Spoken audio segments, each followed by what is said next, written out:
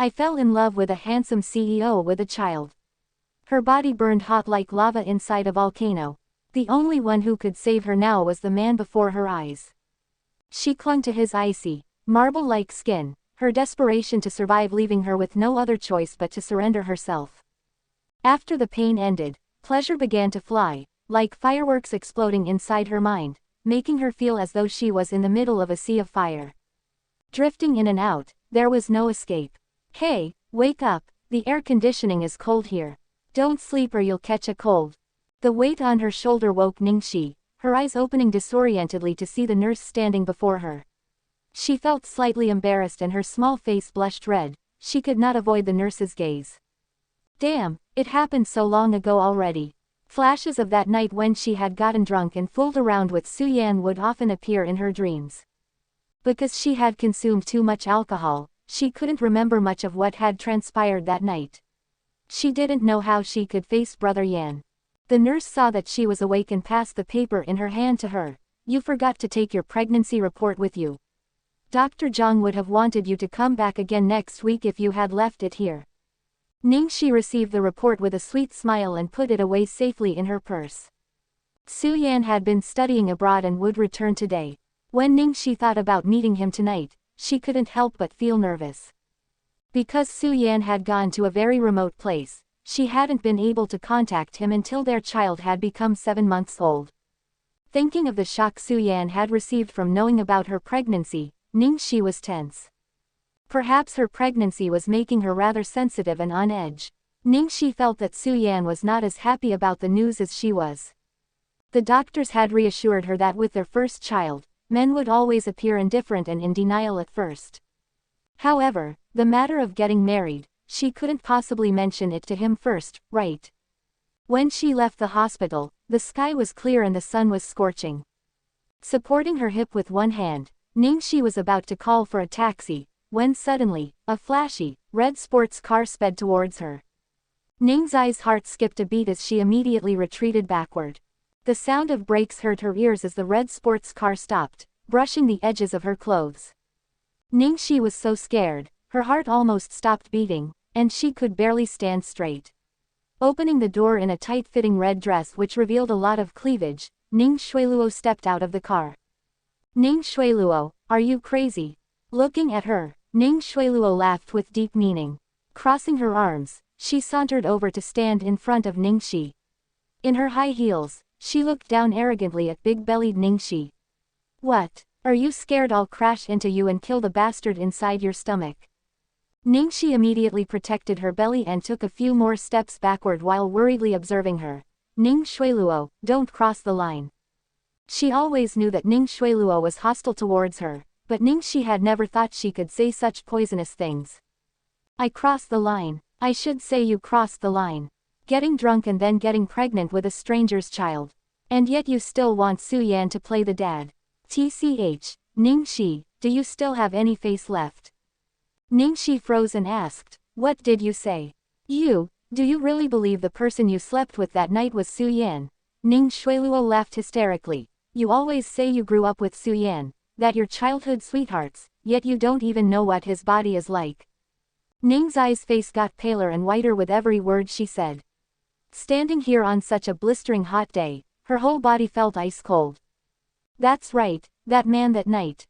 She had thought, that perhaps because of puberty, his body was bulkier than she had originally imagined. But with Ning Xueluo's reminder, she now suddenly recalled that besides his build, nothing else about that man resembled Su Yan. I'll tell you the truth right now. That night you drank wine which I spiked. You were so lustful and unsatisfied that I found 2 good men for you. Who knew that you wouldn't appreciate my kindness? You even barged into a stranger's room and took advantage of that man, Ning Xueluo said disgustedly. Brother Yan is far too gentle and kind for his own good because when you woke up, he was afraid you wouldn't be able to accept the truth, so he told you that it was him that night. Ning Xi had started trembling as she heard this. She finally couldn't hold it in any longer and grabbed Ning Xueluo by her arm. Why do you treat me this way? Why, haven't you screwed me over enough? Ning Xueluo furrowed her brow, and just as she was about to push Ning Xi away, she noticed Su Yan approaching them behind Ning Xi. Her voice immediately softened and her expression turned pitiful. Older sister, I know I'm wrong. If you want to hit or yell, do it to me, please don't blame Brother Yan. Ning Xi paused, and in the next second, Ning Xueluo fell to the ground as if Ning Xi had pushed her. Ning Xi, what are you? Someone said accusingly behind her. Ning Xi turned around and saw an unfriendly-looking Su Yan. Su Yan brushed past her and helped Ning Xueluo up. Xueluo, are you alright? Ning Xueluo pressed nearly her entire body against Su Yan. Brother Yan, I didn't mean it. I really know I'm wrong. This only happened because I wronged older sister. That's enough. Don't blame yourself. No matter what happens, you have me. Su Yan patted her shoulder and helped her into the car. I'll explain everything to Ning Xi. Ning Xi's mind was blank as she watched Su Yan stride towards her and open his mouth. He spoke for a long time. He spoke of the past and their happy childhood. He spoke of the struggle he went through when he fell in love with Ning Xueluo. He spoke of his fury and anger when he found out Ning Xueluo had schemed against Ning Xi. He spoke of the fright and regret he felt when he found out about Ning Xi's pregnancy. He spoke about how he accepted Ning Xueluo's apology. In the end, he said, Ning Xi, I'm sorry. I can't marry you, not because of that night nor because of the child that I don't want, but because I cannot wrong Xueluo and because I can't lie to myself about my feelings. He and Ning Xueluo had been traveling outside the country in the past few months, and having been with her morning and night, it was harder to separate from her now more than ever. Although he had initially wanted to ease Ning Xi's pain by pretending that he did indeed have intercourse with her, in his heart, he had already chosen Ning Xueluo. That was why after finding out that Ning Xi was pregnant, he couldn't stop himself from immediately going to the Ning family and explaining everything to the second master. Despite this, he had not told the truth to Ning Xi herself. You mean, Su Yan, from the start, you knew that it was Ning Xueluo who drugged me and ruined my innocence. Just because you wanted to protect her, you told me the person that night was you. Ning Xi finally found her voice, but could only look numbly at Su Yan. Ning Xi, Xueluo didn't mean it.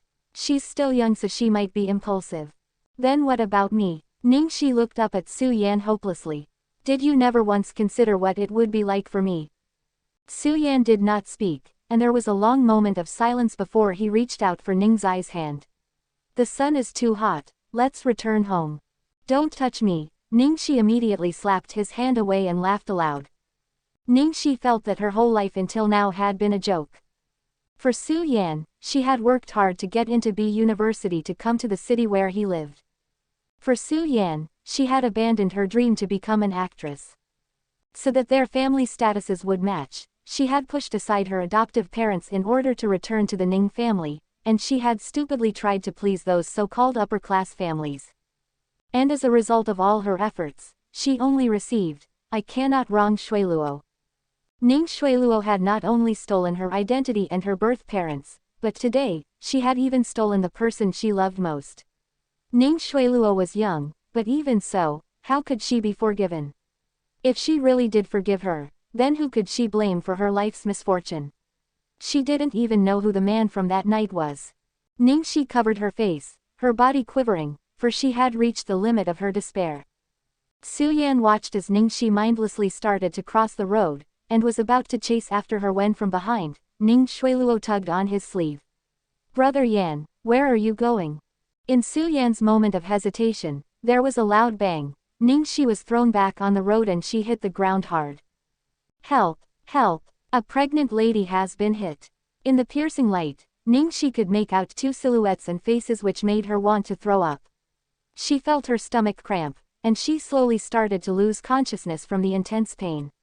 She blinked, and the blood trickling down her forehead flowed into her eyes. She entered a world of darkness. Ning Xi had accompanied the investors in drinking all night. She was experiencing a splitting headache, and was trying to find a quiet place to refresh herself. She didn't think that Changli would follow her out, and she could only prepare herself mentally to deal with her. Sister Chang, do you have something to say? Ning Xi, let me ask you, did you apply to audition for the female lead in Less Than the World Greater Than? Yes, and you cannot go tomorrow. Even though Changli was Ning Xi's manager, Here she was advising her not to go to an audition for such a huge role in the entertainment industry. Ning Xi was unsurprised at her words and merely raised an eyebrow as she asked, "Reason? First of all, you kept quiet about this and did not tell me, yet you still dare to ask me for a reason. Not to mention, don't you know the company has already arranged for Ning Xueluo to audition for the role? If I audition for the role, that doesn't clash with the company's arrangements." Ning Xi smiled at her.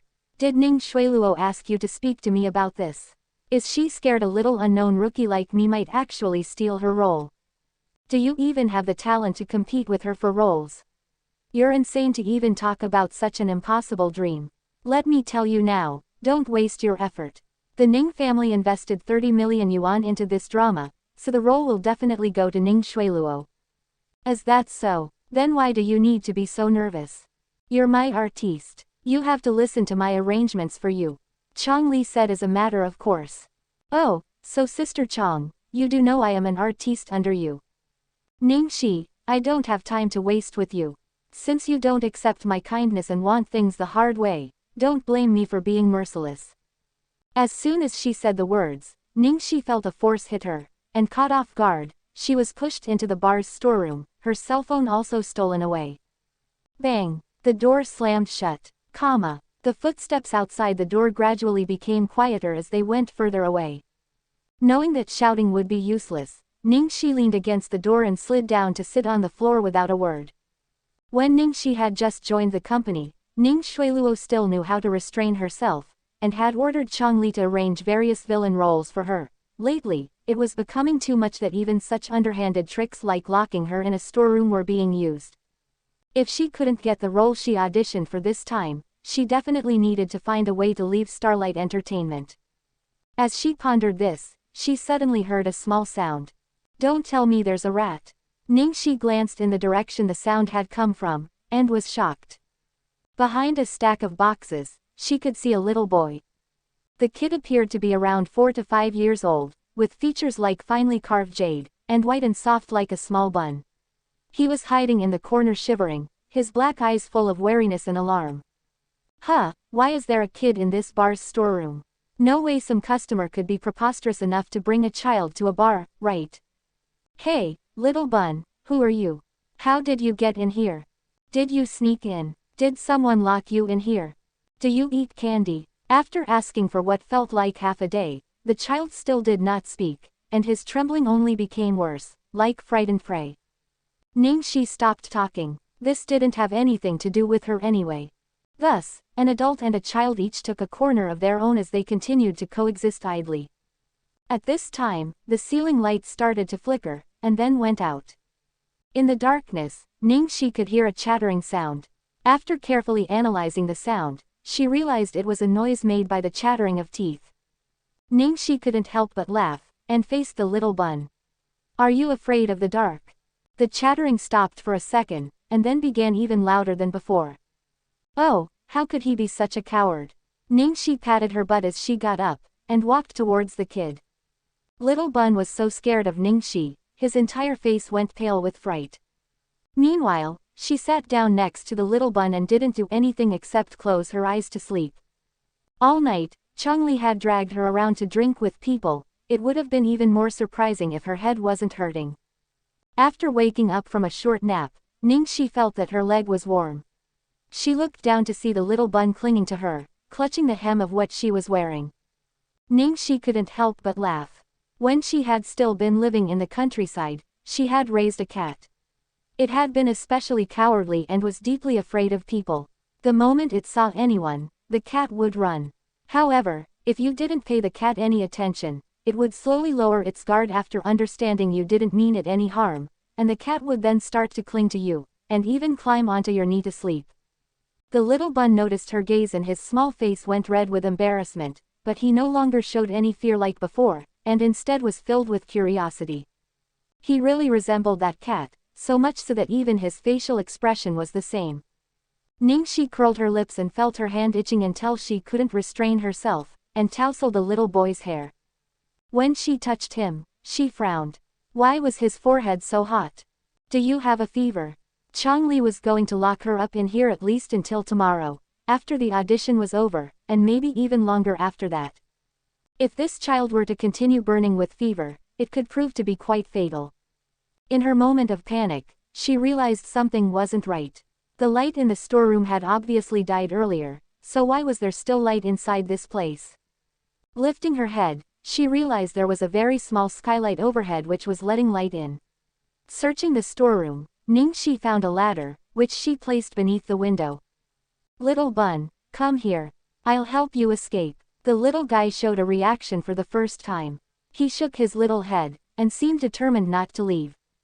Looking at him, Ning Xi understood what he meant, and smiled while pinching his cheeks. "Why do you speak of loyalty?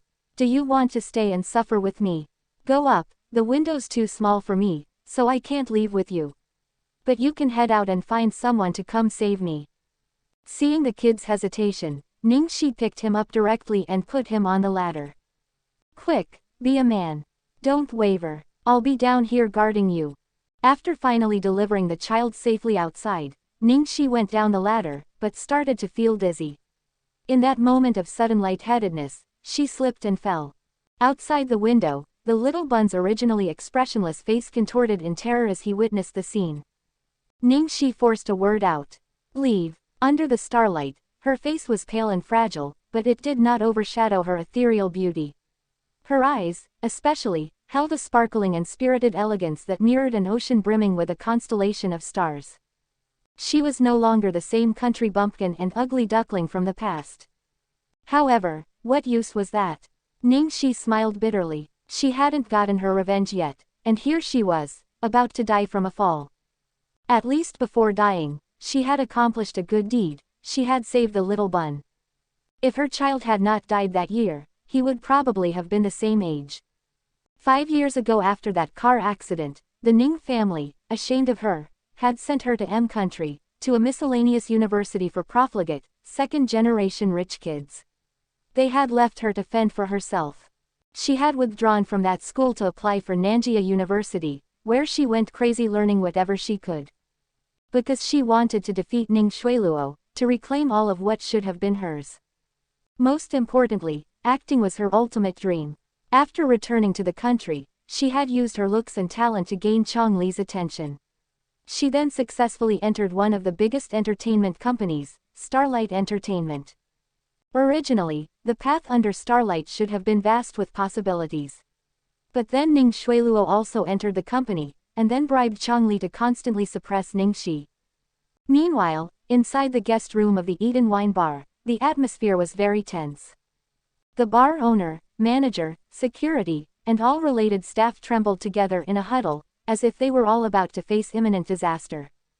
This was all because the Lu Corporation's young heir, Lu Tingxiao's precious son, had gone missing in their bar. Sitting on the sofa, Lu Tingxiao's expression was very cold. He was like an ice sculpture, without the slightest trace of emotion, but he exuded such tremendous pressure that everyone standing before him felt their legs shake, and their sweat fall like rain. No one dared to make a sound. At his feet, a young man cried while wiping his snot and tears. "Brother, I'm sorry, this is all my fault. I shouldn't have brought little treasure to a bar. If anything happens to him, I wouldn't be able to live with myself anymore." After he stopped talking, a kick flew at his chest. The sound of bone crunching caused goosebumps. Everyone who was present trembled a bit. Lu Jingli clutched his chest and coughed, before climbing back up to resume groveling. Right now, his parents were on vacation outside the country, and did not know that little treasure was missing. If they knew, they wouldn't do something so simple as a kick like his brother, they would carve him alive. Lu Jingli was feeling hopeless and pathetic, when suddenly, there was a knock on the door. Standing the closest to the door, the bar owner opened it, and found it odd when he saw no one. But then he lowered his head, and was stunned. Young master. Little treasure. My God. Little treasure. My darling. Where have you been? Lu Jingli rolled himself up and hugged him tightly. He was so emotional, he cried bitterly while his snot ran freely. Everyone in the room was relieved and felt as though they'd survived a disaster. Lu Tingxiao walked a few steps towards the door. He grabbed Lu Jingli by the collar and threw him aside. He then knelt down to speak to his son. "What is it? Finally having escaped his second uncle's monstrous grip, Little Treasure seized Lu Tingxiao's hand and hurriedly pulled him forward. Lu Tingxiao drew closer to his son and could smell not only the scent of wine, but also a faint fragrance. It wasn't heavy like perfume, but more like flowers growing out of a glacier, emitting a light and cool scent. It gave him a sense of vague familiarity, but also a small dose of fear. Noticing that Lu Tingxiao was not moving, Little Treasure pointed in a direction with his small finger with an extremely worried expression. Lu Tingxiao picked his son up in his arms and started in the direction his son wanted him to go. Behind him, the remaining people looked at each other helplessly before following. 5 minutes later, the group was standing before the door to the bar's storeroom on the top floor. Little Treasure twisted his body to get down from his father's arms and started banging anxiously on the storeroom door. "What is it, Little Treasure? What's in there?" Lu Jingli's forehead was covered in sweat. Without expression, Lu Tingxiao ordered, "Open the door." "Yes, yes, yes." The bar owner repeatedly nodded his head, then turned around to look at the female manager beside him. "Manager Yi, why are you still just standing around? Open the door quickly. Where are the keys?" "Ah, open the door." The female manager went rigid. What bad luck. That woman Ning Xi was still in there. She had promised Changli that she would lock her up in there at least until the audition was over. However, with the Lu family's 2 masters and her boss waiting, she couldn't say no. She could only tremble as she took out the keys to open the door. Once the door was opened, everyone saw a woman lying on the floor unconscious. "What is this? Why is there a woman in here?" The owner flew into a rage. I don't know. I checked this area earlier and there wasn't anybody here." The female manager hid her guilt as she defended herself. "Quick, let's just save her first and then discuss it." Just then, someone ran over to Ning Xi. Little Treasure threw himself onto Ning Xi, his expression fierce, not letting anyone approach her.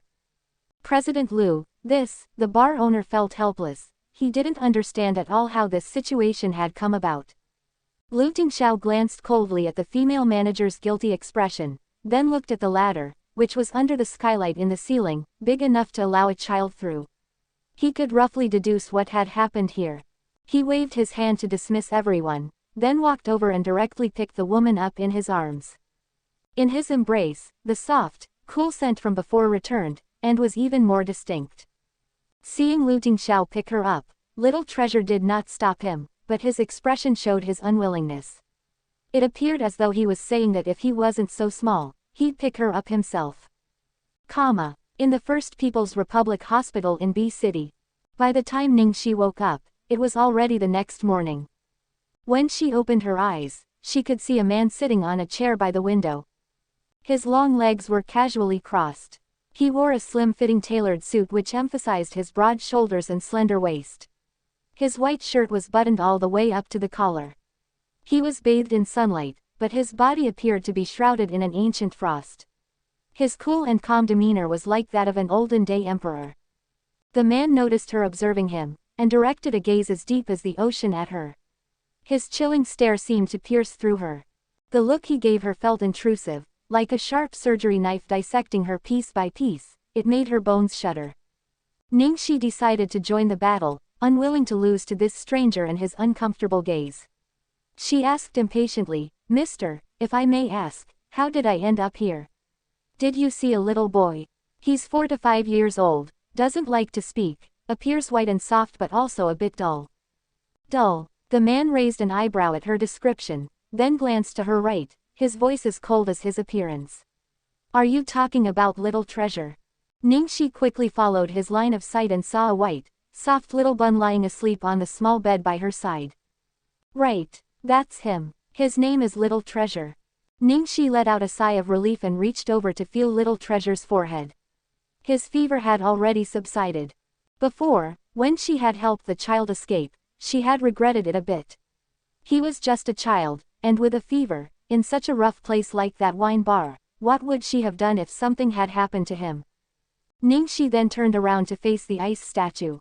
"You are this child's."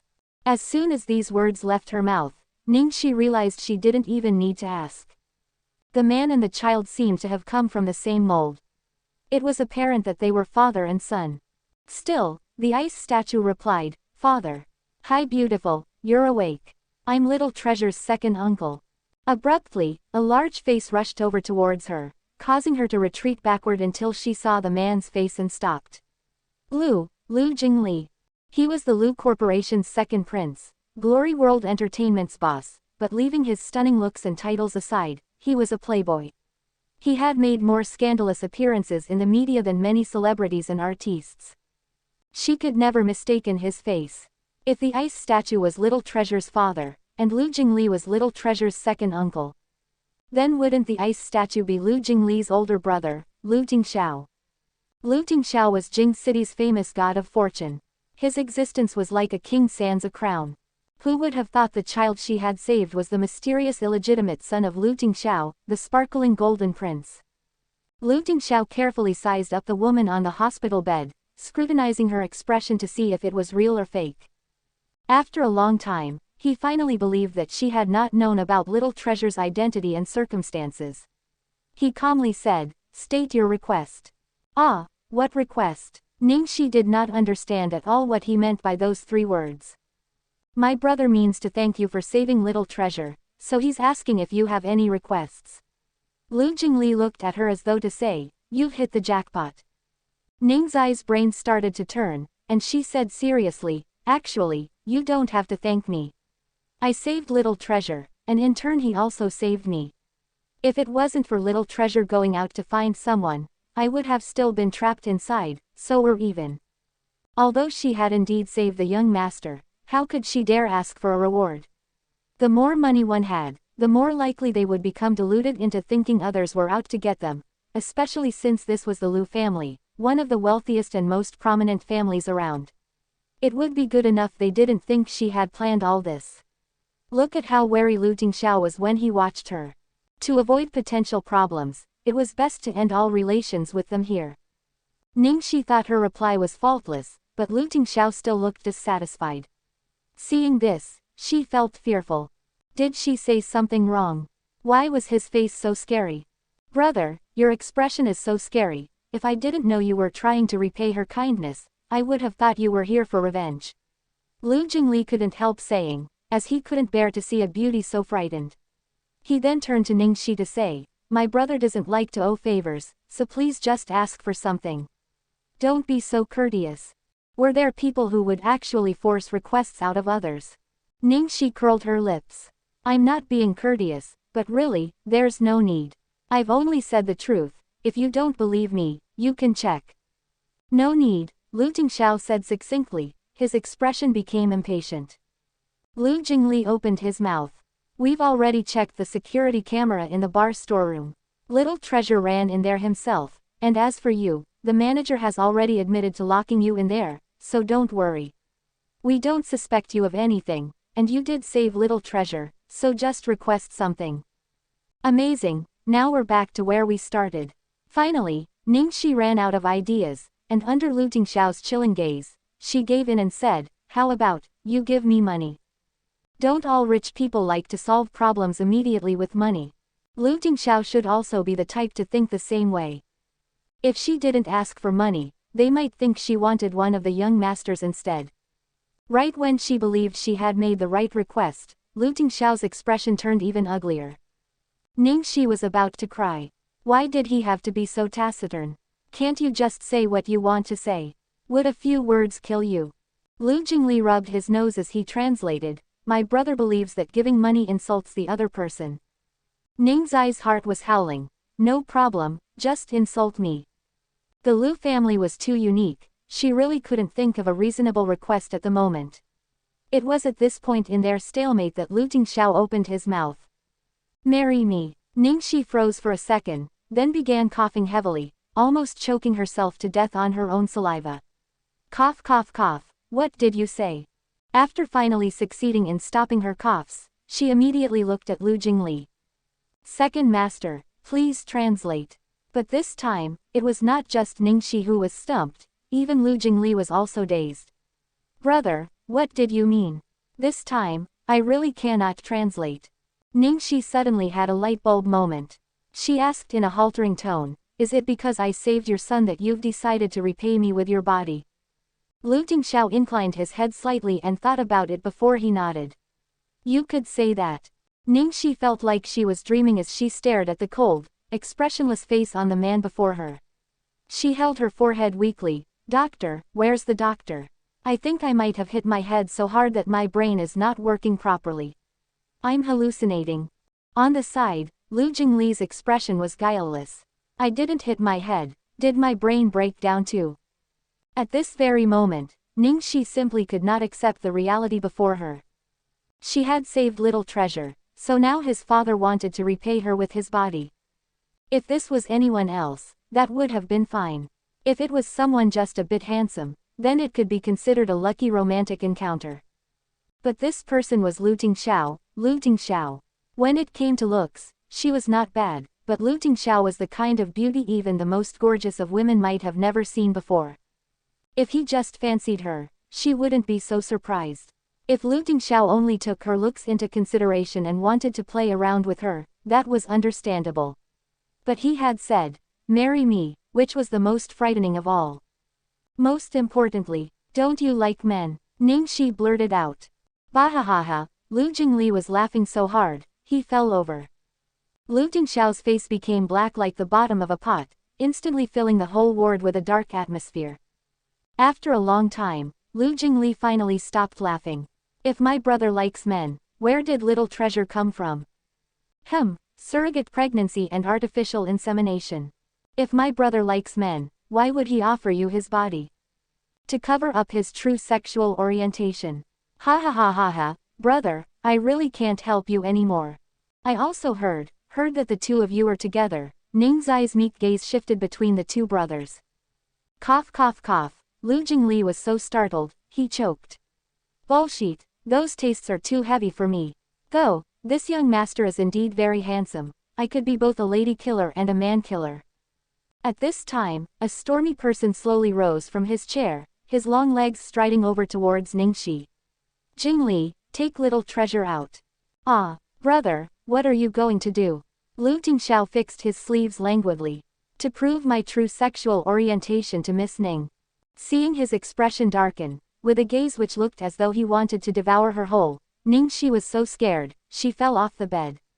She hid behind little treasure, and almost wanted to hide under the bed. Mr. Lu, it has nothing to do with me, it's what other people are saying, I'm just repeating it. Also, you really don't have to thank me, but if you really want me to request something from you, then my request is that you don't ask me for a request again. Ah, I'm sorry, I have a really important audition right now, so I'll be leaving first. If fate shall have it, let us meet again then. Ning Xi hastily finished speaking and was about to escape. But after having only taken a few steps, Lu Tingxiao said in a cold voice behind her, "Did I allow you to leave?" Ning Xi was so scared, her legs began to tremble. My life is over. A few seconds later, under Ning Xi's ready-for-death gaze, Lu Tingxiao handed her a sheet of paper and a pen. Could I trouble Miss Ning to write a note for little treasure, to prevent him worrying when he wakes up? That's it. She had survived a disaster. Of course, no problem at all. I can even write 10,000 words and that wouldn't be a problem. Ning Xi breathed heavily with relief and picked up the pen to begin writing. After she was done writing, she immediately ran off in a frenzy. Watching her back as she left, the man's gaze turned contemplative, as though watching prey that had already been collared. After Ning Xi left, Lu Jingli sidled over to his brother and bounced up and down. Brother, am I dreaming? Do you really like Ning Xi? After all these years, even a dull piece of metal like you can be carved into a fine needle. You've never once fancied a girl. Even I, your own brother, was beginning to wonder if you were bent. The moment the word, bent, came out, his older brother cut him off. Shut up. Lu Jingli choked. His belly was filled with gossip, and not being able to ask for the truth was really killing him. Was currently rush hour, so there was a traffic jam. Although Ning Xi had rushed over, by the time she reached the building hosting the auditions, she was already late. Chang Li walked out of the building with a very happy Ning Xueluo, who was surrounded by people congratulating her. From a distance, seeing Ning Xi drenched in sweat as she came running, Ning Xueluo looked at her with the exact same expression from 5 years ago. She looked at her as though she was looking at an ant. Ning Xi watched Ning Xueluo get into her van and immediately depart. However, Ning Xi did not leave, and instead rushed into the building. It was still not too late. About halfway to her intended destination, she ran into a group of people who were chatting happily. They were the casting judges for the drama Less Than the World Greater Than. "I'm sorry I'm late." Ning Xi bowed deeply. Noticing Ning Xi unexpectedly blocking their path, a few of the judges began to frown, expressing their displeasure. Was there anyone who liked tardy people? The assistant director grimaced. The auditions are already over. What's the point in rushing over now? Youngsters are getting worse and worse these days. I'm not here to audition for the female lead. Ning Xi replied. If you're not here to audition for the female lead, then what did you come here to audition for? The screenwriter asked curiously. I want to audition for the second female lead, Meng Chengge. From what I know, the last time there were auditions for the second female lead, you still weren't able to find someone suitable. After she finished speaking, she lifted her head. The moment Ning Xi lifted her head, there was a 5-second silence, and the unpleasant expressions cleared. They could only notice the girl's red lips and white teeth, her black hair falling down to her waist. She wore a red, collared dress that was very showy. However, it did not overshadow her beauty, but instead complemented her. She stood there quietly with an aura as deep as a forest, like she was a 1,000-year-old fox spirit, with bewitching eyes that could cause people to drown unwittingly in desire. She exuded a mature and seductive aura, yet seemed so innocent. Her eyes had a crystal-clear depth to them. What's your name? It wasn't until director Guo Kasheng spoke that all the casting judges came back to their senses, as if from a beguiling dream. Ning Xi. Director Guo shared glances with his assistant director, the producer, and the screenwriter before saying, that sounds familiar. You're an artiste with Starlight Entertainment, correct? Go back and prepare, the role is yours. When we start filming, we'll contact you. Thank you, director. I will work hard to prepare. Ning Xi bowed her thanks. From the start, Ning Xi's goal had been to become the second female lead. For this role, she had practiced for 3 months, working hard to understand Meng Chengge's feelings and the impression she gave, in order to impress the judges with just one glance. Although she had endured a lot of hardships, it had been worth it. She had succeeded. After Ning Xi left, director Guo couldn't help but feel admiration. We tried so hard to find an actress, but she found us instead. Even though this girl is signed with Starlight, she doesn't have enough work experience, and with such poor qualifications, I never once thought of her for the second female lead. Who knew in real life she would be so much more beautiful than in her photos? The screenwriter, Yi Ling Long, couldn't resist saying, her most admirable qualities were her temperament and manners. Her gaze was absolutely perfect. Meng Chengge was a domineering female general before she became the disastrous beauty that she is, and this girl perfectly captured this. She can be seductive without being vulgar and can even maintain a sense of purity and detached intelligence. In the previous auditions for the role, all the actresses acted as though they were playing the queen of a brothel. I almost died of anger. Ha ha ha, don't be angry. Haven't you finally found your long-awaited Chengge? At the same time, in the First People's Republic Hospital in B City. The VIP patient room which Little Treasure was staying in was in chaos. The kid was crouched atop the windowsill, his emotions extremely volatile. No matter what the doctors or nurses said, he wouldn't come down. Below Little Treasure, Lu Jingli tried to coax and calm him down, but the one being pleaded with didn't give in to his uncle's cajoling. Left with no choice, Lu Jingli could only make a call to the company to ask Lu Tingxiao to come. Brother, you came back. Your Little Treasure suddenly threw a tantrum. What happened? Lu Tingxiao asked in a low voice. I don't know what happened. When he woke up, he started trying to find someone. I thought maybe he was searching for Ning Xi, so I told him that the pretty auntie had left. After saying that, he started going wild. Little Treasure really seems to like Ning Xi. He wouldn't listen to anyone and became like this. This was the first time in a while that Little Treasure was this emotionally unstable. After hearing the whole story, Lu Tingxiao went to Little Treasure. The kid became alarmed and shrank back after noticing his approach. His eyes were reserved and cautious. He wouldn't even acknowledge his own father. Lu Tingxiao stopped 3 steps shy of little treasure and calmly said, "When your second uncle said Andy left, that's exactly what he meant. She is well physically, and only left the hospital to go home.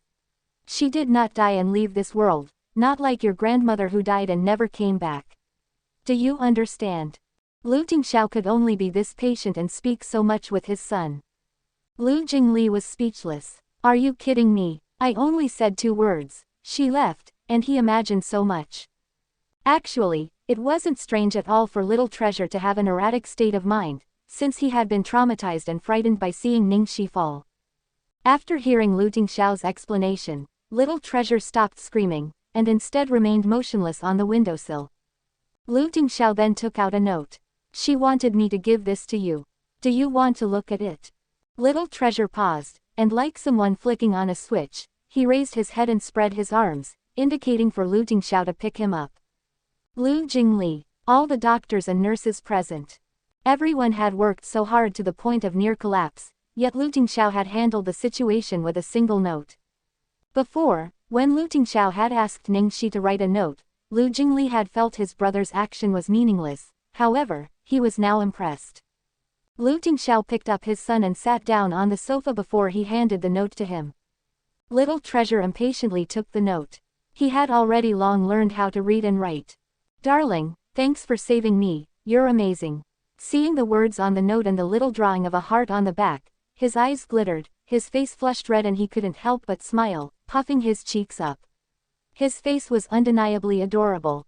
Lu Jingli looked like he had seen a ghost. "Bullshit, am I going blind, brother?"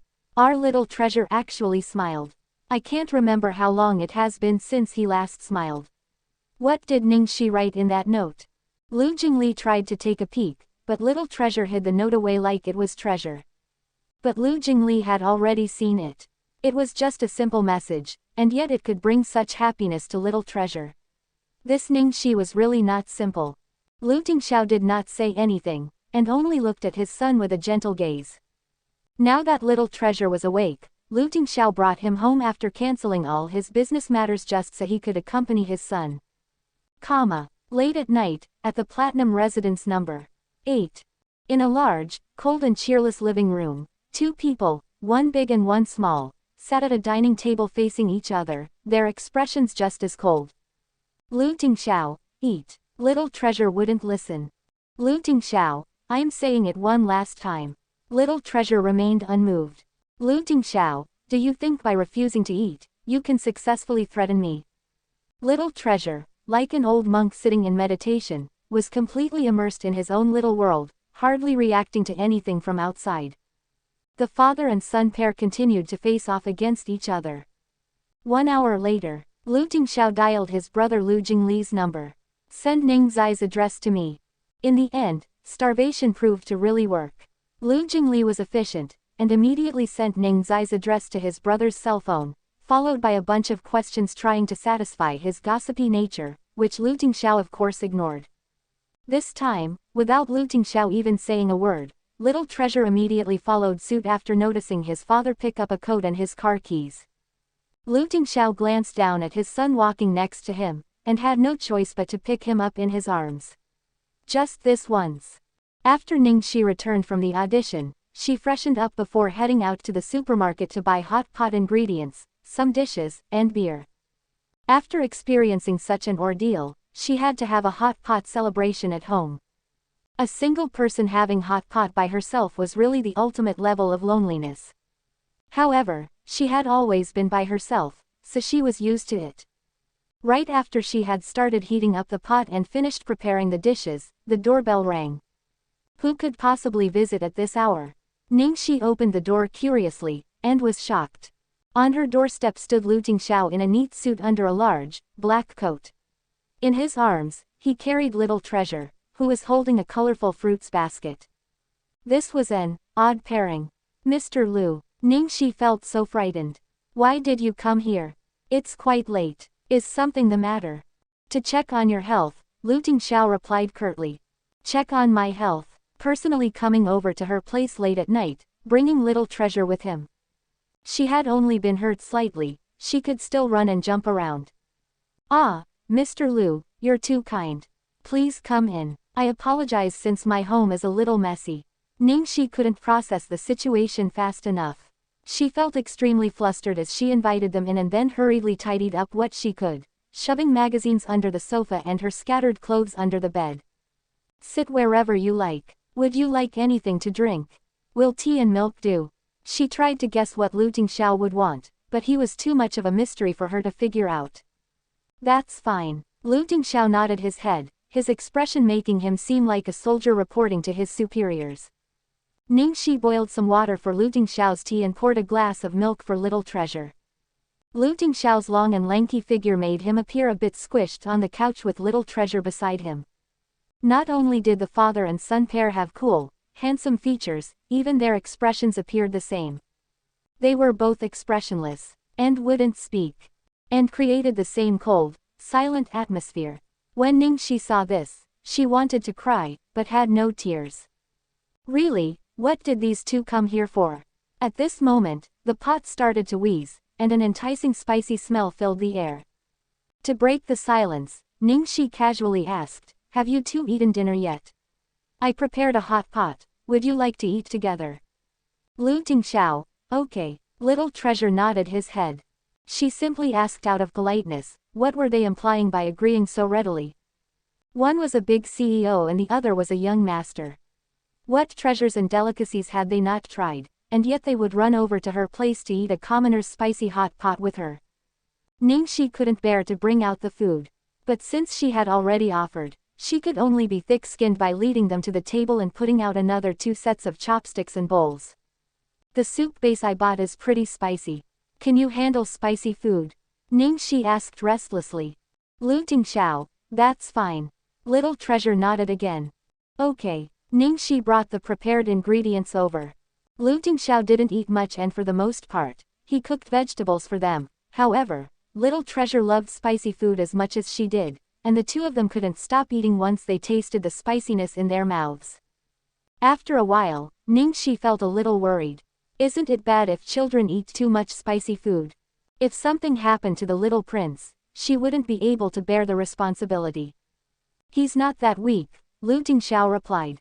Hearing this, Ning Xi didn't say anything else. How was the audition? The silent and cold machine Lu Tingxiao had finally taken the initiative to speak first. Ning Xi was shocked, but recovered quickly and replied, "It was successful, that's why I prepared this hot pot celebration tonight." Lu Tingxiao raised his cup. Congratulations. Who knew the first one to congratulate her would be Lu Tingxiao? Ning Xi smiled genuinely and lightly clanked her beer against his cup. Thanks. The moment she smiled, Lu Tingxiao felt blinded. After Ning Xi said her thanks, she looked at Little Treasure. This is also thanks to Little Treasure. If it wasn't for him, I wouldn't have been able to rush over for my audition. Come darling, let's have a drink too. Little Treasure looked at his glass of milk and then looked at Ning Xi and his father's beers. He felt unwilling, but ultimately, he clinked his cup against Ning Xi's beer and chugged all his milk. Ning Xi found his serious demeanor amusing. Did he know about drinking away his sorrows like adults? Halfway through dinner, Lu Tingxiao went to the patio to receive an incoming call. Ning Xi nudged Little Treasure and handed her beer to him. Hee, are you curious about the taste? Quick, while your father isn't here, have a little bit. But only one sip. Little Treasure's eyes lit up like stars in the sky, and he lowered his head to drink a bit. Although the taste wasn't good, he was extremely happy nonetheless. After Lu Tingxiao finished his call and came back, Ning Xi was sitting properly and pretending nothing had happened. Little Treasure was even more professional, slowly drinking his milk. Nothing out of the ordinary. Lu Tingxiao looked as though he hadn't noticed anything, but a brief warmth flickered in his eyes. The three of them had pretty good appetites. Ning Xi had bought a lot of groceries, but they still managed to finish everything. Ning Xi saw the time and realized it was getting pretty late. Just as she thought about whether or not they should head back soon, lightning flashed outside the window, followed by loud booming sounds of thunder. It looked like the onset of a heavy storm. I watched the Weather Channel today, and they announced that tonight there was going to be a storm followed by a typhoon. Ning Xi felt a headache coming on as she looked at the rain outside her window. Little Treasure looked at Ning Xi, as did Lu Tingxiao. Finally, after being stared at by the father and son pair for a while, she said, "It's late. The weather isn't looking good, so if Mr. Lu were to bring little treasure home, it might be dangerous. How about, you two stay the night here with me?" She had said this out of courtesy, and she felt that Lu Tingxiao would definitely not agree to it. In the end, Lu Tingxiao, "All right." Little treasure nodded his little head repeatedly. "What?" he agreed again. Lu Tingxiao is too unreserved. Why did she feel as though they both had been waiting for her to make the offer? She was about to go crazy. In the end, Lu Tingxiao and little treasure would stay the night. The residence her company had given her was not big, it only had a bedroom and a living room. Deciding where the three of them would sleep was going to be a problem. "Tonight, I'll sleep in the living room. Mr. Lu, you and little treasure can sleep in my bedroom. I'm going to go change the bedsheets first." "No need, I'll sleep in the living room. You can sleep with little treasure in the bedroom." Lu Tingxiao's tone allowed no further discussion. Ning Xi felt that she had sinned. Not only did she let the big CEO eat a cheap hot pot, she was making him sleep in the living room. If it had only been Lu Tingxiao without his son tonight, even if it was hailing, she wouldn't have allowed him to stay, since a single man and a single woman under one roof would only be trouble, especially after what Lu Tingxiao had said to her during the day. But she had no choice, and there was also little treasure. For Lu Tingxiao to bring his son home in such bad weather would be really dangerous. With little treasure here, the situation couldn't be so bad, right? Ning Xi could only accept her fate. "I'll go see if I can find some clothes for you both so that you can wash and change." After rummaging through her closet, she really did find some. Ning Xi had some props from one of her part-time jobs, one of which was a pair of Pikachu costume pajamas for children. She had casually packed it away, but now it was perfect for little treasure to wear. Finding clothes for Lu Tingxiao was even easier since her younger brother had left some of his clothes at her place. After reuniting with her birth parents, Ning Xi had felt guilty towards her adoptive parents. She couldn't bring herself to face them properly, and so she slowly lost touch with them, only keeping in touch with her brother, Tang Luo. After finding all the clothes, Ning Xi also found a blanket and pillow for Lu Tingxiao. The sofa in the living room wasn't big enough, and could not accommodate Lu Tingxiao's long legs, so she could only add a chair to extend the length. Little treasure was really good at not letting others worry about him, as he had already showered by himself, put on the pajamas, and climbed into bed. After Ning Xi finished showering, she put on some conservative sleepwear and confirmed she wasn't revealing any inappropriate parts of her body. Then, "Mr. Lu, I'm going to bed now. If you need anything, just call for me." "All right." Seeing a Ning Xi who had just showered, Lu Tingxiao was disoriented for a moment. Soon after, his gaze became focused, and his vision was filled with only her. Her hair was tied into a simple bun and she was wearing the most basic design for two-piece pajamas. She wasn't wearing any makeup, but her jade-like skin had a natural flush from the steam of her hot shower. Seeing that Ning Xi had purposely dressed conservatively, there should be nothing inappropriate about her appearance. In Lu Tingxiao's heart, however, there was a problem, because he noticed that a certain part of his lower body was slowly rousing itself. Ning Xi went into her bedroom, and suddenly noticing the little creature on her bed, she felt intrigued. Since last night, a lot of unexpected things had happened that were beyond her control. "Quickly go to sleep." She knelt next to little treasure after turning off all the lights except for the small one by the side of the bed. Little treasure kept his eyes open, indicating his intention to stay awake. Ning Xi started to have a headache. A bedtime story was required to lull a child like this to sleep. Ning Xi helplessly threw up her hands. "I don't know how to tell stories, so how about I sing you a song?" Little treasure nodded his head, his face expectant. And so, Ning Xi lightly patted little treasure's back and began to sing softly. "On a somewhat cold and warm autumn day, tranquilly by your side, quietly watching the flickering light dance. The wind carries a few red leaves. Stirred up hearts go on and on. Between being half drunk and half awake. I laugh uncontrollably. Let me float like the snowflakes amongst the clouds. Using my frigid coldness to kiss others lightly. Bringing out waves of their emotions. Leaving behind who knows how much love in the world. while welcoming fleeting life and its many changes.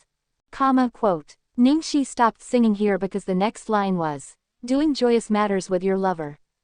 How was this lyric appropriate for such a young child?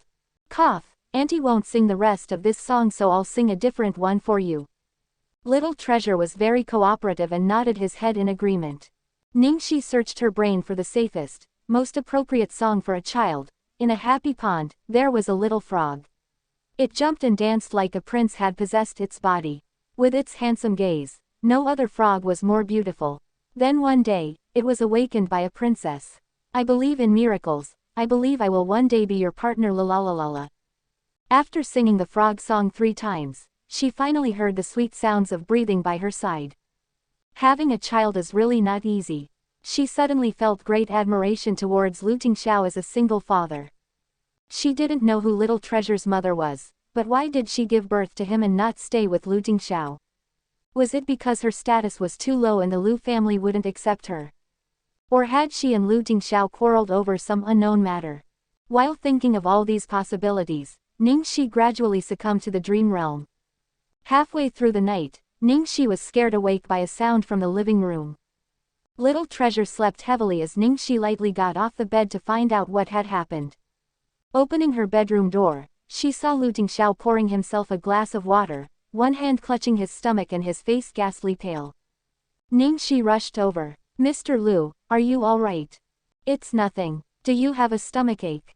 Lu Tingxiao was silent. Ning Xi knew she had guessed right. Lu Tingxiao couldn't handle spicy food. But if he couldn't handle it, why had he still eaten it? Wait a second, I'll get you some medicine. Luckily, her house was well stocked with medical supplies. Ning Xi hurriedly brought over the stomach medication. You have to eat both pills. Thanks. Lu Tingxiao took the caplets from her palm, the coolness of his skin lightly grazing hers and giving her a shock which engraved itself into her heart. It was currently very late into the night, and with a beauty standing before her, in such a difficult, dangerous situation, it was very easy to light a fire. Ning Xi silently recited math equations in her head to calm her heart. As she watched Lu Tingxiao take his medicine, she felt it wouldn't be appropriate to just leave, and decided to accompany him for a while. Is it better now? Do we need to go to the hospital? I'm sorry, I didn't know you couldn't eat spicy food.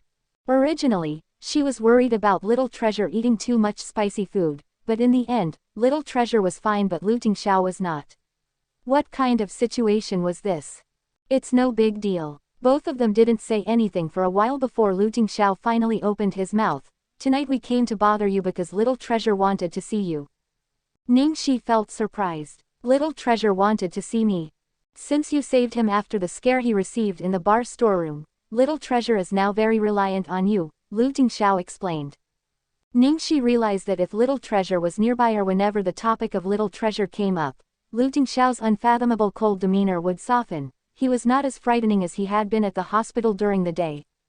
So it was like this. Ning Xi nodded her head.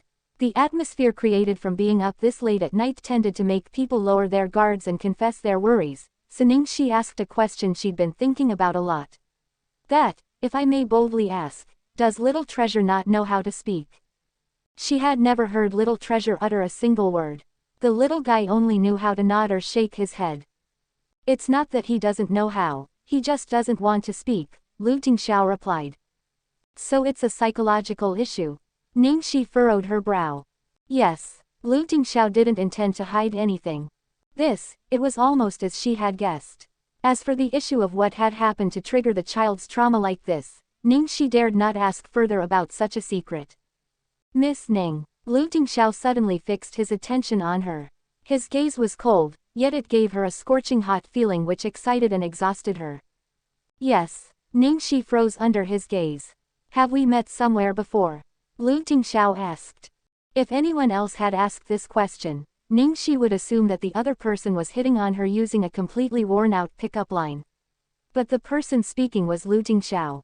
Also, there was an entirely serious and honest expression in his eyes. I don't think we have. If I had seen a person like you before, Mr. Lu, it's impossible that I would have no recollection of it whatsoever. Is there a problem? Ning Xi's tone was firm.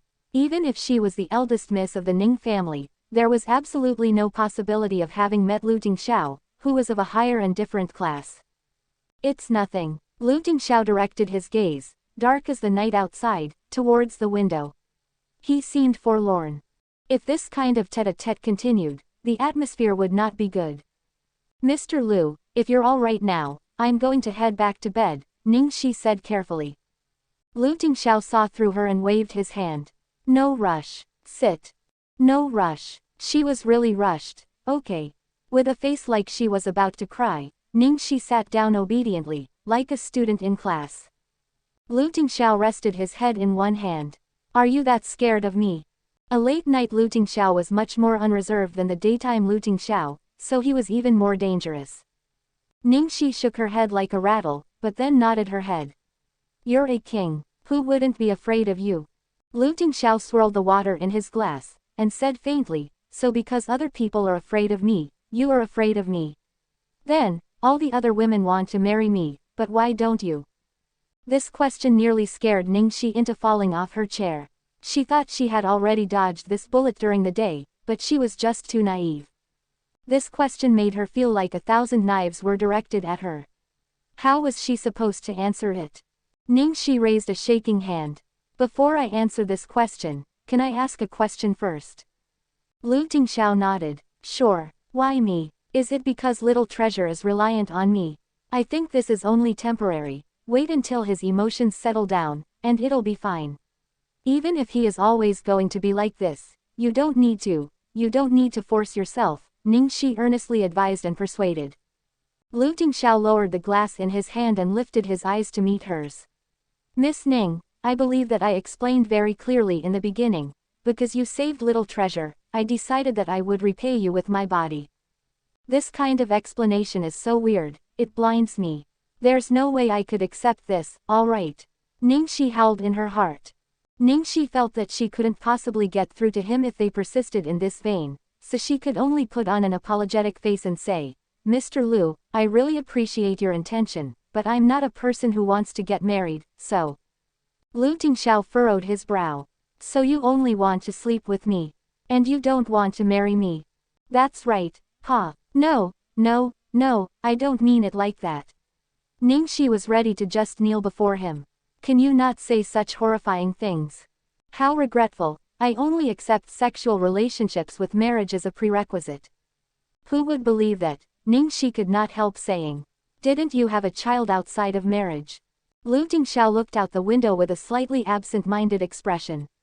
Little treasure was an accident. Even I don't know who the mother is. Why did this sound so bad? Is it because you mind that I have a son? Lu Tingxiao abruptly asked. Impossible. Like Lu Tingxiao had said, if you cut open the brain of every woman who lived in the city, you would know they all wanted to be Little Treasure's stepmother. How could she mind such a thing? Then why? Seeing his expression, she knew that Lu Tingxiao would not let her go until she answered the question. Ning Xi raised her head and let out a deep breath. Mr. Lu, marriage isn't a game. Whether it's to repay me or for any other reason, we should at least get to know each other. Do you know what kind of person I am? Do you know my past? The one I want to marry is the present you. Your past has nothing to do with me. Of course this would be Lu Tingxiao's answer. It was as tyrannical and overbearing as it could possibly be. Ning Xi's expression turned frosty. Except to me, my past is a part of me. I can't cut out that part of me to marry you. Mr. Lu, there is no point in being together with someone who follows different principles. I sincerely advise that you take back your ridiculous offer. Her statement was followed by a cold silence. Right when Ning Xi thought the other party was so furious from shame he was about to fly into a rage, Lu Tingxiao opened his mouth and calmly said, I understand. Ning Xi relaxed, and replied, I'm going to bed then. Good night. Good night. The man stared at her seemingly fragile silhouette, his gaze unfathomable like the ocean. The only thing unchanged was the boiling heat at the bottom of the sea. The next morning, Ning Xi was awakened by a low male voice coming from the living room. Hearing footsteps behind him, Lu Tingxiao lowered his phone, and asked in a gentle tone, Did I wake you? Ning Xi stared at the man in front of her, her eyes wide like copper bells. Lu Tingxiao wasn't wearing a shirt, so when she opened the door, the first thing she saw was his bare skin. The impact was too much. She rubbed her nose. Thankfully, she hadn't embarrassed herself. Lu Tingxiao didn't seem to have noticed her strange behavior, and calmly picked his shirt up from the sofa. As he buttoned it on, he said, "There's an emergency at work, I have to go. I'll have to trouble you to go wake little treasure up." "Oh, okay." Ning Xi nodded and quickly went to do so. But she didn't have to. When she turned around, she saw a soft and cute little Pikachu standing in the doorway. His eyes were staring intently at his father, Lu Tingxiao, and he appeared displeased. "Little treasure, go change your clothes," Lu Tingxiao ordered this son as he put on his coat. The reply he received was the loud bang of the bedroom door being slammed shut. Ever so merciless. Lu Tingxiao. Ning Xi. Lu Tingxiao went to turn the doorknob, but it was locked. He looked at Ning Xi. "Do you have the key?" Ning Xi awkwardly shook her head. "I do have one, but the key is also inside the room." Lu Tingxiao pinched the skin between his eyebrows, and said in a cold, unfathomable tone, "I'll give you 3 minutes. If you don't come out, don't think you'll ever get to come here again." 3 minutes later, there was still no sound or motion behind the door. "Get out here. If you're waiting for me to force you out, I won't be as nice as I am right now." There was still no movement. That little treasure was really not giving his father any face. Watching from the sidelines, Ning Xi wanted to laugh, but didn't dare to. "I have work later, but it's no big deal if little treasure stays to play for a while." Lu Tingxiao's expression was irritated and displeased as he took out his phone to make a call. Ning Xi took a sneaky peek, and saw that he was calling a psychiatrist. She was at a loss for words. Wasn't it too extreme to call a psychiatrist for such a small matter like this? Ning Xi coughed as she urged, "How about letting me try?" Lu Tingxiao hesitated slightly before nodding. Ning Xi pressed against the door and used a gentle, soothing voice. "Little treasure, Auntie has to go to work so I can't take care of you. Follow your father home first, okay?" There was still no sound from inside. "How about this, we can exchange phone numbers so we can instantly contact each other. We can even video chat." Sounds of footsteps approached the other side of the door. "If Auntie is late, the director will yell at me. Our director is really mean. Auntie is so pitiful, woo." The door unlocked with a catchy sound and then opened. Lu Tingxiao, who was already prepared to fight a long war, felt that he was dreaming. He stared at the woman standing beside him with bewilderment. With just 3 statements, she had managed to coax little treasure into obediently coming out by himself. If only he had known her when little treasure had locked himself in the attic the last time this happened.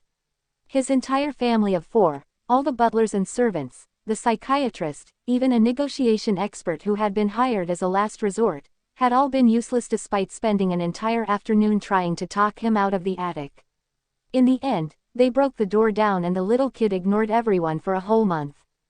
Ning Xi of course didn't know about any of this, and only thought the child was really obedient despite his tragic air. She picked little treasure up.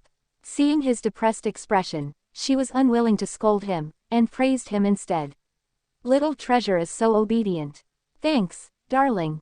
Little treasure appeared happier with the praise, and he silently gave her a note. On the paper, there was a string of numbers. Ning Xi accepted the note. "Ah, is this your phone number? All right, I'll save it, and when I'm not busy, I will definitely give you a call."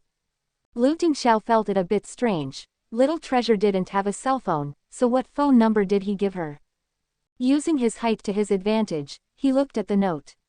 That was his phone number. "You really are my son."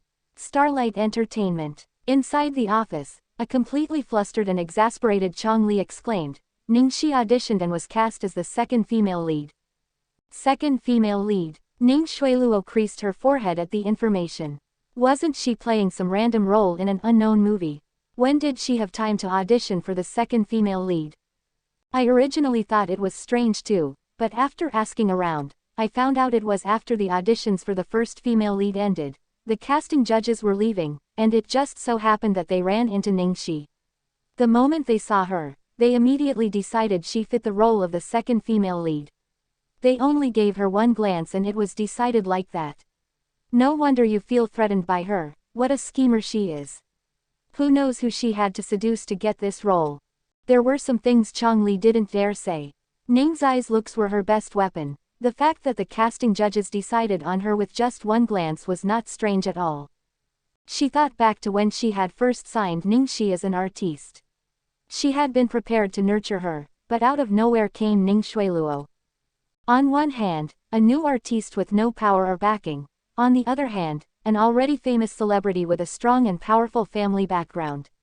Anyone would know how to choose. The entertainment industry was not a place where you could survive on beauty alone. Ning Xueluo was displeased. Even if she's not the first female lead, this is still a huge production. Changli could hear in her tone that she did not want Ning Xi to be cast in this role. She felt conflicted. I'm afraid it'll be difficult to remove her. Our company invested a lot of money into this drama, and the boss is really happy after being able to secure the first and second female leads. If there was someone from our company who could replace her, that would be fine. However, everyone else has already failed the auditions. So there's no good reason to remove her. Who knew what Ning Xueluo was thinking, but she suddenly calmed down and began filing her nails. She laughed. Never mind. Since she wants to play the role of a fox demon, then let her. Playing a seductress who brings disaster really suits her. Ning Xi soon received a phone call from Changli notifying her that her casting in Less Than the World Greater Than as the second female lead was confirmed. She was also told to properly prepare for the part. In the movie Less Than the World Greater Than, the first female lead was righteous, brilliant and courageous, and would help the male protagonist ascend the throne. Meanwhile, the second female lead brought calamity to the country and the people. She was treacherous and cunning, and was spurned by all. To everyone's satisfaction, she would ultimately meet her end with the first female lead making her jump off a cliff. Because it was such a character, it was unsurprising that Ning Xueluo wasn't bothered to interfere with the casting. Although Ning Xi had landed the role of second female lead, she still needed to complete her existing work. Today, she still had a production she needed to run to. Her role was a husband-stealing vixen, and she only needed to film the last 5 minutes. Under the blistering sun, she would be surrounded by angry people and beaten violently for 5 minutes. However, the reality of film was that these 5 minutes actually took a little over 2 hours to complete, because the group of actors was inexperienced. Their expressions were not in sync, so she had to be hit repeatedly. Returning home, Ning Xi turned on the television as she lay on the sofa, completely exhausted. A news broadcast was on, and then a familiar person appeared on the screen. Such flourishing beauty, such broad shoulders, a slim butt and long legs, such height and such an ascetic temperament, who else could it be but Little Treasure's father, Lu Tingxiao? Lu Tingxiao appeared to be in the middle of a signing ceremony, and was shaking hands with several foreigners. The host sounded very enthusiastic when introducing the successful collaboration between Lu Corporation and the Italian DR brand. Entering the European market would possibly double the company's stock value. After watching for a while, Ning Xi finally realized that she had forgotten to give Little Treasure a call. At the Platinum Palace, the 2 elders of the Lu family had returned from overseas, and the family of 5 were having dinner together. The business deal the Lu Corporation had pursued for 3 years was finally sealed, making the old master very happy. He praised Lu Tingxiao very highly. Even Lu Jingli got some compliments. After he was finished, however, he brought up the most crucial issue. That while work was important, his precious grandson took even more priority. Master Lu Tingxiao, work is very important, but you can't just neglect Little Treasure. Since you will be less busy in the upcoming days, spend more time with Little Treasure. Madam Lu, but if you're really busy, then find someone to help you take care of him. Little Treasure is already so big, you should really consider finding someone. Master Lu, your mother is right. Lu Jingli gave his brother a meaningful glance. Look, our parents are starting again. Lu Tingxiao focused on eating dinner, not uttering a single word. Little Treasure held his father's cell phone, not moving at all. Madam Lu watched the father and son pair, who were both stiff like wood. It really broke her heart. Tingxiao, did you hear what I said? And what's going on with Little Treasure? He hasn't eaten a grain of rice all night. My baby darling is only staring at the cell phone. Lu Jingli was still chewing on the sweet and sour ribs, so when he spoke, it was unclear. Little Treasure is waiting for the pretty auntie's phone call. Madame Lu was confused. What pretty auntie? Lu Jingli waved his hand. Iya, Dad and Mom, you don't have to worry. My older brother already found someone he likes. Madame Lu was shocked but still disbelieving. Are you telling the truth? Old two, don't lie to us. Master Lu's expression was serious as he put down his chopsticks to observe Lu Jingli. Why would I lie? This is the truth. If you don't believe me, you can ask my older brother. Lu Jingli said while looking at his brother. Tingxiao, is what Jingli said true? Master Lu asked gruffly. Tingxiao, why don't you say something? Madame Lu urged. Lu Tingxiao, yes. Madame Lu felt as though she was going to die of impatience, like she had waited half a day to only hear a single, yes. Her stomach was full of anger. You brat, why can't you say more than one word? Talking to you is such a waste of effort. Lu Tingxiao said, is that so? Great, so he could say more than one word. Madame Lu still wasn't reassured, and asked suspiciously, Tingxiao, the person that you like, is it a he or she? Lu Tingxiao's face went black, his teeth nearly gnashing together, and he spat out, female. Lu Jingli laughed so hard, he nearly fell off the chair. Of course it's a woman, and a very beautiful one. Our little treasure likes her so much that he's even waiting for her call. When Madame Lu heard this, she was ecstatic. The ancestors have blessed us, the ancestors have blessed us. Tingxiao, which family's young miss is this? How old is she? Where did she come from? What does she do? How big is her household? Why didn't you tell us sooner? Lu Jingli hurriedly cut her off. Mom, calm down. Nothing has even happened between them yet. We didn't tell you because we were afraid you would intervene and ruin everything. If they found out who Ning Xi was, about her less than stellar reputation and the fact that she was currently working in the entertainment industry, their plans would surely go sour. At this time, Master Lu said, since Tingxiao likes this person, then she must be decent. Don't worry so much. What don't worry? Aren't you worried yourself? Who is it that worries so much he can't sleep at night and has to go out to the porch to smoke? Madame Lu mercilessly exposed her own husband. But after hearing what her husband had to say, she relaxed a lot. Tingxiao's standard is so high, the girl he likes must be pretty good. Even Little Treasure likes her. After everyone quieted down, the cell phone Little Treasure had been holding all night suddenly rang. This was Lu Tingxiao's personal cell phone, so not many people knew the number. Lu Jingli rushed over to see. Indeed, it was Ning Xi's phone number. Is that girl calling? Madame Lu excitedly asked, rushing over as though she was going to meet her daughter-in-law. Lu Jingli nodded his head and then helped Little Treasure answer the phone. Little Treasure didn't know how to use cell phones.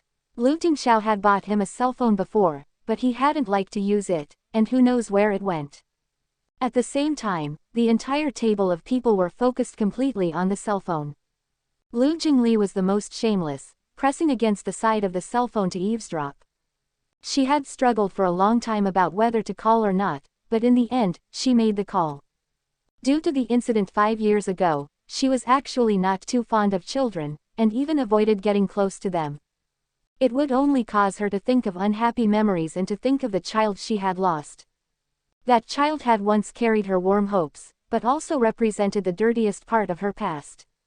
For some unknown reason, Little Treasure didn't discomfort her at all. On the contrary, the more she saw him, the more she liked him, and couldn't help but want to be closer to him. It was really strange. Hello, hello. The call connected, but there was no sound. Ning Xi knew that it had to be Little Treasure, and she laughed lightly. Is it Little Treasure? Sorry, Auntie just finished work and just remembered to call you.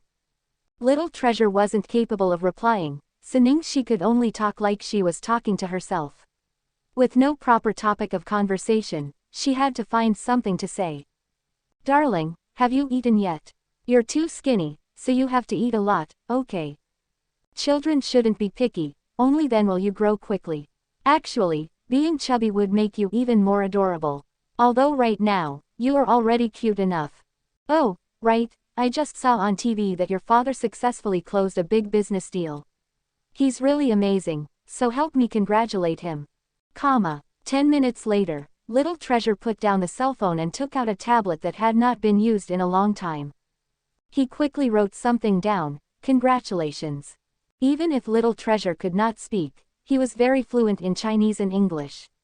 He felt, though, that Chinese was bothersome to write, so for the most part, he would write in English. However, he had not written anything in a long, long time. Because he had had no desire to communicate. The two elders were completely shocked. Lu Jingli had witnessed this before, so he was rather calm about it. Lu Tingxiao had secretly heard what Ning Xi had said on the phone, so when he saw the word on the whiteboard, his usually frozen face displayed a rare smile as he rubbed his son's little head. Thanks. After Little Treasure had finished writing, he started to eat his dinner in a serious manner. He was even eating the carrots he hated most. The two elders remained in stunned silence. Their eldest son had smiled, their good grandson had written a word, their good grandson was taking the initiative to eat dinner, their good grandson was even eating carrots. Madame Lu finally recovered from her incredulity and immediately asked, Jing Li, what did the girl on the phone say to Little Treasure just now? Master Lu's face showed that he also wanted to know. Questioned by his parents, Lu Jingli slowly replied, nothing much. She only told Little Treasure not to be so picky with his food and to have Little Treasure pass on her congratulations to my elder brother. Madame Lu's face was filled with disbelief. That's it. Lu Jingli shrugged his shoulders. What else would there be? Master Lu's face was full of gratitude. One phone call from this girl can already do this much. The results are already even better than 1 year of working with the psychiatrist. It really is. Madame Lu was both surprised and delighted. This lady is really not bad. Tingxiao, work hard. Lu Tingxiao, yes. Madame Lu didn't give her eldest son a second glance before turning to her youngest son. Old two, your brother is a piece of wood. He won't know how to woo girls, so you have to help him, do you understand? Now you realize how useful I am. Lu Jingli chortled. Relax, I will definitely use my lifetime of knowledge to help my brother. But we have to make a deal that you two cannot intervene. Parents are always the easiest way to ruin relationships. The two elders agreed. We understand, we were just asking. When the two elders left after dinner, Lu Jingli went to find his brother for a reward, like a dog wagging its tail. Brother, wasn't I great? Wasn't I great? His brother threw something small at him. Lu Jingli caught it with one hand. What plaything is this? Looking at it properly, his eyes widened. It was a car key. The key to the 100th anniversary Bugatti race car he had been eyeing for so long, the only one of its kind ever made. Oh, my beloved little darling. Lu Jingli hugged the car key and kissed it madly. Brother, I love you. Lu Tingxiao had never given in no matter how Lu Jingli had pestered his brother before. Who knew his brother would throw it right at him just for casually saying a few words in front of their parents? That Ning Xi held a higher place in his brother's heart than he had expected. The more Lu Jingli thought about it, the more anxious he became. That, big brother, are you sure it's Ning Xi? You're not playing and you really want to get married. Married. Lu Tingxiao's voice was firm, leaving no room for doubt or any other possibility. Lu Jingli sighed. Since he had experience, he had to give some advice. Then let me remind you to prepare yourself. Chasing after a woman like this is like playing a video game. There are different levels: easy mode, normal mode, difficult mode, and hell mode. And Ning Xi is definitely hell mode. Women usually have weaknesses, but with Ning Xi, you want to use money. Even with her looks, she's still doing so poorly in the industry, so she definitely isn't the type to accept a financial sponsor or shady deals. You want to use love. Take a look at the lovers she had when she was overseas. Her exes are everywhere in the entertainment industry, and each and every one of them is extraordinary. When I first saw the list, I was impressed, and I've never been impressed by something like this before. And if you want to get her pregnant, don't even bother to think that will work. She's completely focused on her career right now, and does not want children. Even if I try for her myself, it'd be an 80% chance of a game over for me. A newbie like you would just be sacrificing yourself to give her experience points. Lu Tingxiao looked coldly at him. 100%. Lu Jingli smirked. Okay, it would 100% be game over for me. Don't sweat the small stuff, alright. The point is, I bet that Ning Xi is just like me, someone who never wants to get married or have kids. This kind of person is skeptical of relationships and love. Freedom is their life. If you want to play around, that's easy. If you want to get married, that's really difficult. That's only because you haven't met anyone you want to marry or have children with yet. Lu Tingxiao's usually frigid and cold face seemed gentle in the moonlight from the window. Lu Jingli counted how many words his brother had said with a disbelieving face. Ah, people who are in love really are different, even someone with no experience is giving me lessons. But what you said makes sense. So, now what? Do you need your beloved younger brother to help with anything? Lu Tingxiao gave him 2 curt words.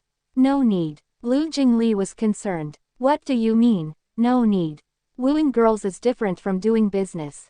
Think about it carefully. Don't you really need a smart and handsome god-level girl-chasing coach? Lu Jingli was doing his best to promote himself when suddenly, the door to the study room opened with a creak. The 2 brothers turned their heads to look. Little Treasure was standing in the doorway.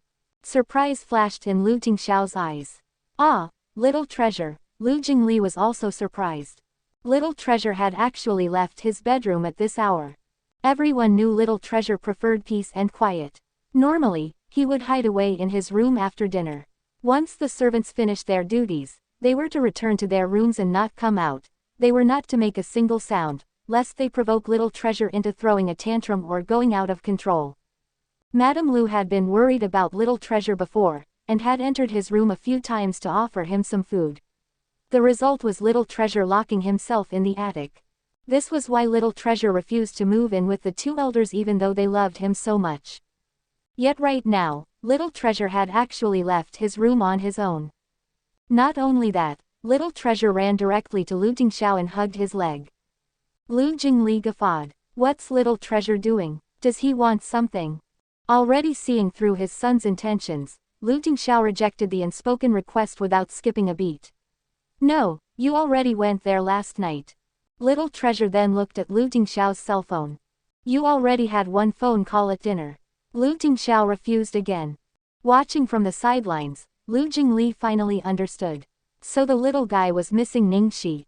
Little Treasure saw that he wouldn't be able to get what he wanted from his father, so he ran over to Lu Jingli and also hugged his leg. Lu Jingli was overwhelmed and flattered. No, no, no, baby darling, don't use this act on me. You know your second uncle can't win against your cuteness. While Little Treasure was normally nearly always impassive, when he wanted something, his expression and mannerisms would turn so adorable, one could just die and come back to life from it. Once he looked up at you with those big, beautiful, shiny eyes, you couldn't help but want to fly into the sky to bring him the stars. The only person in the entire household who could resist Little Treasure's appeal was Lu Tingxiao. Lu Jingli threw his hands up in the air. Little Treasure, acting like this won't work. I can't defeat your dad. Hearing this, Little Treasure let go of Lu Jingli. A ruthless resolution. The little guy looked as if he had been separated from his lover by cold-hearted parents. Lu Jingli laughed so hard he had to use the wall to support himself. Ah, Little Treasure, you don't have to be in such a rush. There's a saying that love lasts longer when lovers are separated since absence makes the heart grow fonder. Wait until your dad marries Auntie Xi, then you can see her every day. His words had no effect. The little guy ran out the door. Lu Jingli shrugged. What do we do now? He ate a lot tonight, Lu Tingxiao said. His words meant that a hunger strike couldn't be used any time soon as the ultimate threat. Lu Jingli relaxed at his brother's words. But they underestimated Little Treasure. He was a child, so he didn't need to scheme big. Just one word, havoc, was enough. Right after they were done talking, there was a loud bang from the living room downstairs. Lu Jingli and his brother glanced at each other, and they sprinted downstairs. In such a short time, the entire living room was already a mess. A big vase, originally as tall as a person, lay shattered on the floor. Anything that could be pushed over or broken had shared the same fate. Lu Jingyu. Lu Tingxiao only used Little Treasure's full name when he was truly angry. If even Lu Jingli couldn't handle that frightening pressure, how could Little Treasure? Little Treasure quivered with fear at the sight of his father's enraged face. He became even more agitated and his emotions ran wild. He started screaming at the top of his lungs and ran around to break more things. Lu Jingli immediately chased after him, cautiously aware of how there were so many broken shards on the floor. It would be disastrous if they fell. We cannot call her, Lu Tingxiao replied coldly. Lu Jingli did his best to persuade him. Brother, little treasure is a child, not a work employee. Don't be too harsh with him, there's nothing wrong with spoiling him a bit. What child doesn't throw a tantrum? It is not your place to teach me how to raise my child. Lu Tingxiao's expression was icy. It appeared that he was determined not to let little treasure get used to acting out in order to get his way. It was a real headache for Lu Jingli, caught in between this father and son pair. If the situation got any further out of hand that the two elders heard about it, the fact that he had brought little treasure to a wine bar would be exposed once they started looking deeper. God, someone quickly come and save him. While Lu Tingxiao went to catch little treasure, Lu Jingli sneakily sent a hasty text message to Ning Xi's cell phone. That evening, Ning Xi was at home reading her script while messaging some people online at the same time. Evil Fairy King, little Ning Xi, can't you change your old-fashioned QQ name? It irritates my eyes. Loneliness like never-ending arrows in the void, and Evil Fairy King isn't irritating. You have the nerve to criticize me. Evil Fairy King, I'm back next month, come to the airport to pick me up. Loneliness like never-ending arrows in the void, not going, busy. Evil Fairy King, come pick me up. Loneliness like never-ending arrows in the void, I said I'm busy. Evil Fairy King, are you coming or not? Loneliness like never-ending arrows in the void, the other party doesn't want to speak to you and throws a dog at you. Evil Fairy King, the other party catches your dog and screws it. Loneliness like never-ending arrows in the void, the dog feels as though it's been pierced by a needle. Evil Fairy King, F***. How are you dirtier than me? Also, what are you saying is a needle? Loneliness like never-ending arrows in the void, you started it, I'm not going to banter with you anymore, I still need to take a look at my script. Evil Fairy King, it's just a small role, what's there to look at? We used to date, are you really going to be so unfeeling? Loneliness like never-ending arrows in the void, I've dated so many, which number were you? Evil Fairy King, little Ning Xi. Just you wait. Ning Xi turned off her computer to focus on her script. After reading for a while, her cell phone suddenly rang, displaying an unfamiliar phone number. She was worried that it might be the production team, so she instantly picked up the call. Hello, Ning Xi, help. I'm Lu Jingli, come to the Platinum Palace quickly. Something's happened to little treasure. What about little treasure? Ning Xi immediately felt anxious. Just know it's an emergency, please hurry, bro, could you calm down, the child is still young, little treasure, you can't break that, Lu Jingli sounded so serious, and the sound of things crashing and shattering coming through the phone made Ning Xi even more nervous. She hurriedly started to change as she replied, I'm on my way. She herself didn't know what was wrong with her, but she couldn't sit still after hearing that something had happened to little treasure. She had only known him for a few days, but in her heart she already couldn't let him go. The Platinum Palace was pretty far away, taking a car would take approximately 40 minutes. Worried that it would take too long, Ning Xi got her motorbike out of the garage and sped over. What would have been 40 minutes took just 10. She assumed Lu Jingli would have notified the security guards, and after giving them her name, Ning Xi was let in directly. She rushed to Villa number 8, where a maid was already waiting for her. Since she had taken her motorbike, Ning Xi had worn a skin-tight black leather top and leather pants. After rushing over, she removed her helmet and gloves, her long hair falling to her shoulders like a waterfall. She looked so graceful and dashing, and was simply too beautiful. Seeing her appearance, Lu Jingli almost couldn't stop himself from whistling. Lu Jingyu, did you really think I wouldn't dare touch you? In a corner of the living room, Lu Tingxiao had caught his son, who had nowhere else to run. In his arms, the little guy was struggling to escape, like a crazed little beast flashing its small claws. Don't! Ning Xi hurried over to snatch little treasure away. Little treasure lifted his little head to see who it was, and froze for 1 second before his large eyes turned red and he dove deeper into Ning Xi's embrace, clinging tightly and refusing to let go.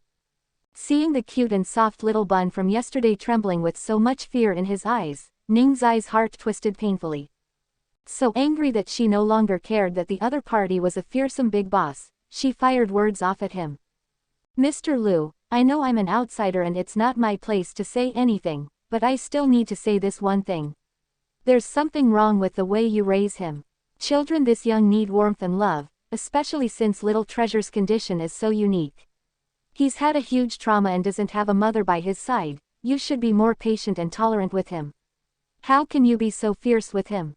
Can't you see how scared he is? And yet you would raise your hand against him. Lu Tingxiao, I was wrong. Lu Jingli, hee. Hearing his own big brother so plainly admit his wrongs, Lu Jingli could only laugh to himself. When I told you that there's something wrong with the way you raise children, you chewed me out straight away. And yet when Ning Xi tells you the exact same thing, you obediently listen. After Ning Xi's arrival, little Treasure was like a puppy who had seen its owner and obediently listened to every word, completely unlike the wild and fierce little lion from before. He allowed Ning Xi to hold his hand, and was led back to his room. On the sofa, Ning Xi lightly caressed little Treasure's head. What happened? Everything was still fine in the morning, right? Lu Jingli puffed up. What else could the problem be? Little Treasure missed you and wanted to see you, but my brother wouldn't allow it. He wouldn't let him call you because he was afraid we would be disturbing you. In the end, little Treasure started throwing a tantrum and running everywhere, and thrashed the living room. My brother didn't want little Treasure's tantrums to become a habit, so the two of them quarreled. And that's when you got here. Just because little Treasure couldn't see me and couldn't call me. Ning Xi found the explanation a little hard to believe. Even though Lu Tingxiao had said earlier that little Treasure was now reliant on her, did she really have that much of an impact on him? What do you think? You really underestimate your influence. Seeing that she still just wouldn't understand, he explained, that day in the bar storeroom when you fainted, little Treasure wouldn't let anyone near you. In the end, my brother had to personally carry you to the hospital. Reflexively, Ning Xi looked at Lu Tingxiao. Lu Tingxiao personally carried me to the hospital. And then in the hospital, little Treasure saw that you weren't there and thought you'd died. He ran riot and nearly jumped out the window. He only calmed down after my brother gave him the note you'd written for him. Last night, little Treasure wanted to see you, so he starved himself to threaten my brother. As for tonight, because you called and told him to eat, he ate too much, so he couldn't use starvation as a tactic. That's why this happened. Ate too much. Earlier, she had told him to eat a bit more during the phone call, so was this her fault? Impact of Lu Jingli's words was too much. It took Ning Xi a long time to digest them. She looked down at the little bun who was clinging to her tightly. Little Treasure, you broke all those things because you wanted to see me. Little Treasure nodded. Ning Xi frowned. Don't you know what you did was wrong? Little Treasure shook his head. Ning Xi finally understood why Lu Tingxiao was so strict. This child probably had been spoiled so much that he felt everything should go his way. Ning Xi's gaze turned serious. Auntie is telling you now, what you did was not right. Only bad children act that way, so don't be like this ever again, alright? Little Treasure nodded. Lu Tingxiao's expression was hard to describe. Little Treasure was unruly, but if he nodded and agreed to do something, he would do it without fail. The psychiatrists had tried everything to stop little Treasure's habits of using starvation as a scare tactic, locking himself in, and even breaking things, but little Treasure had remained completely unmoved. As for more forceful methods, the two family elders could never bear to use them, and would only persist halfway before giving in and letting their precious grandson have his way. The influence Ning Xi had on little Treasure was greater than he had expected. Of course, he was delighted by this. Ning Xi scolded little Treasure a little more before gently coaxing him into bed. Shall I sing you a song today? Little Treasure nodded obediently. Kiki, what should I sing? I know. Calabash Brothers, 7 flowers on a branch, unafraid of any storm la la la la. Leaning against the door, Lu Jingli almost fell over. Little Treasure is a very intelligent boy, how can he possibly like such a childish song? But he realized the little guy was actually listening intently. What was even more amusing was that his own brother was doing the same. After little Treasure finally fell asleep, Ning Xi stretched out. I sang almost all of the children's songs that I know. Lu Jingli couldn't help but cry and laugh. Then why did you sing children's songs? You can sing other songs. Those kids' songs nearly killed me. Ning Xi used a rubber band around her wrist to tie her hair up, and lifted her bright, phoenix-like eyes. Other songs. Besides children's songs, all the songs I know are inappropriate for children. Lu Tingxiao's mind flashed back to when Ning Xi had sung Under the Moonlight. Lu Jingli became excited after hearing this. Ha ha ha, really, really, what songs, sing them for me. Lu Tingxiao glared at him. Lu Jingli was so scared, he immediately stood up. His brother was actually the jealous type. Were you nearby? Lu Tingxiao asked. Otherwise how could she have gotten here so quickly? No, I was at my apartment, but I rode my motorbike over. Wasn't it fast? Ning Xi felt proud. No wonder she was dressed like that. Her outfit today was even more stunning than yesterday's. Yesterday, she was dressed like a conservative spirit. Today, she was a wild and free demoness. That's very dangerous. Lu Tingxiao's expression was full of disapproval, his gaze becoming even icier as he glanced at Lu Jingli, who had been the one to call her to come. Not at all, I'm very good on my motorbike. Ning Xi waved her hands in protest, and then yawned. Since little treasure is fine, I'll be leaving then. Just as she was about to leave, Lu Tingxiao said, Miss Ning, I have an audacious request. Since she had already vented all her anger at him earlier, she was back to her normal self, and replied respectfully, Mr. Lu, please speak freely. I'll comply if it's within my capabilities. The Lu family was very powerful in both respectable and underground circles. Demon King Lu was someone who could attack at a single word he didn't like. Lu Tingxiao glanced at his son, his gaze heavy. What happened when the two of you were locked inside that bar storeroom traumatized little treasure more than I realized. Right now, it seems you are the only one who can console him, so until little treasure recovers, I hope that Miss Ning can live with us temporarily for that period of time. Ning Xi froze after hearing Lu Tingxiao's request. Move here and live together. Yes. Ning Xi tugged on her hair nervously. Isn't this too inappropriate? If little treasure wants to see me, I can come anytime to visit him. Lu Tingxiao appeared tired as he rubbed his forehead. There are too many unpredictable factors involved here. Especially if at night there was an emergency situation, it would be too dangerous for you to speed over here again. Because of my position, it's not convenient to keep taking little treasure over to see you. I know this is a troublesome request, but I'm still asking this as little treasure's father. I hope you can agree to it. Ning's eyes head hurt. If Lu Tingxiao had tried to use his power to forcibly ask this of her, she would have outright rejected him and then left, but he was asking so earnestly, with no thought at all to his own identity and position. Not to mention, faced with such supreme beauty, how was it possible to say no? Standing on the side, Lu Jingli stared intently at his brother. Amazing. Who knew his brother could use such a high-end technique, turning a disadvantage into an advantage that would take out all obstacles on the path to winning Ning Xi over. Little treasure's existence was no longer his weakness, but now his biggest advantage. Suddenly there was a loud bang. Little treasure had jumped off the bed in fright, knocking the bedside lamp over. When he saw Ning Xi, the fear in the kid's eyes eased, and he shot like an arrow towards her. The intense fear in those eyes would twist the heart of anyone who saw it. Ning Xi quickly bent down. Darling, why are you awake? The little guy rested his head against her and his small arms hugged her tightly around the neck, not letting go. It's okay, Auntie is here. Don't be scared, don't be scared. Ning Xi lightly patted his back. She could smell a sweet milk scent on him, and her emotions became a little complicated. She actually avoided getting close with children, so why couldn't she bring herself to dislike it when it came to little treasure?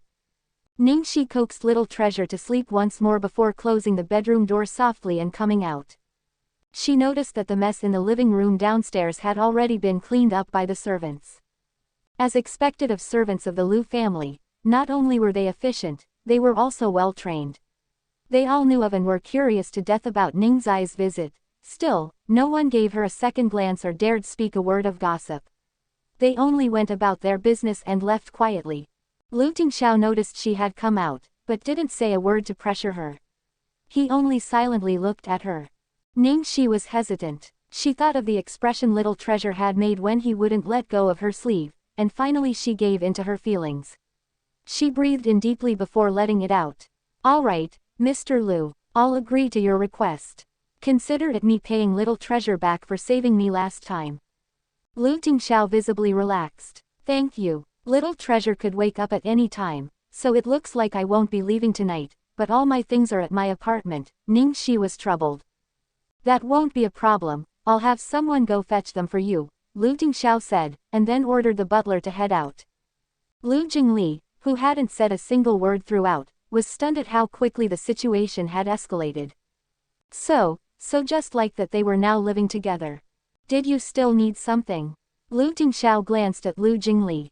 I'm leaving now. The third wheel who was discarded by his own brother quickly left. He had thought that Ning Xi was fierce, but his brother was no weakling either. He finally realized that his brother wasn't clueless when it came to chasing girls. It was just that for the past 32 years, he had simply never let himself go. Lu Tingxiao showed Ning Xi to a room next to Little Treasures. From now on, you can stay in here. I'll find someone to come redecorate it in whatever style you like. Ning Xi waved her hands in protest. No need, no need. I'll only be living here for a few days, it's not like it's permanent. Redecorating is too troublesome. It's not troublesome. Lu Tingxiao took a large set of keys from the butler and handed them to her. These are the keys to the house. You can come and go as you like. The main entrance uses a passcode, 591,414. This is the key to the attic. You should keep it with you since it's Little Treasure's favorite hiding place, so he likes to steal it. This is. Seeing that Lu Tingxiao was about to give her the key to the safe in his home, Ning Xi cut him off. Wait, Mr. Lu, you're being a bit too carefree. Aren't you scared I'll rob you? What do you want? I'll find someone to help you move it.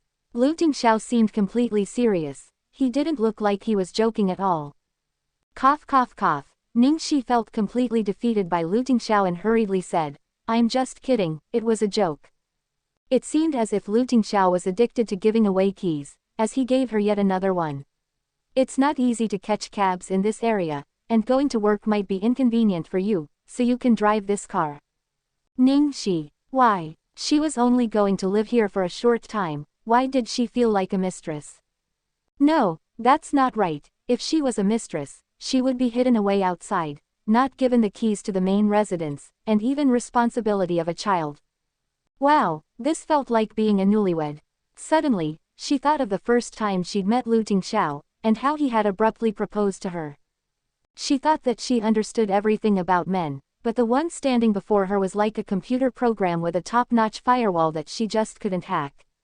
She didn't know whether agreeing to his request in a moment of sympathy and weakness was going to be a disaster or good fortune. Little Treasure's frame of mind that night was rather unstable, so as a precaution, Ning Xi slept beside him on the same bed. In the middle of the night, the door of the bedroom was pushed open gently and silently. Footsteps drew closer, and a man knelt by the side of the bed. In the soft, yellow light from the bedside lamp, the woman on the bed looked like she had been patting Little Treasure before drifting into sleep, her breathing shallow and expression warm. Her soft lips were like summer cherry blossoms, and slightly parted as if in unspoken invitation. After a while, a dark shadow encroached on the faint light as the figure of a man crept closer. He was only a breath away, just a bit more, and their lips would touch. But abruptly he stopped himself, before leaving a cool kiss on the woman's forehead. Ning Xi, we have long days ahead of us. The next morning. Ning Xi had thought at first that she wouldn't be able to sleep on an unfamiliar bed, but she had slept so well through the night without any dreams. When she woke, she realized that Little Treasure was already awake. The little guy was reading a book at her side in a serious manner, not making a single sound. He was clearly such a good child. She really couldn't imagine what the little bun was like when he threw a tantrum. Darling, good morning. Ning Xi sat up and greeted him warmly. Little Treasure looked up happily from his book.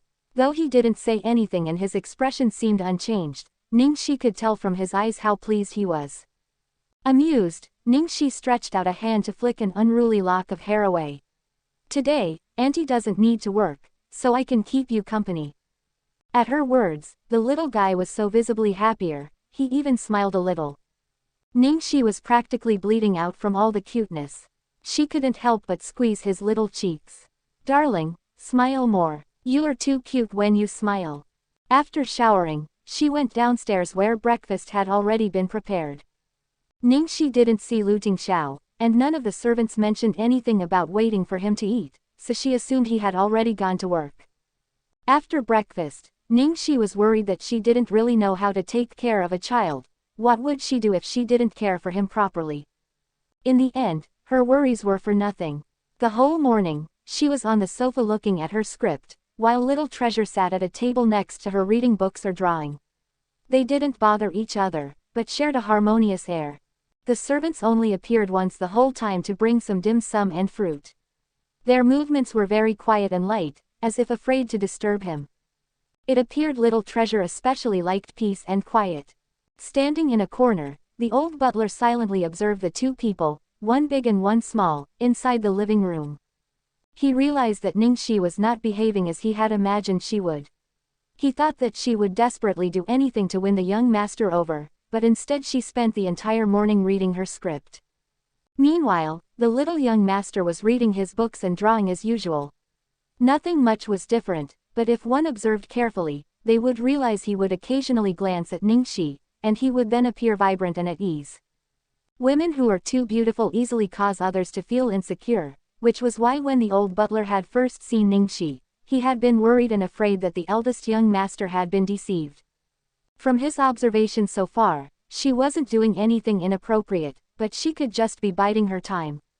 So many women in the city were covetously eyeing the position of Mrs. Lu, scheming many ways to become little Treasure's stepmother.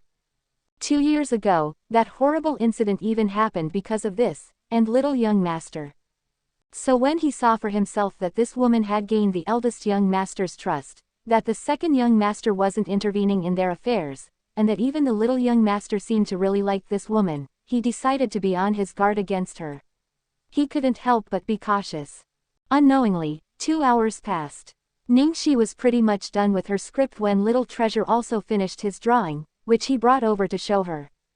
Ning Xi lifted her head to look, and was surprised. This drawing is me. One really couldn't tell that while little Treasure seemed calm and quiet in nature, his preferred drawing style was fauvism.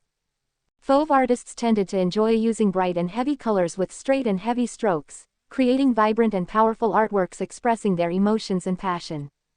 Although the person in the drawing looked a little strange, it captured all her important aspects, so Ning Xi could immediately recognize herself. Little Treasure nodded as he gripped the drawing nervously, as if scared she wouldn't like it. "It's so beautiful, can I take a picture of it to use as my phone wallpaper?" Ning Xi was not trying to purposely flatter little Treasure, these were her true feelings. She had always particularly loved art in the fauve style for the vibrant contrast in colors. Looking at little Treasure's drawing with her basic understanding of art, she felt he was already a master in the style. Little Treasure felt shy as he pressed his lips together and gave her the drawing. Ning Xi pointed at herself. "You're giving it to me." Little Treasure nodded his head. "Thank you, I love it so much." Ning Xi hugged little Treasure and kissed him on his soft cheeks. Little Treasure froze briefly before his little face started to blush red. His blank, sullen eyes finally sparkled with some life. During this warm exchange, Ning Xi heard footsteps from above. She turned her head to see Lu Tingxiao slowly coming down the stairs. He was wearing casual home clothes and his hair was messy, most likely from having just woke up. Lu Tingxiao's usual appearance was already very mesmerizing, but the gap between his current disheveled look and his usual image was so large that the impact was even more powerful. He was so sexy, there was no cure for it. Ning Xi felt dazed for a moment before coming back to reality. "Mr. Lu, you didn't go to work today. Wasn't today a Monday?" "Yes, I took the day off." Lu Tingxiao nodded his head. Ning Xi thought it was understandable. He had just signed a major deal which had taken a lot of effort to secure. It was natural to take a break after that. So even Big Boss Lu knew how to sleep in. Suddenly, the distance between them seemed to shrink a bit. "This is the first time little Treasure has drawn a portrait," Lu Tingxiao noted after glancing at the drawing Ning Xi was holding. "Really? Then I'm honored." Ning Xi was pleased. What do you want to eat in the afternoon? Lu Tingxiao asked. It seemed not just her living expenses, her food expenses were also covered. Just when Ning Xi was about to reply, her cell phone suddenly rang. Chong Li was calling. Did she arrange another minor role for her? Hello, Sister Chong. Ning Xi, the opening ceremony for Less Than the World Greater Than will be held at noon at Pearl Hotel. Don't be late. What? Noon. Today at noon. That's right. Today. Sister Chong, why didn't you tell me earlier? It's already almost 11. What do you mean earlier? Aren't I telling you an hour early now? 1 hour might not be enough time for me to get there, not to mention I still have to dress and do my makeup. That's your problem, not mine. I'm busy, so I'm hanging up now. As soon as she finished speaking, the line was cut off. Chong Li, your grandpa. Ning Xi threw her phone. In the silence that followed, Ning Xi froze. Little Treasure froze. Lu Tingxiao also froze. Ning Xi wiped her face, hating herself and wanting to dig a hole to hide in. She had been too impulsive, forgetting that she was in the Lu residence and there was even a precious child present. She didn't care about acting like a well-bred lady in front of Lu Tingxiao, but it wouldn't be good if Little Treasure learned anything bad from her. Cough cough, Little Treasure, let's pretend you didn't hear anything just now. You can't copy Auntie and scold people like that, because the one Auntie was scolding isn't even a person. Ning Xi explained seriously. Little Treasure blinked a few times, and then nodded like he understood. A flash of amusement flickered in Lu Tingxiao's eyes. What happened? Ning Xi clenched her jaw. The opening ceremony for Less Than the World Greater Than is at noon. It's nearly 11 and my manager only told me about it just now. It takes at least 50 minutes to get to Pearl Hotel from here. Am I supposed to appear on camera bare-faced? Why not? You're pretty enough as it is. Ning Xi was stunned for a moment. She never thought Lu Tingxiao would say such words, and she shook her head embarrassedly. Cough, I thank Master Xiao for his praise, but for these sort of events, it's only polite to be dressed properly. Most importantly, I don't have anything appropriate to wear, and there will be a lot of paparazzi there. Ah, so frustrating. Wait a moment. Lu Tingxiao raised his hand to let her know not to worry, and then carried his cell phone to the courtyard to make a call. 10 minutes later, a person rushed over, gasping for breath. CEO Lu, the things you wanted are all here. Do we start now? The person who had arrived was wearing ripped jeans and a gray cotton top. There was a very striking dark blue piercing in his left ear. Ning Xi was startled to find that this person looked very familiar. Of course, what Ning Xi meant by familiar was that she knew him, but he did not know her. This was Arthur, the person under Glory World Entertainment known as the Godly Hand, and personal stylist to the Queen of Films, Su Yimou. This was someone so famous, a small fry like her could only admire him from afar. This is... Ning Xi's face was filled with suspicion. You don't recognize him? Lu Tingxiao asked. This is the famous Arthur, of course I recognize him. I meant why did you call him over? Naturally, he's here to style you, Lu Tingxiao said matter-of-factly.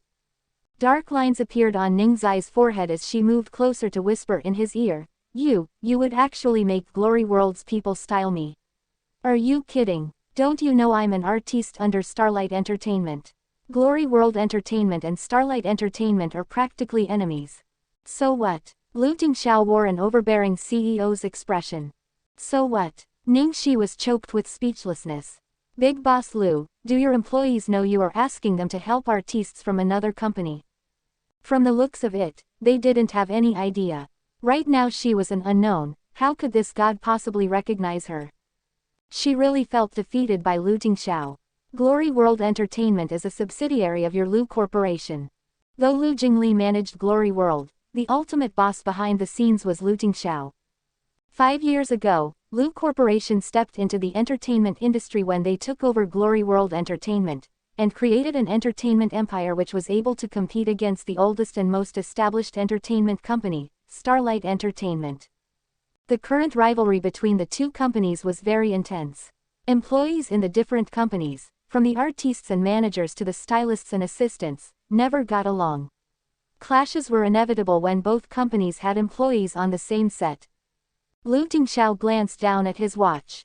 The minivan is in the front outside. You can do your makeup on the road. You should have enough time to get there. Whether you go or not is up to you. Ning Xi's stomach tightened painfully, and she clenched her jaw. I'm going. Since Lu Tingxiao didn't seem to care, then she wouldn't care either. She was surprised when Lu Tingxiao followed her. You're going too. Who else is going to drive? Also, little treasure wants to be with you a bit longer. He made it sound so natural and logical, like she had asked a silly question. Next to him, little treasure nodded his head enthusiastically. All right. In the end, 4 people, including the stylist, Arthur, got into the minivan. Lu Tingxiao, who hadn't even changed out of his home clothes, was in the front driving, while Ning Xi and Arthur were in the back, with little treasure climbing slightly over his seat to observe them. Arthur's gaze was approving as he assessed Ning Xi. This lady has near-perfect features and very good skin. Light makeup will do. If I may ask, what event are you headed to? It would help me pick out the best outfit. It's an opening ceremony for a movie. Ning Xi was afraid she'd be beaten up if the other party found out she was an artiste with starlight. Thankfully, Arthur didn't ask too much, only nodded to show he understood and continued to help her do her makeup. The timing was perfect. Ning Xi's makeup was done just as they reached their destination. Lu Tingxiao parked the car and turned off the engine. He turned around, arm on the back of his seat, and looked at the woman who had just finished dressing up. How is it? Ning Xi asked, a little nervous. Not bad. For a harsh man like Lu Tingxiao to say, not bad, was really not simple. Little treasure, moreover, was looking at her with an expression of wonder. That gave Ning Xi more confidence, and she hugged little treasure apologetically. Darling, I'm sorry I have to break my promise, but Auntie promises once work is over, I'll rush over to accompany you. Little treasure was reluctant to let go, but he knew she was in a hurry, so he released her and waved goodbye. Seeing the 2 people behind her, one big and one small, Ning Xi's heart felt full. After being alone for so long, it was the first time she experienced such warm feelings. After Ning Xi left, the position of driver naturally switched to Arthur. Arthur couldn't resist the gossip in his heart, and as he drove, he carefully asked, Boss, who was that lady just now? Is she a new artiste at our company? How come I've never seen her before? Mother, their big boss actually had a woman. This was huge news. Lu Tingxiao dropped his chin in his hand as he casually replied, Starlight Entertainment's artiste. Arthur. In that instant, Arthur felt he had been unjustly used. Big boss, you actually had me style an artiste from Starlight. How could the boss actually help an enemy and betray his own company? Even the second young master does not date anyone from Starlight, okay. If it were the second young master sitting here, Arthur would definitely curse him unreservedly. But the person sitting here was Demon King Lu Tingxiao.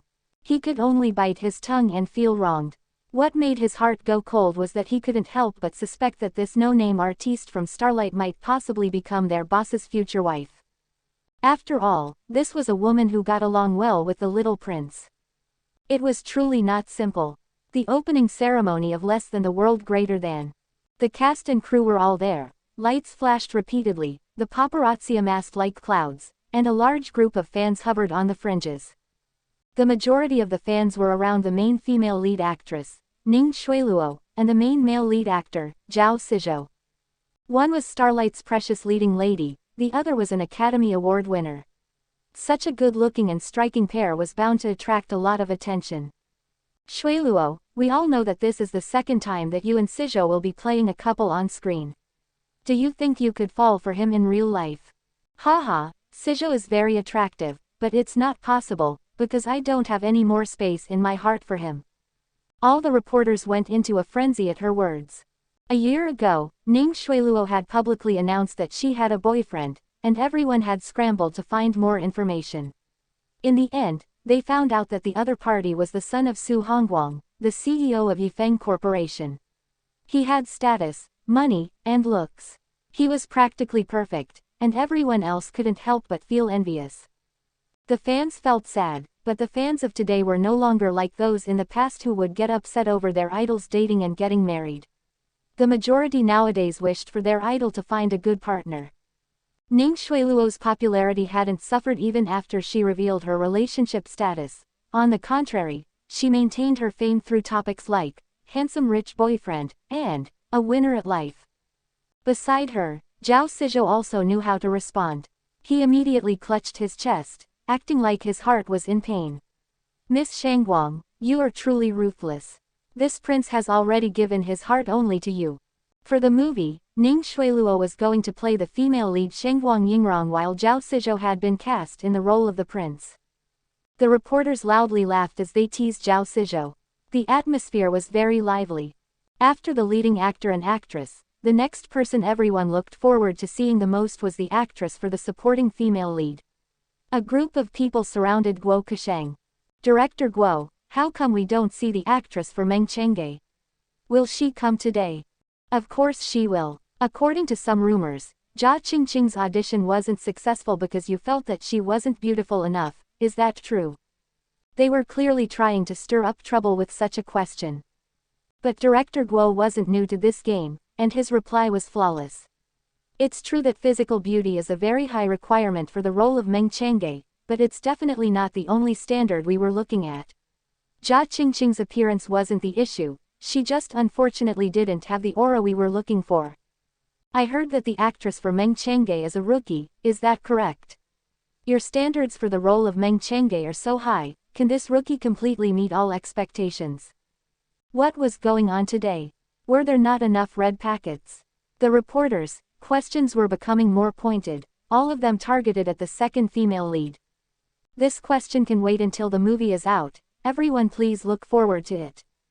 But the reporters wouldn't let go of the issue, and asked aggressively, Director Guo, is the actress for Meng Changge prettier than Jia Qingqing? When was it going to end? Yes, she was far prettier than Jia Qingqing. So what if Jia Qingqing is the kind of beauty that comes once every 100 years? Once you see Ning Xi, let's see if you still dare bring up Jia Qingqing again. Everyone is unique in their own way. Wait, till she gets here, then you'll know. Director Guo was getting impatient with the questioning when at that moment, a figure appeared at the start of the red carpet. His gaze was frozen for 3 seconds, before he came out of his reverie, and laughed. Speak of the devil. Director Guo had an expectant look on his face after he finished speaking. Naturally, the reporters turned to look in the direction Director Guo indicated, and were all stunned silly.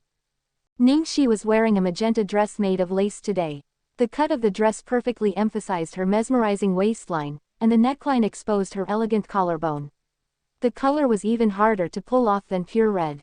Although the design was exquisite, the dress would only look tacky or even scary on most people. But the dress looked as if it had been made just for Ning Xi. It made her so beautiful, she dazzled everyone. Ning Xi had personally felt that she couldn't pull off the dress when the stylist had picked it out for her, and she had only been convinced after she put it on. As expected of Glory World's godly hand, his eyes were just too keen. Just one look at her and he already knew her better than she knew herself. Although it was Ning Xi's first time at this type of event, she was, after all, an actress. She had taken on various roles and personas, which naturally included celebrities, so walking the red carpet was not difficult at all.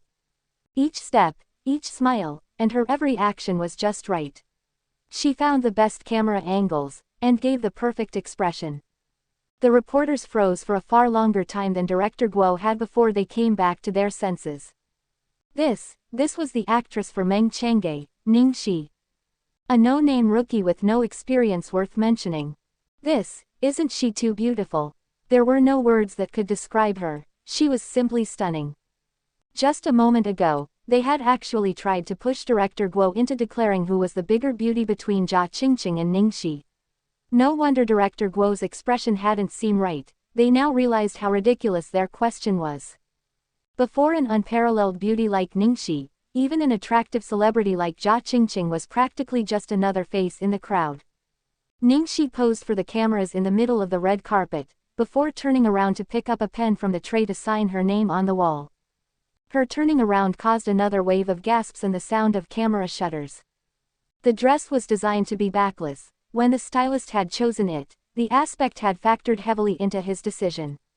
Ning Xi's shoulder blades were too perfect, One could say that they were the sexiest part of her body, and it would be a real waste to cover them. Female celebrities who walked the red carpet tended to especially reveal cleavage to attract attention, but Ning Xi had taken an alternate route, elevating her far above the rest. After burning through countless rolls of film, it was time for the interview. The reporters today were very pitiful. They had initially prepared questions like, "Do you think your looks are good enough for the role of a vixen like Meng Changge? Who do you think is prettier, you or Jia Qingqing? Rumor has it that you received the role through unofficial channels, what was the reason for it?" Now they couldn't use any of those questions. Anyone who wasn't blind could tell that nothing had happened behind the scenes. Her face was convincing enough. She was the most suitable person for the role of Meng Changge. The reporters started asking questions. "Miss Ning, if I may ask, the dress you're wearing is a Karl Lagerfeld design, is it a custom piece?" Ning Xi froze. This dress was designed by Karl Lagerfeld. She had actually casually put on a dress worth millions. Demon King Lu, can you not be so devious? But what was even more terrifying was still to come, when the same reporter then asked, "Miss Ning, was this outfit styled by Arthur?" "You can even see that. You really have sharp eyes." "That's not right, I must be seeing it wrong." Luckily, without waiting for Ning Xi to respond, the reporter took back his question. It was probably because he remembered that Ning Xi was an artiste under Starlight, so how could the personal stylist to Su Yimo from Glory World Entertainment possibly style her? Ning Xi let out a sigh of relief. Afraid they would continue asking similar questions, she opened her mouth first to say, "Today is the opening ceremony for Less Than the World Greater Than, everyone should ask questions related to the drama." "That, Miss Ning, if I may ask, is this your first drama?" Someone from the crowd asked. "Of course not, I already started acting when I was in university, but I didn't have many scenes, so no one recognizes me," Ning Xi answered honestly, not at all minding that her resume was rather lacking. Any reporter could dig out her past if they tried, so why not respond humbly? "What kind of roles has Miss Ning played in the past?" It was a very normal question, but a bit awkward for Ning Xi. However, since it had already been asked, she couldn't not reply.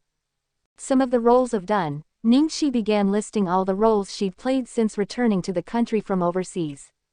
When she had been studying overseas for the past 4 years, she had spent nearly all her free time acting. She had had a few roles in quite a number of well-known dramas and films. Considering that countries abroad usually disliked using Chinese actors, for her to have such a resume was really not easy. The reason she avoided bringing up her overseas acting experiences was because of her relationship history from that time. Although it had been nothing immoral and had just been normal dating, the identities of her ex-boyfriends stood out too much. Right now, what she needed most was a role that she could publicly lay claim to. If her debut was shrouded by gossip about her previous relationships, the public focus on her personal life might give her a moment's popularity, but would stunt the potential growth of her career. Ning Xi tried hard to recall all the roles she had done since her return to the country, but the reporters were speechless at the list. These roles were rather, a mistress, fox spirit, demoness, country bumpkin, brain-dead eldest miss, even an evil old woman. For such a beauty, why did she have this kind of preferences? Why did she like these sorts of roles? In the end, someone finally asked, "Why are all your roles of villains?" Ning Xi obviously couldn't point her finger at Chang Li in an event like this, so she replied blandly, "I never really noticed. Acting is what I love doing most, and every character, every role has its own charm, whether they're small roles or big ones." The reporters asked several more decent questions, and even without the guidance of a manager, Ning Xi answered all of them perfectly. Guo Kasheng nodded his head as he watched. This girl is not bad. With such quality and intelligence, why has she only come this far after being in this industry for a year? Old Wang, what do you think? The producer, Wang Taihei, said heavily, either the upper echelons of Starlight Entertainment are blind, or... Trailing off, he gave director Guo a knowing look. Clearly, someone in Starlight was purposely suppressing her exposure. Director Guo looked sympathetic. What a pity for such a promising seedling. If it's gold, it'll shine eventually. If not, doesn't she have you? Wang Taihei laughed. At that moment, Ning Shuiluo's nails were digging into her palms. Her face twisted at this intolerable scene. When she'd had Changli deliberately notify Ning Xi of the ceremony just an hour before it would start, she'd never imagined that not only was she not late and did not make a fool out of herself, she had even arrived looking flawless enough to stun everyone. Damn it, the outfit Ning Xi was wearing was worth several millions. Where did she get that much money? Clothes could be rented, but then who had styled her? I actually underestimated that country bumpkin. Shuiluo, Ning Xi is your junior. What are your thoughts towards her acting as Meng Chengge? A reporter asked Ning Shuiluo. Ning Shuiluo immediately switched back to an easygoing and elegant expression as she replied, my junior sister has a lot of talent. I believe she won't disappoint everyone. When asked about Ning Xi, Ning Shuiluo was all praises and compliments. Anyone who didn't know would assume she was only promoting her junior, but Ning Xi knew very well what a schemer Ning Shuiluo was. She wasn't really helping her, but setting her up for a fall instead. The opening ceremony hadn't begun yet, but Ning Shuiluo was already complimenting her to high heaven. With such high expectations for her, even the smallest mistake would cause severe disappointment. Unfortunately for Ning Shuiluo, Ning Xi wasn't going to allow her nasty plan to work. After training hard these past 5 years when it came to acting, she had confidence that she could sincerely convince everyone. Want to trip me? Just you wait and see. After the interview segment was over, Ning Xi let out a breath of relief, only to be confronted by Changli. Ning Xi, where did you get this outfit? Don't think the company will cover the costs. You're only a second female lead, how can you steal the spotlight like this? Don't you know the rules? Changli berated her as soon as she saw her. Ning Xi played with a loose strand of her raven black hair as she casually said, I didn't want to either, but who told Sister Chang to make me late for the event? You, because there were a lot of people around them. Changli could only forcibly hold her tongue. You better behave at dinner later. Don't spout nonsense that will embarrass the company. Shuiluo can't hold her liquor, so remember to drink on her behalf. Do you hear me? Ning Xi couldn't help but laugh. You want me to drink for her? Miss Chang, are you dreaming? You should be glad already that I don't pour wine over her.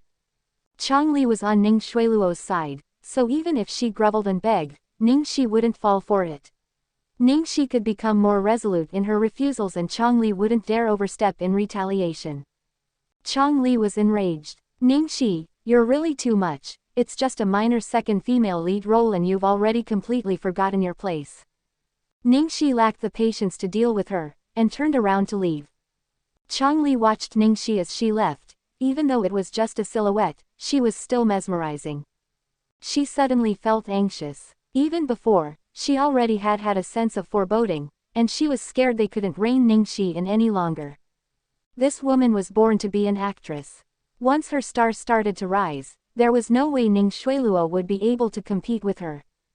Since things had come to this point, she could only continue to suppress her as much as possible and deny her any chance to grow.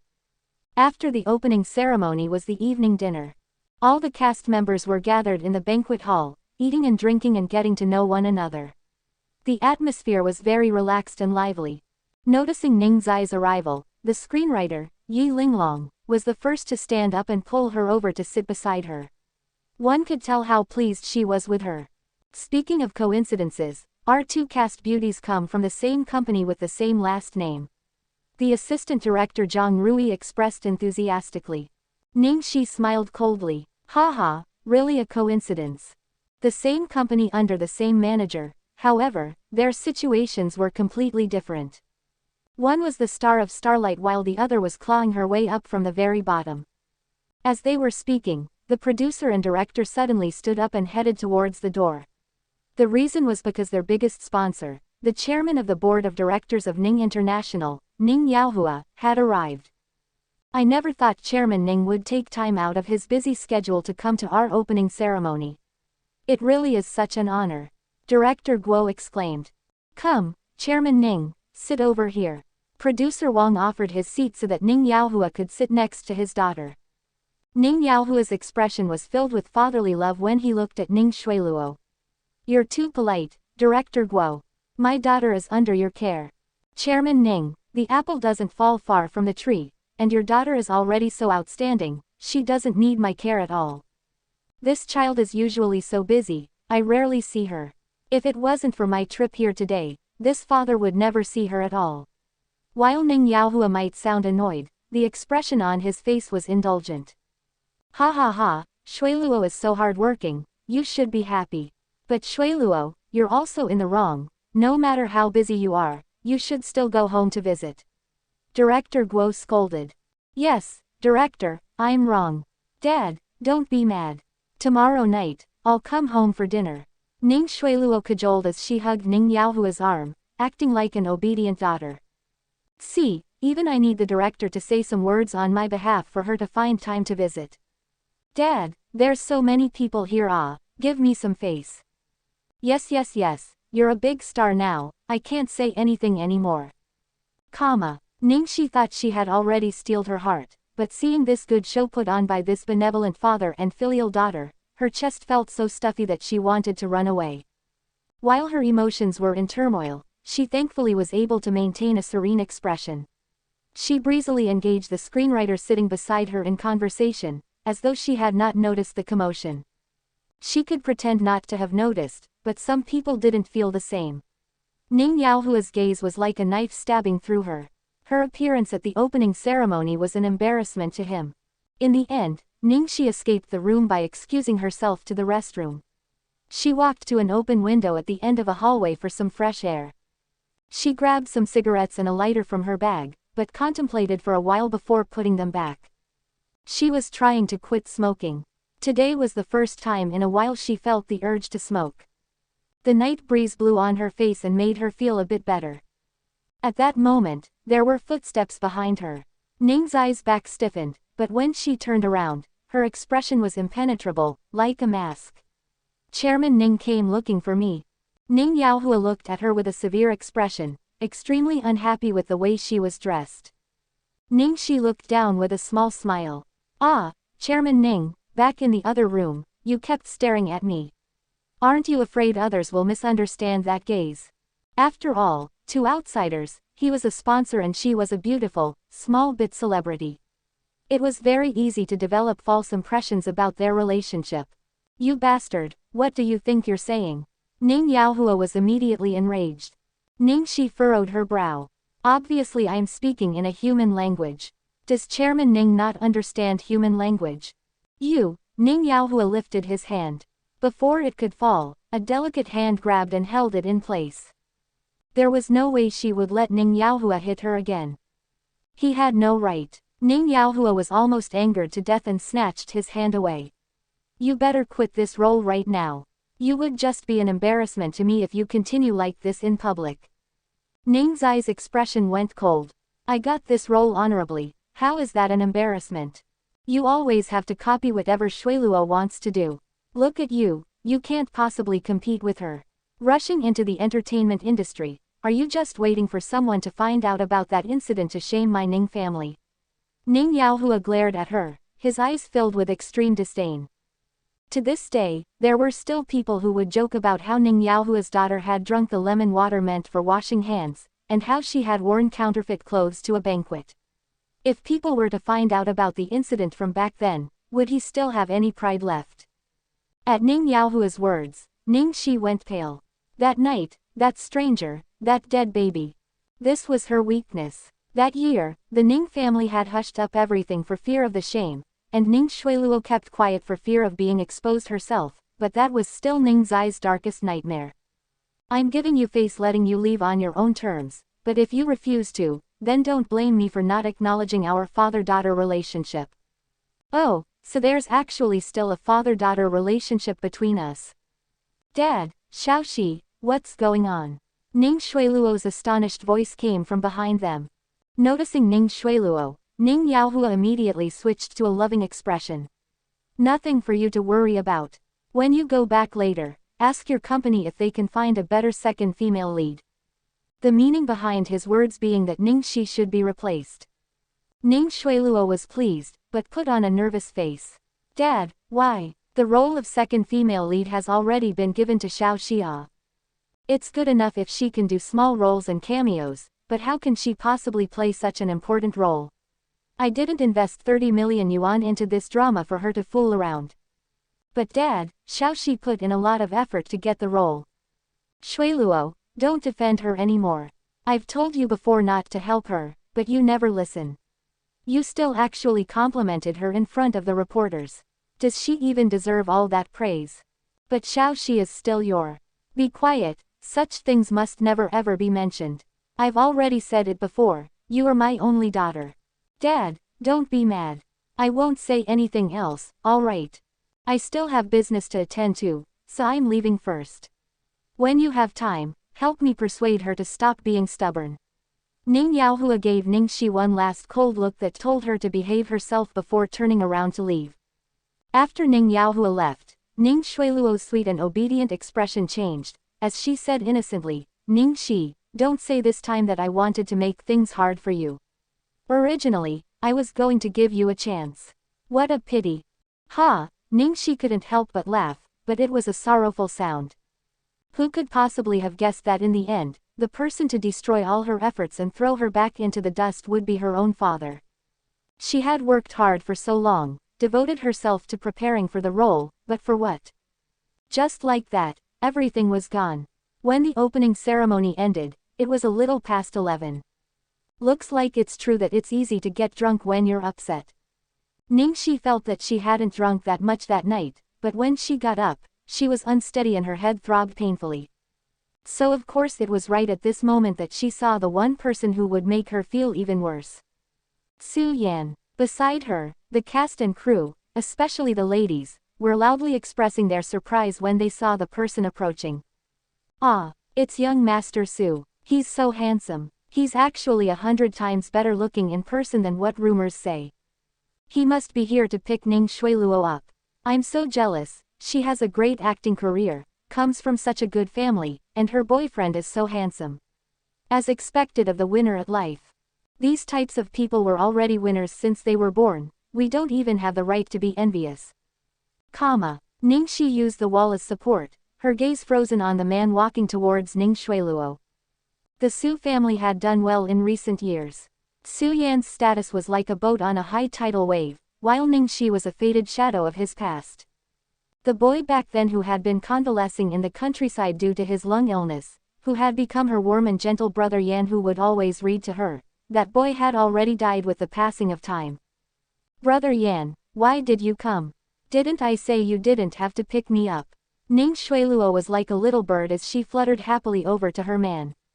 I was worried. It's raining outside. Su Yan took off his jacket to drape over her, his gaze unhappy. Why are you wearing so little? Ning Shuiluo's expression was as sweet as honey. Oh you, how old do you think I am? You still treat me like a child. Ning Xi was unsteady as she pressed against the icy cold wall, and felt that she was really unlucky. All night, if she wasn't witnessing the parental love directed at Ning Shuiluo, then she was a spectator to Ning Shuiluo's love life. As if this wasn't enough, Ning Shuiluo purposely grabbed onto Su Yan's arm and led him towards her, saying warmly, Junior sister, I can tell you've drunk a little too much. How about we leave together? I'll have my boyfriend drive you back. Ning Shuiluo intentionally emphasized the word, boyfriend. Only then did Su Yan notice Ning Xi. The moment he saw her, his pupils contracted. Ning Xi. It had already been a long time. They hadn't met even once during those years that she was gone overseas, and after her return, he had only seen her from afar when he picked Shuiluo up from the company a few times. He was not prepared for what he saw. She had changed so much that he almost couldn't recognize her. That girl who had always worn braids and floral dresses in the past had somehow become a woman who could capture the hearts of all men. Noticing Su Yan's gaze on Ning Xi, a trace of hostility flashed through Ning Shuiluo's eyes as she tugged on his arm. Brother Yan, what do you say? Su Yan then came out of his reverie and immediately nodded his head. Yes, let's go together. Junior sister Ning, are you all right? Ning Shuiluo pretended to be worried. Ning Xi waved her hand and shook her head. Because of the alcohol, her mind was growing more muddled, her heart was beating faster and her blood was rushing backwards. It felt as though there was a beast roaring inside her body, wanting to break out and tear the two fake faces before her to shreds. No need, Ning Xi stumbled in the direction of the bathroom before she lost control. Ning Xueluo smirked at Ning Xi's sorry-looking escape, but when she turned around to face Su Yan, her expression was one of hurt. Brother Yan, Xiaoxi doesn't seem like she wants to forgive me. I already worked so hard to make it up to her. In the company, I tried to take care of her, and yet she shows me a face like that. I really don't know what else I can do. Don't worry, Xiaoxi is always like this. Give her time and she'll eventually forgive you. Su Yan consoled her in a soft voice. Outside the hotel, ladies from the crew were excitedly admiring Su Yan's high-end car. I just checked, this Maserati is worth at least 10 million, it's so expensive. I also want to find a rich boyfriend, just how many years will it take me? More importantly, he's so handsome. So many celebrities marry rich, but they're all too fat, middle-aged men, seeing that really turns my stomach. While everyone was gossiping, they all saw Su Yan and Ning Xueluo leave the hotel together. A good-looking couple standing together really drew the eye. Everyone watched enviously as Ning Xueluo, with Su Yan's jacket draped over her, stepped into the luxurious car, and only after the car was out of sight did they release longing sighs. But not long after the car had left, there was a sudden piercing sound as a silver-white silhouette appeared and drew closer. It was a sports car speeding over, stopping right at the entrance of the hotel. More importantly, this car was too dazzling. Such a handsome, low chassis, a smooth body and cool scissor doors, it was a work of art. Even more importantly, the price. Me, that's the Bugatti Veyron Supersport, the world's most expensive sports car. It costs approximately over 1 billion yuan. Mother, which god of fortune is this? In the car, Little Treasure was staring at the cell phone with a heavy expression. Lu Tingxiao released his safety belt. I'll go in to look, wait here for me. Little Treasure immediately tugged on his father's sleeve, indicating he wanted to go as well. Lu Tingxiao glanced at his son. If by chance she is drunk, do I carry you or do I carry her? Little Treasure puffed up his cheeks, expressing his disagreement. He didn't need anyone to carry him. Lu Tingxiao's expression darkened. How unfortunate, after what happened last time, my trust in you has hit rock bottom. I don't believe that you can take care of yourself. If it happens again, even I cannot handle the consequences. Do you understand? Little Treasure drooped his head, looking dejected. Realizing that he had been too harsh, he tousled his son's hair. I'll be back soon. Old Zhang, drive the car to the underground parking. Yes, young master. Under the gazes of the crowd standing at the hotel entrance, a car door opened and a man stepped out. He was wearing a whole suit of steel gray and his body was like that of a jade statue, exuding tremendous pressure. Ah, it's Lu Tingxiao. Just now we were wondering which god of fortune it was going to be. Who knew it was really the god of fortune? I say, besides the god of fortune, who else can drive such a luxurious car? Compared with Master Xiao, the Su family is practically nothing. My god, hold me. I'm so shocked, I'm about to faint. I only saw him once in a magazine. Who knew that by coming here, I would see the real thing? I really want to get a signature. Sign my panties. Those famous, good-looking actors can only kneel down before our Master Xiao. If he ever entered the entertainment circle, who would even bother with those small fry? Dream on, just encountering him like this from afar is already worth a person's entire lifetime of luck. You even want him to enter the entertainment circle so you can admire him every day. Even after that person had entered the hotel, the crowd standing outside the entrance still did not disperse and was still gossiping like before. Big Boss Lu has never gone anywhere without prior announcement. I wonder why he came alone to the hotel so late at night. What did he come here for? Who knows, it's not like he came here to find a woman. What a pity, he's such an outstanding man but doesn't get close with women. Why do you think he doesn't get close with women? He likes men. That's nonsense. If he liked men, where did his son come from? I think Master Xiao is a sentimental person, and is still hung up on his child's mother. He must have loved her so deeply that he remained celibate all these years. When Lu Tingxiao reached the top floor of the hotel, he realized that the cast and crew had already left. The crowd just then must have been the last batch of people, but he still did not see Ning Xi. He continued down the hallway trying to find her as he called Ning Xi's number once more. She was still not picking up the phone. As he passed by a restroom, he suddenly stopped walking. From the restroom, he could hear the faint sound of her ringtone. He stood there and listened for a moment and realized the sound came from the women's restroom. Lu Tingxiao hung up his phone and the sound from the women's restroom also cut off. After finally finding the person he was looking for, he let out a breath of relief, before creasing his eyebrows. He had no choice but to enter the women's restroom to find her. Her cell phone had rung so loudly yet she had no reacted. It seemed she must be quite drunk. Ning Xi, he tested by calling out, but there was no reply. He stood between the men's and the women's restroom and pinched the skin between his eyebrows. His expression was the same one he wore when working on a 10 billion yuan deal. A few seconds later, his long legs stretched forward as he headed towards the women's restroom. CEO Lu was lucky, because it was very late at night, there was no one else in the women's restroom. He immediately saw that Ning Xi was extremely drunk as she sat on the floor, leaning against a cubicle door. She had kicked her high heels off into different directions, and the contents of her bag were spilled across the floor. Her hair was hanging messily all over her face. She was a completely different person from when she had left, looking flawless. A flash of affection flickered in Lu Tingxiao's gaze as he went over to pick up her bag, and one by one, collected the things that lay on the floor. He then picked up her shoes and put his arm around her waist to support her up. Just as he was about to carry her, Ning Xi suddenly grabbed the cubicle door, refusing to let go. She looked alarmed and entirely drunk as she stared at him. "You are Lu Tingxiao." Lu Tingxiao. Ning Xi was entranced at first, and then she abruptly bellowed, "You're a liar. Do you think I'm stupid? This is the women's restroom." Was this girl really drunk or pretending to be drunk? She seemed to still have retained some common sense.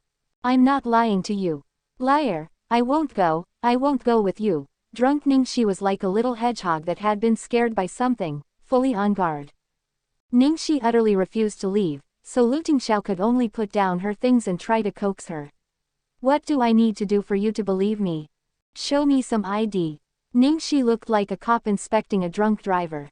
Lu Tingxiao's lips curved into a smile, and like a good civilian, he took out his leather wallet to retrieve his ID and give it to her. Ning Xi held the small card shakily, her eyes practically touching the words as she read, "Lu Tingxiao, you are Lu Tingxiao." Lu Tingxiao nodded his head. "Now can we leave?" "I'm not leaving. I won't go with you. You're the big demon king. Won't go. Ning Xi became even more agitated. Big demon king. Lu Tingxiao's face turned black. So that was how she thought of him. He thought that he had treated her quite warmly. The two of them were at a stalemate, when suddenly, there was the sound of footsteps outside. Ning Xi, are you inside there?" Lu Tingxiao froze. If someone were to see him inside the women's restroom, he would never be able to show his face in the capital again. The footsteps drew closer and closer, to the point they would soon be able to see the other person's clothes. Lu Tingxiao cursed under his breath, then quickly grabbed Ning Xi's bag and shoes and pulled her past the door she was clinging to. The person outside the restroom was the screenwriter, Yiling Long. Ning Xi was a rookie and didn't know anyone in the film crew. Only Yiling Long noticed that she had gone to the restroom and had never come back, so she came looking for her. Shocked after being suddenly hustled into the cubicle, Ning Xi tried to struggle out of Lu Tingxiao's embrace. Yiling Long obviously noticed the ruckus inside. "Ning Xi, is that you?" Hearing the person draw closer, Lu Tingxiao's face was as black as the bottom of a pot. Just at that moment, Ning Xi bit the hand he had over her mouth. It hurt so much that his eyebrows creased together. Lu Tingxiao's expression showed that he was on the verge of collapse. Had he ever been in a more difficult situation? After taking a deep breath, Lu Tingxiao spoke in a rough, hoarse voice, "Don't rush, I'll give it to you now." Yiling Long was about to knock on the door when she suddenly heard a man's voice. She froze for a moment before understanding the situation, then her face went red as she quickly hurried out. Who would have guessed she would run into a couple doing business there? This was a hotel, so why didn't they get a room if they wanted to do it? It was really impossible to understand some people's preferences. Apart from that, the women's restroom was empty. This Ning Xi, just where did she run off to? Yiling Long never imagined that the female, doing business, in the restroom cubicle was the Ning Xi she was trying to find. Hearing the footsteps retreat, Lu Tingxiao breathed out in relief. He was sitting on the toilet, and he loosened his tie as the little woman throwing a tantrum sat on his knee. He said coldly, "Stop being so noisy. Or else the act will become real." The man's tone was so terrifying that it stunned Ning Xi, and she started hiccuping, her small face revealing an expression of being wronged. After scaring her, Lu Tingxiao helplessly started patting her back as he tried to console her. "Sorry, I shouldn't have scared you." But the person in his arms became even sadder, and tears began to fall from her eyes. He felt helpless. Why was this girl even harder to take care of than little treasure? Screw him. Who did they think they are? All of a sudden, Ning Xi threw a violent punch. If Lu Tingxiao hadn't reacted fast enough, based on the strength of that punch, he would have ended up with a broken jaw. Girls shouldn't say vulgar things. Lu Tingxiao frowned. Although, she was also very cute when she was swearing. Ning Xi was incredibly drunk, but she still had some awareness left. She felt that the person hugging her meant her no harm and was incredibly gentle, so she slowly let her guard down. She remained in his lap and no longer struggled in his embrace, only continuing to speak in her drunken stupor. "This old woman doesn't think it's worth doing, otherwise based on this old woman's face, I can find an even bigger, the biggest and thickest thigh to hug. You all think you can suppress me, then I'll go out and find, I'll go now." Hearing this, Lu Tingxiao raised his eyebrows, then roughly took hold of her hands and placed them between his thighs. "The one with the thickest thighs in the capital is right here. Do you still want to go and look for one?" Ning Xi randomly squeezed the muscles in his thigh and felt around before exclaiming loudly, "Not thick. Not thick at all." Lu Tingxiao. He was actually given the cold shoulder because his was not thick enough. There was no way that any man would accept this. What was worse was that her hand had touched a place that shouldn't have been touched, and she had even patted him there. What is this? So annoying, it poked me." Her tone was filled with disdain.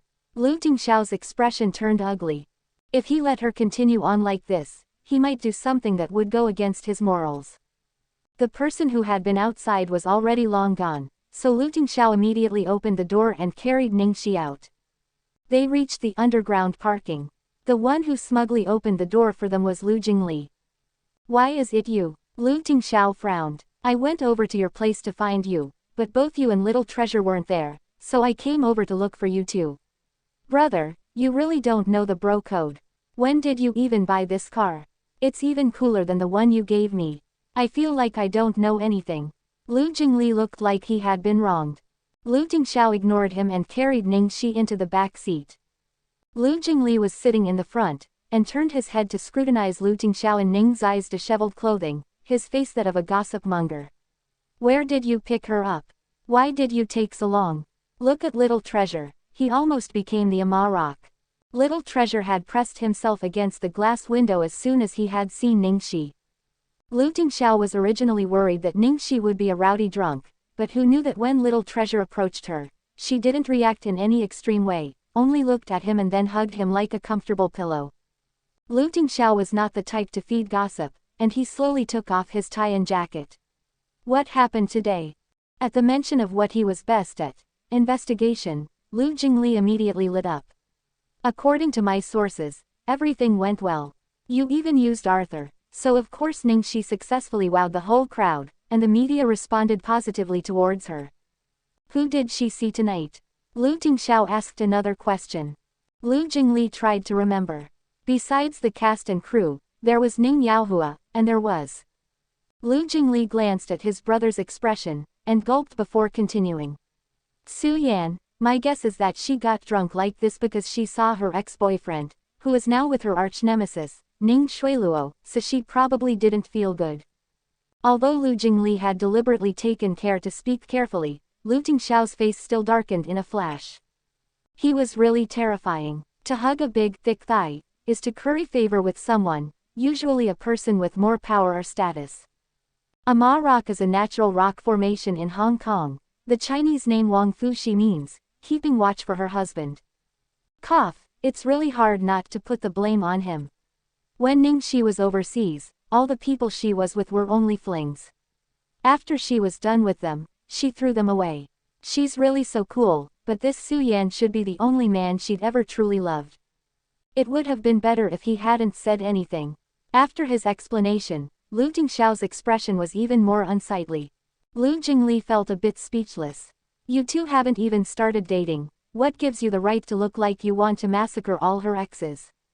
Brother, even if you plan to wait for her to fall for you, you should bring her over to Glory World first. It's inconvenient that she's still with our competitor Starlight.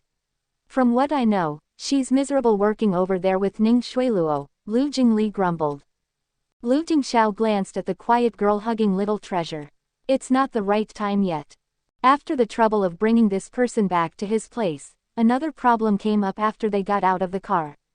When Ning Xi saw the silver-white sports car, she stopped with a bright glitter in her eyes, then threw herself on it as if she would rather die than leave the car, her expression like that of a teenage girl who had found her dream man.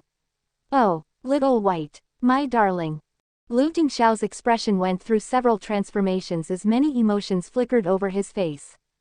He had suffered so much, going into the women's restroom to pick her up, and she hadn't even treated him nicely. She even called him a big demon king, and now she was hugging his car and calling it darling. Ha ha ha, brother, you can't possibly be jealous of a car. Who told you to drive this car out? When Xiao Shishi was overseas, she was practically on the level of professional race car drivers, and she especially loves sports cars. Obviously, she'd be powerless against the allure of the world's top sports car. Lu Jingli said on the side, delighting in his brother's misfortune. And then he realized that there was someone who was even more jealous than Lu Tingxiao. And that was Little Treasure. Watching his nickname, Darling, used on a car, the little guy was about to cry. As for the one responsible for all of this, Ning Xi was still running her hands all over the car with a besotted expression.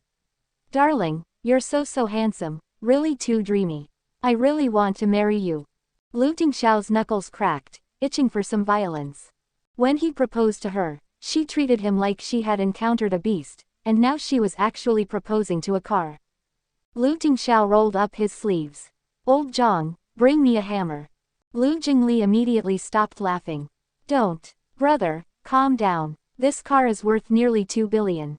If you don't want it, then give it to me, I'll take it away and I promise you won't ever see it again. After he spoke, Lu Jingli's world spun as delicate-looking Ning Xi threw him over her shoulder. Who dares touch my little white? Ning Xi's face was filled with killing intent, as if she would go so far as to slaughter gods. Lu Jingli held his hip. Good warrior, please spare me, I was wrong. This girl seemed to be a veteran practitioner of judo. He felt like he had lost half of his life after that one flip. Ning Xi then climbed into the driver's seat, hugging the steering wheel tightly. Little white, don't be afraid. Eldest young master, this, old Zhang, who had been chased away from the car, was bewildered. Lu Tingxiao could not help but feel a headache coming on as he waved his hand, signaling for him to leave. He then looked at his son. Little treasure, it's late, go to sleep first. Little treasure, who was in a daze from losing Ning Xi's favor, shook his head like a rattle. Lu Tingxiao didn't get angry, only replied blandly, you should know, girls don't like it when the people they care most about see them in their worst state. The people they care most about. Little treasure thought about it deeply for a few seconds before obediently turning around to leave. Lu Jingli widened his eyes. Brother, aren't you going overboard? You would even lie to a small child. Is there anything else? Of course there is something else. I want you to feel the blazing warmth of this incredibly huge light bulb. He could feel the piercing frost coming from his brother. Fine, I'll leave. Lu Jingli walked forward before glancing back. A man, a woman, and a car. Don't tell me something might happen. It was time for the record-breaking 63x optical zoom range camera that he had bought to shine. In Chinese, to be a light bulb, is to be the third wheel. What do you want? Seeing Lu Tingxiao slip into the passenger seat all of a sudden, Ning Xi gripped the steering wheel tightly, as if he was protecting what belonged to her. Lu Tingxiao sat back, his eyes darkening. Hey, what did he want? It was better for her not to know. Lu Tingxiao was now only wearing a white shirt, his collar was too tight, so he violently ripped the first button open, then the second, then the third. Ning Xi watched Lu Tingxiao next to her keenly, lost in seeing a handsome man rip his own shirt off to reveal his firm chest, to the point even her beloved little white was forgotten. Lu Tingxiao didn't notice her looking at him. Trying hard to suppress his ridiculous, unreasonable jealousy over a car, he lit a cigarette and took a long, deep drag before releasing a breath of smoke. The moment that Lu Tingxiao pulled out the cigarette, Ning Xi could no longer stand it. She stared unblinkingly at this man, the slight movement of his Adam's apple, that white cigarette held loosely between his thin lips, and the smoke coming out of his mouth. Lu Tingxiao felt the burning stare on him, and when he turned his head, he saw the look of hunger on Ning Xi's face. For a moment, Lu Tingxiao was almost tricked by that look, then he realized it was not him she was craving for. She was hungry for the cigarette between his lips. If nothing else, Lu Jingli was good at gathering information. His background check on Ning Xi had been extremely detailed, from her upbringing to hobbies, even the fact that she was trying to quit smoking. Lu Tingxiao understood immediately that Ning Xi was having smoke cravings. It wasn't just an ex-lover and a car he had lost to, now even a cigarette was more attractive than he was. Lu Tingxiao had never felt more frustrated or more insecure in his entire life. From the very first moment Lu Tingxiao saw Ning Xi, he wanted her for his own. However, he decided to take it slow to protect her feelings. Ning Xi, on the other hand, had never really been interested in him, and was always setting boundaries. She would rather hug someone else's thigh than be his wife. People say that if an ex cannot be forgotten, it means the new lover is not good enough. Does that mean he really wasn't good enough? She had even gotten ridiculously drunk over someone who had dumped her. He clearly knew that the best approach was to take it slow, and had always followed this rule. He had never imagined he would lose reason to this extent, that something this insignificant could blow all his senses away. Lu Tingxiao smoked the cigarette as his thoughts chased themselves all over the place. The red glow of the cigarette tip was reflected in his eyes, and he asked in a deep, low voice, "Want some?" Ning Xi nodded without hesitation. It wasn't clear if she was attracted to the cigarette or to the man beside her. Lu Tingxiao flicked cigarette ash away, and took one more drag on the cigarette under Ning Xi's naked stare. In the next moment before she knew it, his cigarette-flavored lips were firmly pressed against hers. Ning Xi's eyes shot wide open. She was surrounded by the strong scent of tobacco accompanied by the man's cool breath. A second later, her lips were gently pried open, and smoke breathed into her mouth. Distracted and unprepared, Ning Xi started coughing severely from the smoke. The cigarette was now half gone. With a gloomy look on his face, Lu Tingxiao took another drag. With tears in her eyes from coughing, the person next to him was more attractive than ever, and Lu Tingxiao asked, "Want more?" Coughing, Ning Xi stared at Lu Tingxiao angrily like he was a huge bastard. Hey, Ning Xi's cute look made Lu Tingxiao laugh, humor rippling in his eyes. He stubbed out the cigarette and breathed out all the smoke before turning his head and leaning in again to cover her lips. Ning Xi's first instinct was to escape, but a hand on her waist held her still, and that low, hoarse voice was in her ear again. "I'll do it slowly this time." And then before she knew it, her senses were overwhelmed by fierce, almost violent, tobacco-flavored kisses. Ning Xi was kissed until she was completely addled and dizzy, as if she was floating on a cloud. The only thing she was still aware enough to be sure of was that this man was more dangerous than cigarettes. Bang! The seat back was lowered, and a man's burning hot body followed her down.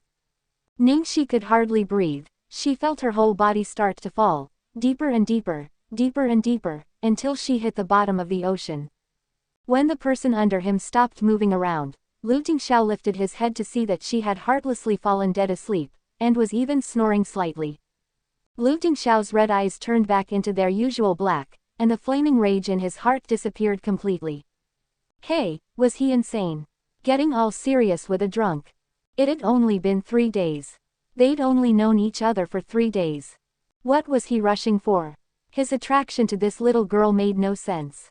The first time he had laid his eyes on her, he had the crazy feeling that he had been brought back to life. Even though they'd never met before, it felt like she was someone he knew from the past. The moment he picked her up in his arms in the bar storeroom, he had felt complete, as if she had been the one thing that had been missing before in his world. He wanted her, all of her, for his own, and did not want to wait 1 second more.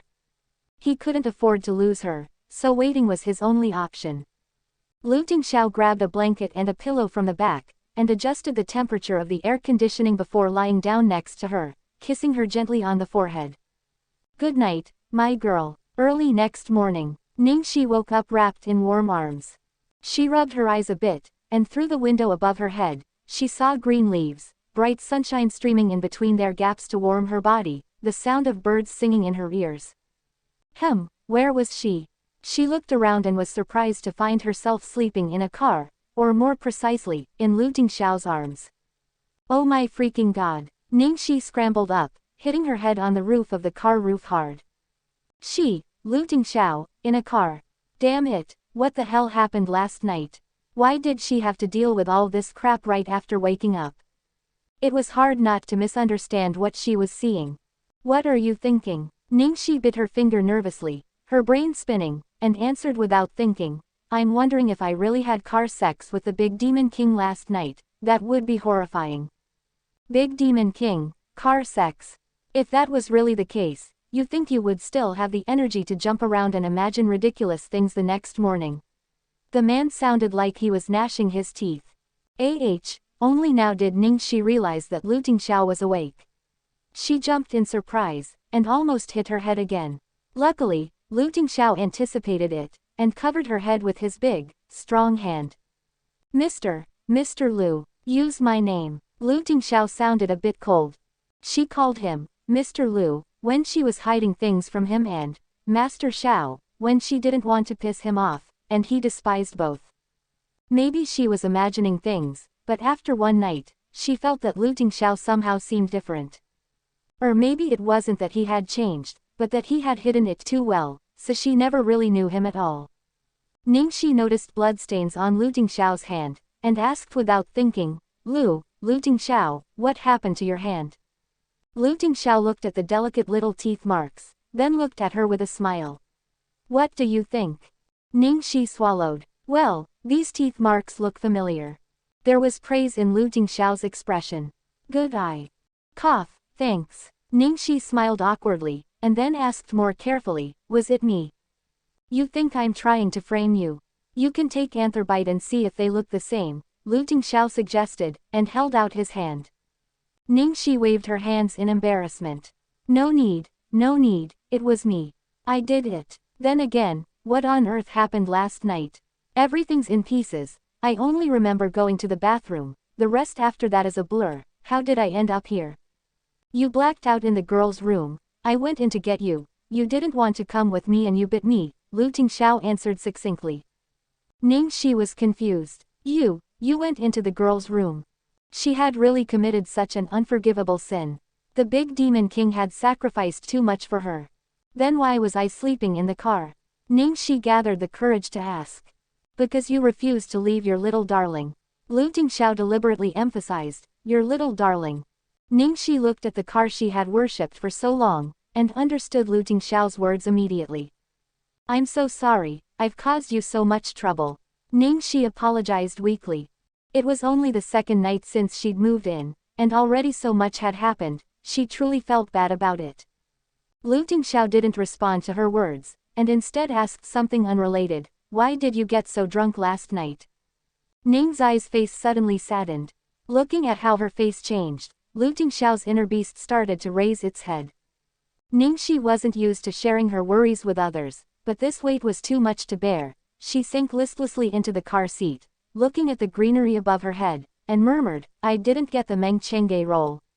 Lu Tingxiao was surprised. What? It's just a small second female lead role. I know a big CEO like you can't possibly understand, but you don't know how hard I worked for this day. You have no idea how happy I was when I got it. None of you understand. Ning Xi covered her eyes with her hands as she spoke. All this time, Lu Tingxiao thought that she had gotten so drunk because of Su Yan. He never thought this would be the real reason. She was not sad about losing Su Yan, but about losing the role. Lu Tingxiao's brightened after the gloom he had felt all night, but seeing Ning Xi's sad face, his heart clenched. How could he not know how important her dream was to her? She wouldn't be so stubborn otherwise. choosing to climb up step by step even though there were shortcuts she could have taken. Don't be sad, you are already doing well. Lu Tingxiao lifted her head to rest it on his chest. So Su Yan wasn't the culprit, it was Ning Yaohua. Ning Yaohua was the biggest investor for less than the world greater than, so he had a large say in whom to cast in the movie. No one was allowed to bully his girl, not even her own father. Only after Ning Xi calmed down did she realize she had cried in Lu Tingxiao's arms for almost half an hour. Damn it, what the hell? Except when it had been necessary when acting, it had been 5 years since she last cried. Ah, I'm sorry I dirtied your clothes. She was very embarrassed when she saw the mess she had made of his shirt with her tears. Lu Tingxiao said with a hint of a smile, it was an honor for my shirt. Ning Xi was stunned, and her heart went crazy. She had always thought that Lu Tingxiao was the kind of genius who had a high IQ but low EQ. She could never have imagined that the big demon king could flirt so smoothly. She was jealous. He was better at it than she was. Lu Tingxiao reached out to smooth her hair in a natural gesture. What will you do next? Look for a big thigh. Ning Xi blinked, not understanding. Huh, look for what thigh? Last night, you said you were going to look for a big and thick thigh, you even rejected mine as not thick enough. Lu Tingxiao gave her a deep and meaningful look. Cough cough cough, Ning Xi almost died choking on her own saliva. Damn it, was there no end to the ridiculous things that had happened last night? Master Xiao, don't listen to my rubbish, I was very drunk last night. There's no way your thighs aren't thick enough, yours are the thickest in the capital. Ning Xi said obsequiously, but then she realized her words might be a little ambiguous. Her flattery put Lu Tingxiao in a good mood, and humor danced in his eyes. Then why don't you hug mine? Ning Xi stumbled over her words. Lu Tingxiao rubbed her head and finally decided to stop teasing her. Enough, I won't tease you anymore. Get out of the car and go sleep inside the house. Then you will have more energy to face your problems. Or do you want to stay a little longer with your little darling? No, let's go back to the house. Ning Xi was naturally anxious to get out of the car. When Lu Tingxiao got out of the car, he stood by the door and suddenly paused. Ning Xi scratched her head. What is it? Lu Tingxiao walked with long strides towards a patch of foliage. Ning Xi followed curiously and then saw second young Master Lu, sleeping sprawled in the underbrush with a camera in his arms. She knew that Glory World owned not just one management company, but also more than 300 media outlets, and second young Master Lu was also the boss of the paparazzi. But this guy was going a bit overboard, going so far as to collect gossip on his own brother. Ning Xi's lips twitched slightly. This second young master, should we wake him up? Won't he catch a cold sleeping like this? Lu Tingxiao nodded, and then kicked him hard. Lu Jingli woke up with an, ouch. As soon as he was awake, he started to cry. You're too much, why are the windows of the car so impenetrable? No matter what I did, I couldn't see anything inside. Lu Tingxiao looked down his nose at his ridiculous brother. Come to my study later. I have something to discuss with you.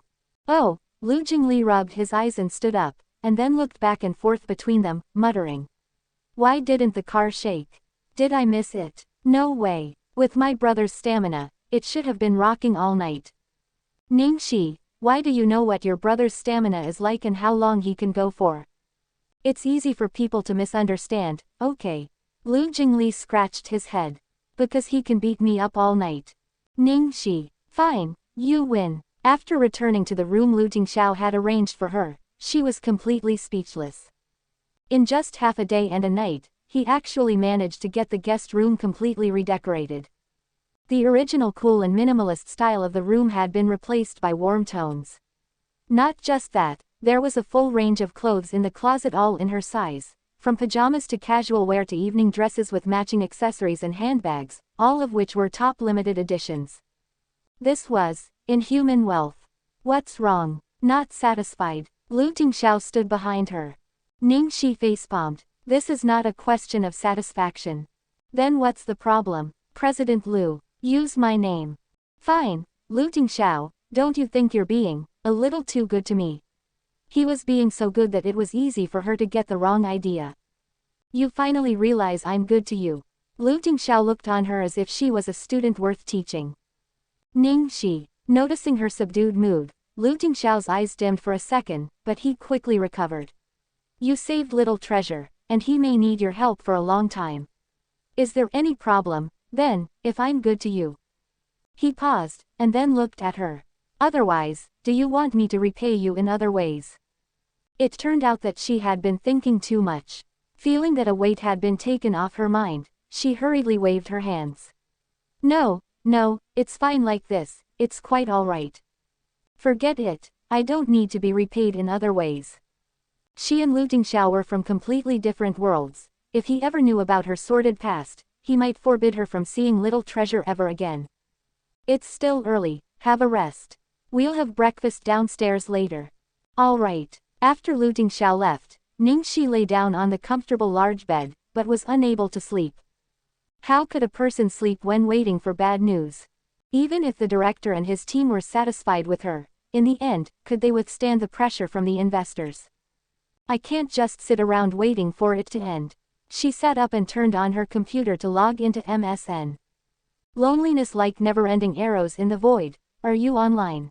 Evil Fairy King. Wow, is superstar Ning actually free to look for shitizens like me? Loneliness like never-ending arrows in the void. Do you have any money? Can you lend me 8 million yuan? Evil Fairy King. What happened? Loneliness like never-ending arrows in the void. Can you not ask me for the reason?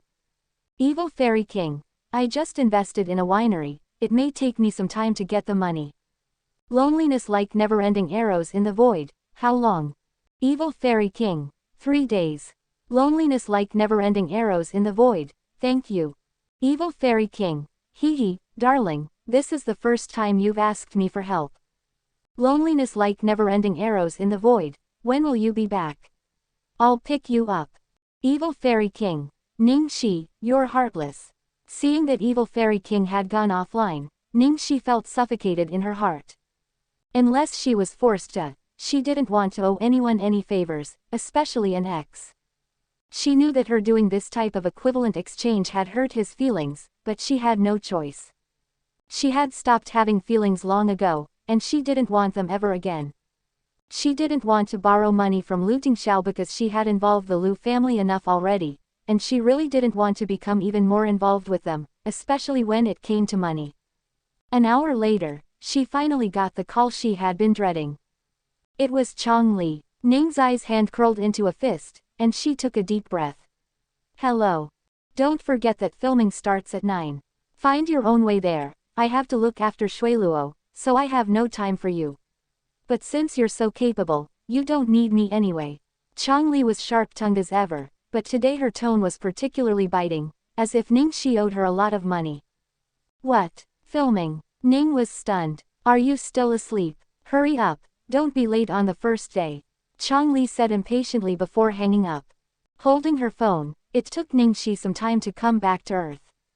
What was going on? Hadn't she been replaced? Ning Xi rolled out of bed and paced for a bit before finally calling the director. Hello, Director Guo, sorry to bother you so early, but I have something to ask you. Is this about Chairman Ning wanting you replaced? Yes. Ning Xi immediately felt anxious. Ning Yaohua had really gone and done it. Ning Xi, Producer Wang, Writer Yi and I are very pleased with you, but reality is cruel. We can't make films on feelings alone, the most important thing is funds.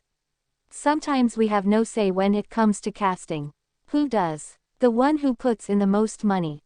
As Ning Xi listened, her heart sank like a stone falling to the bottom of the ocean. Had she been replaced after all? Then why had Chong Li told her to go to the filming? Chairman Ning did look for me last night. He felt you were too new, and was not in favor of using you. However, Guo Kasheng paused. Ning Xi wanted to pull the director out of the phone and shake him. Can't you just say it all at once? But you were lucky, Ning Xi. Another investor was very impressed with you, so make sure you do your best. Really? Ning Xi's fallen heart was suddenly lifted. Don't be too excited. She felt that she had been played by the director. Director Guo, you did that on purpose. You almost gave me a heart attack. Ha ha ha, how can youngsters be so weak-spirited? Can you please tell me clearly, have I been replaced or not? You haven't. That investor put in 50 million, which is the sum of the Ning family and Starlight Entertainment's investments combined, so he has the final say. Aren't the investors of the movie just the Ning family and Starlight Entertainment? Where did a third one come from? Ning Xi felt it was a little strange. The investment came in at the last minute, you'll find out later. Guo Kasheng was in high spirits. An investment of 50 million yuan out of nowhere, added to the existing funds, amounted to a total of 100 million. What was more, Ning Xi, whose casting he was the most satisfied with, wouldn't be carelessly replaced on the whims of an ignorant investor. How could he not be happy? Okay, thank you, director. The moment Ning Xi hung up, the door was opened by a little, sleepy-eyed Bun. She was so happy she screamed, then rushed to hug him and kiss him fervently. Darling, you are indeed my lucky star. You save the day for me every time. Outside, the big demon king was gloomy as he watched Ning Xi kiss his son warmly. When it was actually because of his efforts. Well, forget it. As long as he could see her bright smile, nothing else mattered. Lu Tingxiao strolled over to them. Why so happy? Ning Xi cuddled the little Bun, who was giddy from her sudden affection. The director just told me I haven't been replaced, and that the drama's largest investor is very impressed with me. Really? Congratulations. Lu Tingxiao told her in a deliberately serious manner. Ning Xi stroked her chin thoughtfully. But the director didn't tell me who the investor is. It has to be someone with exceptional taste, and an extraordinarily good eye, and also extraordinarily handsome. Lu Tingxiao smiled. Do you really think so? Of course. Ning Xi defended, but then something occurred to her. But I'll be filming probably throughout the day, and sometimes in the evening. What do we do about little treasure? Lu Tingxiao didn't reply, and just stared at his son. Ning Xi's hugs and kisses had absolutely delighted the little Bun, and even with this piece of bad news, he still looked happy. He ran to his room. Ning Xi was nervous at the thought that he might lock himself in again. Unexpectedly, he quickly returned, a tablet in his hands. On the tablet, fighting. Ning Xi was almost moved to tears. Thank you, darling. You are indeed my angel. Lu Tingxiao looked at them embracing each other with unprecedented gentleness in his eyes. Filming started today in a studio backlot on the outskirts of the city. The first scene to be shot was the palace banquet, where the emperor was receiving visiting envoys. 7th Prince Chu Baikan and his consort Shengguang Yingrong were engaged in a battle of wits with the envoys. Ning Xi's character Princess De only had a minor role in the scene. She only needed to act as an enchanting ornament sitting beside the emperor.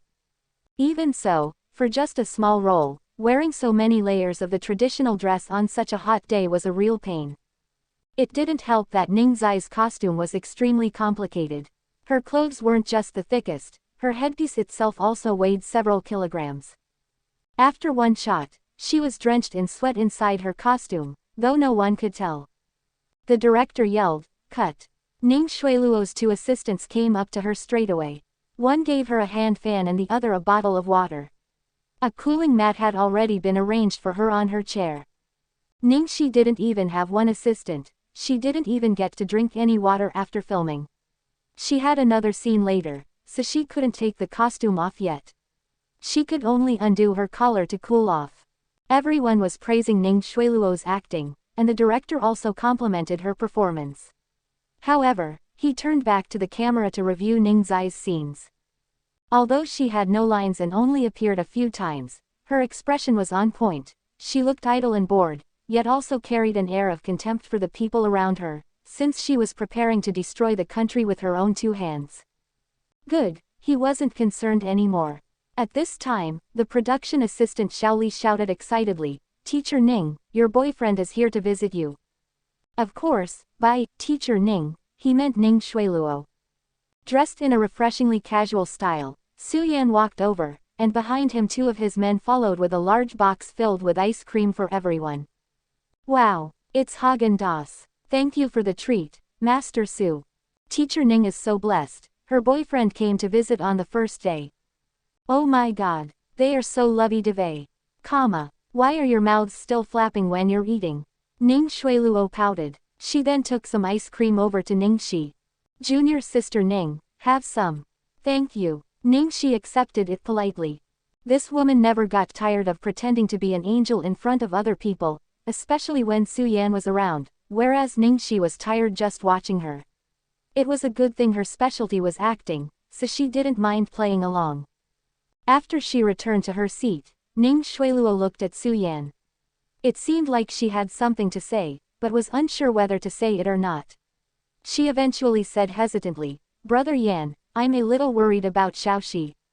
"Why? What's wrong with Xiaoxi?" Su Yan asked immediately. "You know how last night was the opening ceremony. My dad also came, and he saw Xiaoxi there. I don't know what Xiaoxi said to him that made him so angry. He even talked about switching out the actress for her role. How did it turn out like that?" Su Yan frowned. "I don't know either. When I went over, all I saw was Dad's angry face." "Then what happened?" "It seems that Xiaoxi was not switched out." Su Yan glanced at Ning Xi. Despite the sweat running down her face, she was reading the script attentively. Her small face looked pitiful under the sun, but it was still eye-catching. Ning Xueluo seemed reluctant to continue speaking. "Dad called the production team last night, and they promised they would use someone else, but this morning, someone anonymous suddenly invested 50 million yuan into the movie, with the only condition being that the second female lead has to be Ning Xi. I'm worried that..." Su Yan's face had grown darker as he listened, and eventually he said heavily, "I know Xiaoxi. She would never do that kind of thing. Brother Yan, you are too naive. What kind of place is the entertainment industry? Who wouldn't change after entering this industry? I am so lucky that I have Dad and you to support me, but Ning Xi does not have a good relationship with the family and refuses to accept our help. Don't tell me you don't know what happens to a pretty girl with no power or influence in the entertainment industry."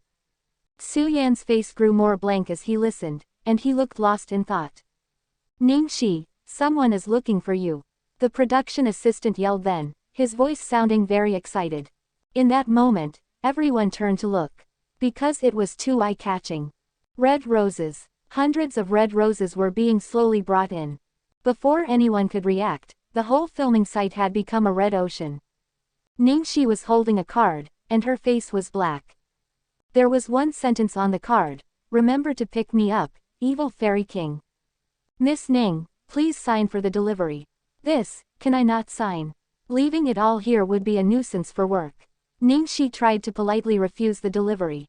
"Unfortunately no, we promised the customer that we would only leave after you signed for it." The flower boy looked troubled. Beside her, the props manager hastily said, "Ning Xi, accept it, accept it. It just so happens that we need to use roses later for one scene. Thanks to you, we won't need to spend so much effort preparing them later." Since the props manager had said so, and Ning Xi didn't want to make things difficult for the delivery boy, she could only rub the skin between her eyebrows and sign for the flowers. At this time nearby, everyone was gossiping with admiring faces. "Oh my God, so many roses, so romantic, who sent them? Still need to ask. It must be an admirer. Beauties are really treated differently, someone already sent flowers on the first day. And hundreds of them." Ning Xueluo's assistant, Hui Keijing, then said in a seemingly casual way, "It looks like a lot, but actually doesn't cost that much." Right after she spoke, yet another person suddenly came over looking for Ning Xi. It wasn't anything elaborate this time, the person carefully handed her a small box. Everyone was insanely curious as they stole looks at the box, trying to figure out what it was. Ning Xi opened the box with a suspicious expression.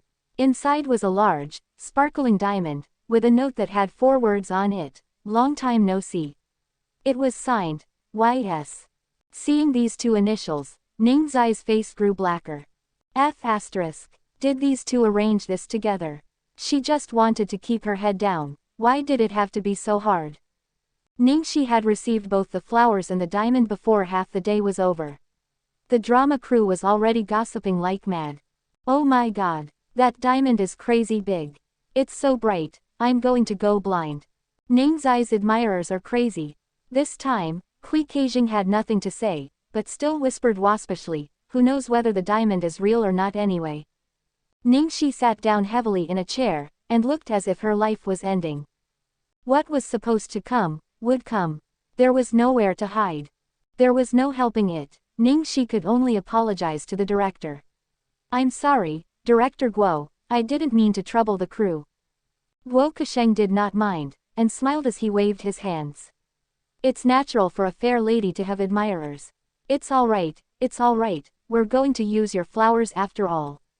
Not far away, Ning Shuiluo looked calm, but was in fact gnashing her teeth so hard in hatred she almost broke them. How could she not be jealous? This country bumpkin who had been like dirt then could now make men mad for her, and could easily obtain the things that Shuiluo had to scheme so much for. Before filming for the next scene started, Ning Xi found a corner to make a quick phone call. Hey honey, did you receive my delivery yet? The voice on the phone was easygoing. Zhang Muya, F*****, your uncle. You did this on purpose, didn't you? Compared with the voice, Ning Xi sounded much angrier. Tut tut, you're the first one to receive my roses, yet you don't want to F***** me but my uncle instead. You have such bad taste. Don't try to change the topic. What do you really want? I don't want anything, I'm just reminding you to pick me up at the airport. You promised me already. You still dare ask me to pick you up? You're not afraid I'll bring a 40-meter long knife with me to chop you to death? Ning Xi suppressed her desire to kill this person. Are you backing out on your promise? The voice on the phone turned cold. The condition for picking you up was that you would lend me 8 million, but now I don't need it anymore. Didn't I already send a message to tell you? I don't care, you already promised me. Even though you don't need the money anymore, I agreed to help as soon as you asked, and it was for such a big amount. I was sincere. You hate to owe people favors, right? Doesn't this count as a favor? Ning Xi clutched her forehead and paced back and forth. I won't talk about how you sent flowers to trap me now, but you know that the news about you coming back next month has already been leaked. Your fans and the media will all be at the airport. You want me to pick you up. You want them to tear me apart. Zhang Muya, I dumped you once and you want to take revenge just for that. Do I? I'm giving you a free pass to become famous. So many small stars pray for this kind of opportunity and can't get it. No, need. Fine. If you don't come, I'm going to let the whole world know that you dumped me. I don't care that I'll lose face. I want everyone to carry out justice for me. The man on the line said, like he couldn't care less anymore. Ning Xi was so angry that she felt her lungs would explode. The most stupid thing she had ever done in her life was to provoke the disaster known as Zhangmuya. Small one, you think I don't know how to deal with you? Ning Xi smiled with contempt. Fine, pick you up, right? I'll be there, don't regret it then. Actually, it wasn't difficult to deal with Zhangmuya. He was just unhappy about being dumped by a girl for the first time, so he just wanted to make some trouble for her. He would stop once he was satisfied. Her biggest headache was the devil who had sent the diamond. Forget it, she didn't care anymore. There is always a solution to a problem. Ning Xi, someone's looking for you. As soon as she was done, Ning Xi heard the production assistant Xiaoli calling for her, which made her really want to run away. Who was it this time? It still wasn't over. Everyone in the crew was excited. Was it going to be something even more elaborate this time? In one corner, Kui Keijing's expression was one of disdain. These tacky old men only know how to waste money. So low. Miss Xiaoxi, hello. It was a timid girl this time. She looked unhappy and nervous, as if she had done something wrong. In front of a girl like this, Ning Xi couldn't be angry even if she wanted to. It's okay. You were looking for me. I'm here to give you something. The girl opened what looked like a white cooler box. As cool vapor poured out of the box, Ning Xi saw 3 bottles that looked like they contained red, yellow and green fruit juices. This is... Ning's eyes lips twitched a little. She had watched a lot of palace dramas, and her first reaction was that someone wanted to poison her. This was personally made by our little young master. This is watermelon juice, orange juice and green bean juice, the girl replied. Who is your little young master? Ning Xi asked suspiciously, trying to recall whether she had offended a little young master who likes to make fruit juice. The girl indicated she should read the note on the bottle. Taking the note off, Ning Xi saw just one English word written on it, fighting, followed by a drawing of a heart. Ning Xi could imagine how the other party must have blushed and pursed his lips when drawing the heart. It's little treasure. In an instant, the look in Ning Xi's eyes turned soft, and her turbulent mood immediately calmed. At first, she had been most worried about having too high a profile when starting her career, which could stir up unnecessary trouble and gossip. But now, when she thought about it, why should she care so much about the opinions of people who cared nothing for her? If she constantly worried about what people thought of her in this industry, wouldn't that just be too exhausting? Back then, it was because she cared too much about what those contemptuous class elites thought of her, about her parents' attitude and Su Yan's thoughts, that she gradually lost her confidence in her own identity. She already understood this, yet had let one instance like this shake her. She just needed to be herself and keep a clear conscience, and one day, she would prove herself using her own strength. She was fighting only for the people who cared about her. You can put it down, help me thank your little young master. Ning Xi said. She took out her cell phone to send a text message to Little Treasure. While the people in the production crew looked like they were busy doing their jobs, all of them were actually staring in Ning Xi's direction, very curious about what had been sent to her this time. In the end, it seemed to be 3 bottles of juice.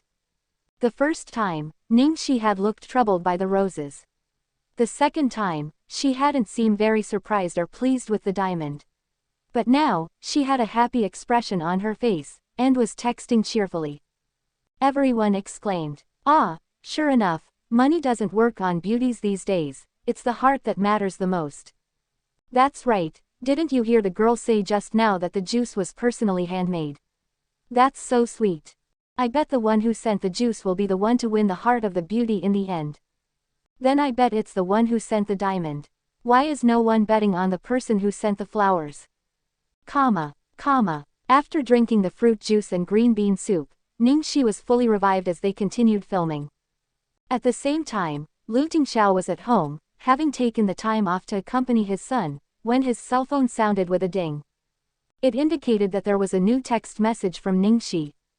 Lu Tingxiao opened it, and then the corners of his mouth tilted upwards slightly. "Darling, thank you for your juice and green bean soup. They were super delicious. Sarangheo." Lu Tingxiao looked at it for a long while before beckoning to his son, who was motionless as he looked blankly out the window. "Little Treasure, come here." Little Treasure ignored him. Lu Tingxiao sighed slightly. "It's a message from your auntie Xiaoxi." Little Treasure ran at him like a rocket, and jumped up to reach for the cell phone. Lu Tingxiao raised it out of his reach. "I can show it to you, if you call me, Dad." Little Bun's face was full of protest as he refused to cooperate. It was only until his son was so fitful that he almost cried, that Lu Tingxiao finally relented and handed him the phone. Looking at his son read the text message with pure satisfaction on his face, Lu Tingxiao's expression was worried. It was probably because there was very little in the world that could distress him, that God had sent Little Treasure to test him. Little Treasure was very clever. He had only been 6 months old when he started speaking. Although he had a quiet character and didn't speak much to begin with, ever since that accident, he had not spoken ever again. He had missed too many parts of Little Treasure's childhood, and when he wanted to make up for it, he found that it was too late. He wondered if the day would ever come that he could hear him call him, Dad, again. Little Treasure stared at the phone for a long time, as if there was something that he didn't understand. Then he went over to his father, and pointed at the phrase, Sarangheo, with his little finger, probably asking him what it meant. "Modal particle, it doesn't have any special meaning," Lu Tingxiao replied seriously. "Pooh, Opa, you're not cultured, don't misguide Little Treasure. Sarangheo means, I love you, in Korean, okay." Lu Jingli skipped over, making the shape of a heart with his hands. When Little Treasure heard this, he gave his father a disdainful look, then ran off to continue juicing fruit. Lu Tingxiao was fluent in 12 languages. If Ning Xi had written in Korean, he would have definitely known it, but written this way, he didn't understand it at all. "You don't have to work." Lu Tingxiao looked askance at Lu Jingli, with the expression of a boss managing his employee. Lu Jingli immediately moved a chair over to sit in front of him, a thrilled expression on his face. "Boss, I have something very important to report to you." Lu Tingxiao couldn't be bothered to speak, his expression indicating that if Lu Jingli wanted to fart, he should just do so. Lu Jingli waved his hands with extreme excitement. Do you know what I just heard? Today, Xiaoxi's eyes admirers sent her gifts on set. The fruit juice and green bean soup that little treasure sent her, Lu Tingxiao answered calmly. I know, but before those, other people had also sent her gifts. Furthermore, it was two of them. One sent red roses which covered the whole film site, and the other sent a big diamond. Lu Tingxiao's slowly started to grow cold. On such a hot summer day, it helped immensely to relieve the heat. While oppa means brother in Korea, it's only used by women to address men older than them. Ning Xi used the transliteration of the word, sarangheo, into Chinese pinyin. Did you find out who they are? Lu Tingxiao's expression implied that once he knew who they were, he would kill them on sight. Lu Jingli knocked on the table. That is what I wanted to tell you. Even with my intelligence network, I'm actually drawing blanks at finding out who they are. It looks like we can only wait for them to make another move before we can try again. But the big demon king looked like he could kill someone now. Could he actually wait until they made another move? Lu Tingxiao immediately made a phone call, and said in a tone as cold as the wind coming off a glacier, Cheng Feng, help me investigate two people. Lu Jingli's face was extremely surprised. Wow, you're even using your Jin Yi way. His gossip network couldn't be compared with his brother's intelligence network, which could dig up a person's secret past as long as there was even the smallest clue to work with. Brother, I told you before, Ning Xi's past isn't simple, do you believe me now? I think you should tell Cheng Feng in passing to also investigate Ning Xi properly. Lu Jingli suggested meaningfully. That isn't necessary. Everyone had a past that they didn't want to tell others about. He wouldn't touch what she didn't want to be touched. If she wanted to tell him, then she would tell him. Filming finally wrapped up at 6 o'clock in the evening. The main scenes today were all of the male and female leads. There weren't many shots of Ning Xi, but she still had to appear in the scene, acting like a vase for the whole day. Being a vase was also very tiring. She felt like her neck was about to break from wearing such a heavy costume, and her body was also breaking out into a rash. After changing her clothes and getting her makeup removed, she put on a mask as she prepared to take the subway. She wasn't famous yet, so nobody knew her. It was very convenient to take the subway, plus she didn't have to deal with traffic jams. She was about to walk towards the station, when a black Maserati pulled up beside her. The car window rolled down, and Su Yan smiled at her. Xiaoxi, let me drive you home. Ning Xi, ex-boyfriend. Why was it yet another ex-boyfriend? Couldn't they just let her have some peace and quiet? No need. Ning Xi walked away directly, as she didn't want to see his disgusting face. However, Su Yan refused to leave, and drove slowly after her. Xiaoxi, can we talk? Ning Xi sneered. What is there to talk about? Do you hate the fact that there aren't enough scandals about me today? Do you want someone to take a photograph of us and send them an even bigger scandal? Su Yan frowned, a little unused to these cold words and attitude from a girl who before had listened to and done everything he said. Xiaoxi, that's not what I meant. I do have something important to talk to you about. Ning Xi was afraid they really would be photographed if she continued tangling with him on the street. This guy's car was too eye-catching. Ning Xi looked left and right to make sure there was nobody around, then quickly opened the door and got in the car. Half an hour later, in a room at some restaurant, Su Yan called the waiter over and ordered a number of dishes, most of which were Ning Xi's favorites. Xiaoxi, I haven't seen you in a long time, so I don't know whether your taste has changed. How have you been all these years overseas? I sent you some money, but you returned it all to me, and in the end changed your bank account number. Say what you want to say. Ning Xi put her hand against her head and buried herself in texting little treasure, letting him know that she would be back a little late. Resignedly, Su Yan pushed a check at her. Out of the corner of her eye, Ning Xi gave the check for 8 million yuan a quick glance before narrowing her eyes. What is the meaning of this? Su Yan's eyes became stern. Xiaoxi, don't do anything that you will regret. Ning Xi put down her phone and looked at him with a disingenuous smile. Oh, tell me, what did I do? Then tell me, how did you get this role? Su Yan said abruptly with heavy emphasis. Jin Yi Wei were imperial guards in the Ming dynasty which eventually became something like a secret service. How do you think I got it? Ning Xi crossed her arms over her chest and leaned back in the chair as she asked casually. It seemed that Su Yan was worn out of patience, and he slapped his hand down on the table. Ning Xi, you know better than me what a girl like you will encounter in the entertainment industry.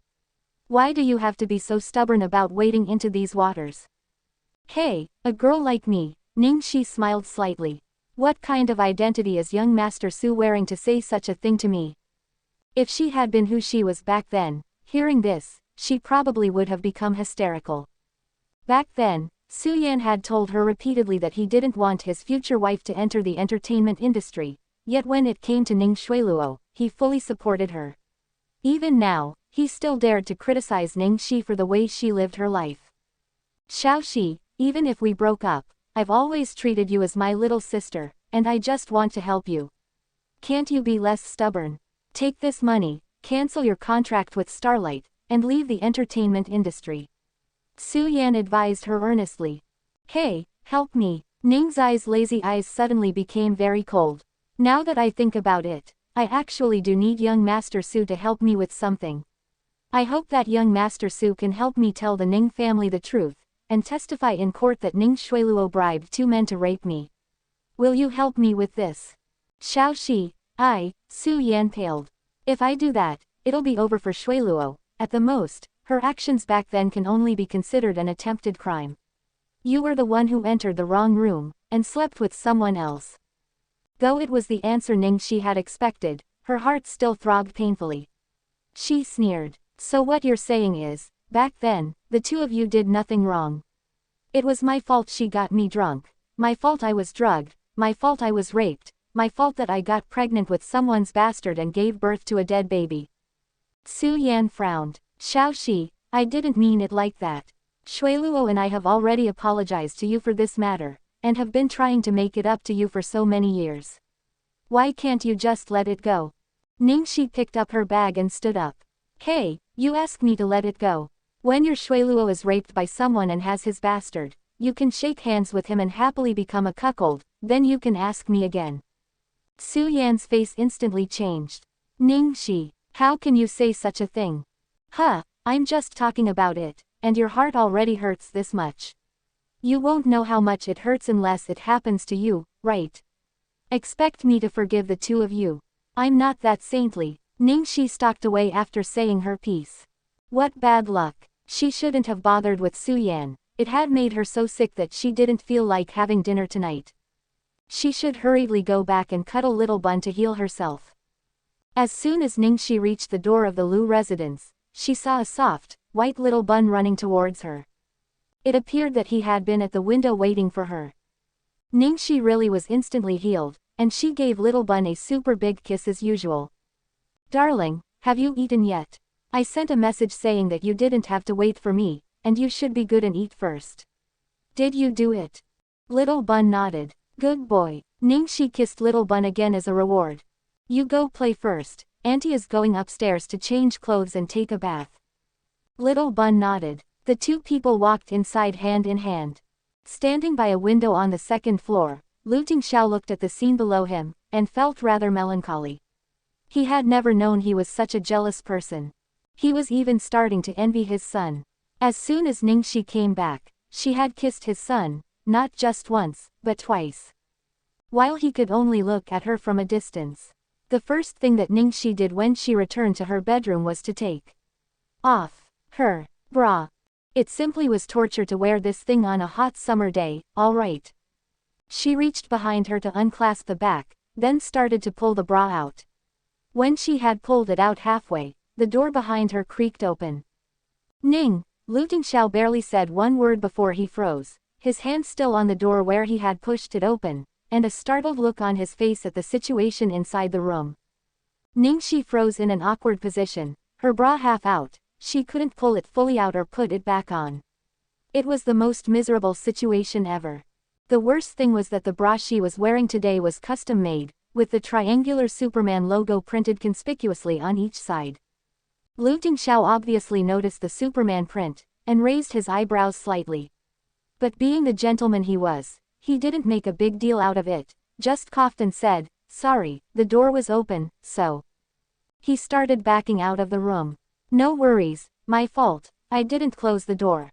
Ning Xi pulled her bra out as she answered, like nothing had happened, and hid it under the covers. She fanned herself with her hands. "Kay, it's steaming today, you men would never understand this kind of girl trouble." Did you need something? Why are you back so late? Had a date? Lu Tingxiao asked casually. What date? I ran into a real jerk, and talked trash for a bit, Ning Xi grumbled, like she had been very unlucky. Lu Tingxiao relaxed after hearing her absolute denial about going on a date. I saved some food for you, take a shower and come eat. I can look after my own meals. Ning Xi felt a bit embarrassed. It's just one more person. Alright. As soon as Lu Tingxiao left, Ning Xi locked the door. The one time she forgot she wasn't in her own home, Ning Xi actually made such an embarrassing mistake. She needed to pay more attention from now on. After a shower and dinner, Ning Xi made herself comfortable in bed and started to browse the news online, while Little Bun was at the table with a thick book. Ning Xueluo expressed her affection for her handsome, rich boyfriend in public. Award-winning actor Zhao couldn't hide his jealousy. Ning Xueluo praised Ning Xi as the perfect combination of beauty and talent. Ning Xi, #1 beauty in the entertainment industry. Meng Chengge looking stunning at the opening ceremony of Less Than the World Greater Than images. First day of filming for Less Than the World Greater Than, Ning Xueluo's handsome rich boyfriend paid her a loving visit. Breaking down the number of upcoming actress Ning Xi's wealthy admirers, red roses piled up on set on the first day of filming photos.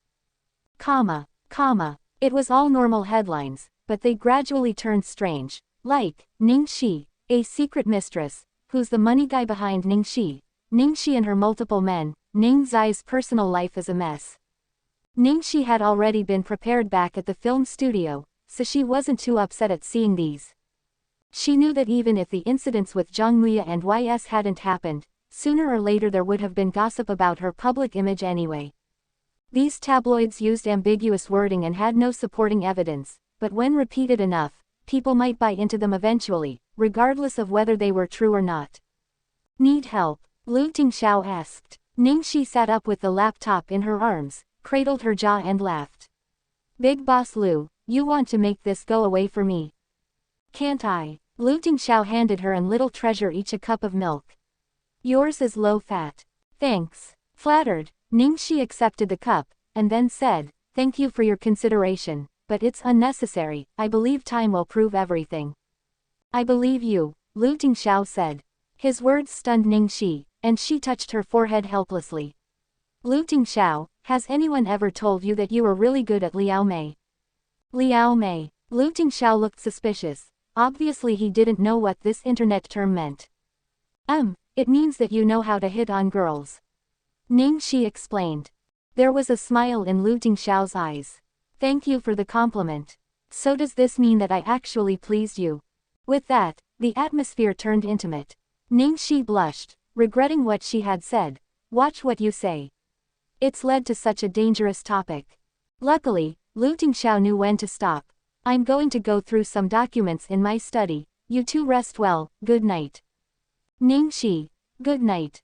Little Treasure. Though Little Bun didn't say anything, hurry up and leave, don't disturb my time with Auntie Xiao Xi, was written all over his face. Liao Mei is a Chinese slang that literally means to tease a girl. The next morning, after Ning Xi left, an uneasy Lu Tingxiao gave Lu Jingli a call. Send someone on set. Bro, are you worried someone's bullying sister-in-law? This is something anyone who wants to become a star has to go through, it'll make her tougher. If she doesn't experience this for herself, she'll never be able to stand on her own. Lu Jingli used the same tone Lu Tingxiao would take when he was lecturing someone. Lu Tingxiao, she doesn't need those. Meaning, he would be the one to protect her.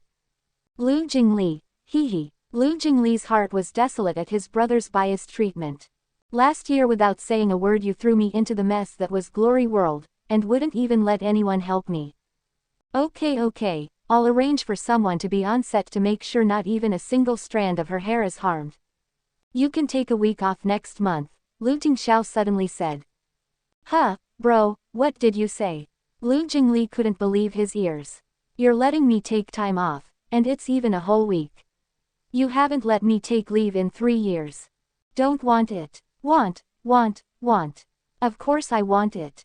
But, why are you suddenly treating me so well? Lu Jingli didn't understand, and tried to recall their earlier conversation. Finally, he realized, it was all because of that word, sister-in-law. Just because he had called Ning Xi sister-in-law. This break was making him both happy and sad. Eldest young master, Dr. Qin is here. The maid's voice came from outside the study. A slim man in a simple suit was standing next to the maid. He had a gentle look and a warm smile, and seemed a very pleasant person. Lu Tingxiao hung up the phone and turned to the visitor. You're here, have a seat. Qin Mufeng put his bag down and sat on the sofa. What is it? Is little treasure not feeling well? You can see for yourself, he's in the kitchen, Lu Tingxiao answered. Kitchen. Qin Mufeng lifted an eyebrow, and then headed to the kitchen. A moment later, Qin Mufeng came back smiling. When did little treasure pick up juicing as a hobby? Also, he seems happy. And NBSP, did something happen? Something did happen recently. A few days ago, I was too busy to look after little treasure, and then Jingli took him to a bar without my knowing. Lu Tingxiao explained the situation to the doctor simply. Qin Mufeng's face changed as he listened to Lu Tingxiao, and in the end, he said happily, something good came out of a bad situation for little treasure. I've mentioned before, he's too uninterested in everything. Something that interests or motivates him is good for his recovery. What's more, this is a living person. You didn't have that girl stay on as little treasure's nanny or tutor. Lu Tingxiao, because she is little treasure's future mother. Cough. Seeing Lu Tingxiao's expressionless face, Qin Mufeng was astonished. What did you say? Are you doing this for little Tre, or for yourself? The cold expression on Lu Tingxiao's face melted slightly. He looked out the window and said, Dr. Qin, I think your previous conclusions were correct. You've fallen in love with this girl. Qin Mufeng got very excited. I knew I was right. How could you be an asexual? Tell me more. When you see her, does your heart speed up and your blood boil? Does it make you want to get closer to her and make love to her? Lu Tingxiao thought about it for a bit, and said, that's basically correct. He had once asked Qin Mufeng how it felt to really like someone. Qin Mufeng had told him that he would know when he met that person. Back then, he had thought it was such rubbish. After meeting Ning Xi, he realized it was all true. Congrats. So many asexuals may their entire lives never meet the one for them. Qin Mufeng congratulated his old friend wholeheartedly. Aside from heterosexuals and homosexuals, in this world, there are also asexuals. Asexuality is not an illness and does not mean an unclear sexual orientation or fear of intimacy. To put it simply, it was a lack of interest in sex. Because of this affliction, his mother had even urged Lu Jingli 5 years ago to drug his own brother. This must be what they call a double blessing. So when do I get to drink your wedding wine? Qin Mufeng teased. I'm working on it. Lu Tingxiao, who always seemed invincible, had rare uncertainty on his face. Qin Mufeng was shocked. It actually still hasn't happened. I thought Big CEO Lu would have had it in the bag by now. Well, a girl able to catch your interest must be quite something. So is the reason you asked me to come over this time to teach you how to chase girls. While I can't compare with second master in practice, I'm pretty good with theory. Why did everyone want to teach him how to chase girls? Lu Tingxiao's face darkened. Don't bother with that. I wanted to confirm the effect of her appearance on little treasure, that's all. Qin Mufeng returned to the real issue after joking around. It's like this, there are two sides to everything. It could be good for him, but you told me little treasure thrashed the house in order to see her, so most of it depends on your guidance. Whether it was out of selfishness or not, having her stay in the house for the time being was the right thing to do. I would suggest the next step to take is to ask that girl if she can take little treasure out more, perhaps even take him to school when the time is right, and slowly ease him into a normal life. She might be able to do what I couldn't even after 2 years. I understand, I'll try. Studio backlot. All the whispering stopped as soon as Ning Xi walked onto the set. Everybody was looking at her. Obviously, the gossip had spread. In one corner, someone spoke in a weird tone. Who does she think she is? A rookie like her arriving late, doesn't she see how teacher Ning was early to arrive? Actually, Ning Xi wasn't late at all, it was Ning Xueluo who was early. Teacher Ning, you and Ning Xi are in the same company, is the gossip online true? People say that she slept her way up through the production team to get this role. Shameless. Doesn't Starlight Entertainment care about this kind of unfair competition? Faced with the crew's barrage of questions, Ning Xueluo put on a helpless face and sighed. Everyone has his or her own way, the company won't say anything. After saying that, she appeared to suddenly realize she had said something wrong, and quickly continued, I'm not saying junior sister really did those things, online gossip is not creditable. The way she said it made it sound like she was trying to cover up something, which made the crew think it had to be real. It was only after director Guo came over and urged everyone to hurry up and start work that the gossipy crowd finally left. The helpless look on Ning Xueluo's face also disappeared, and she called her assistant to her side and asked in a low tone, how did it go? Don't worry, Sister Xueluo, it's all set. You told me she's allergic to metallic things, right? I put metallic power in the makeup artist's kit without anyone noticing. When she puts it on, her whole face will be ruined. Ning Xi was going to shoot in a dance scene today, so her costume would be lighter than the palace costume from yesterday, which was a relief. When she entered the dressing room, she was surprised to see Jia Qingqing. She had thought Jia Qingqing would no longer be coming. Jia Qingqing had failed the audition for the second female lead, but the director had invited her to play the third female lead, Princess Xian. While the third female lead would also bring disaster to the country, it was a smaller role than Ning Xi's. Furthermore, she would be tortured terribly by Ning Xi in the movie. Although her manager had accepted the invitation on Jia Qingqing's behalf, she was very unsatisfied and had not attended the opening ceremony. It had even been rumored that she would refuse the role. Ning Xi guessed that she had come obediently after hearing that the movie had received a large additional investment. It was a huge project of 100 million after all. Jia Qingqing was getting her makeup done when she saw Ning Xi in the mirror. She stared at her with cold contempt and undisguised hatred. Like Ning Xueluo, she had a rich father, so she always behaved arrogantly and was unpopular on set. But her water army was very skilled and had remade her image into an outspoken and straightforward person. They even gave her the title of No. 1 beauty in the entertainment industry. So of course she deeply hated Ning Xi, who had robbed both her role and fame. Isn't this our No. 1 beauty in the entertainment industry? With so many rich sponsors supporting you, you still hang out in the dressing room with small fry like us.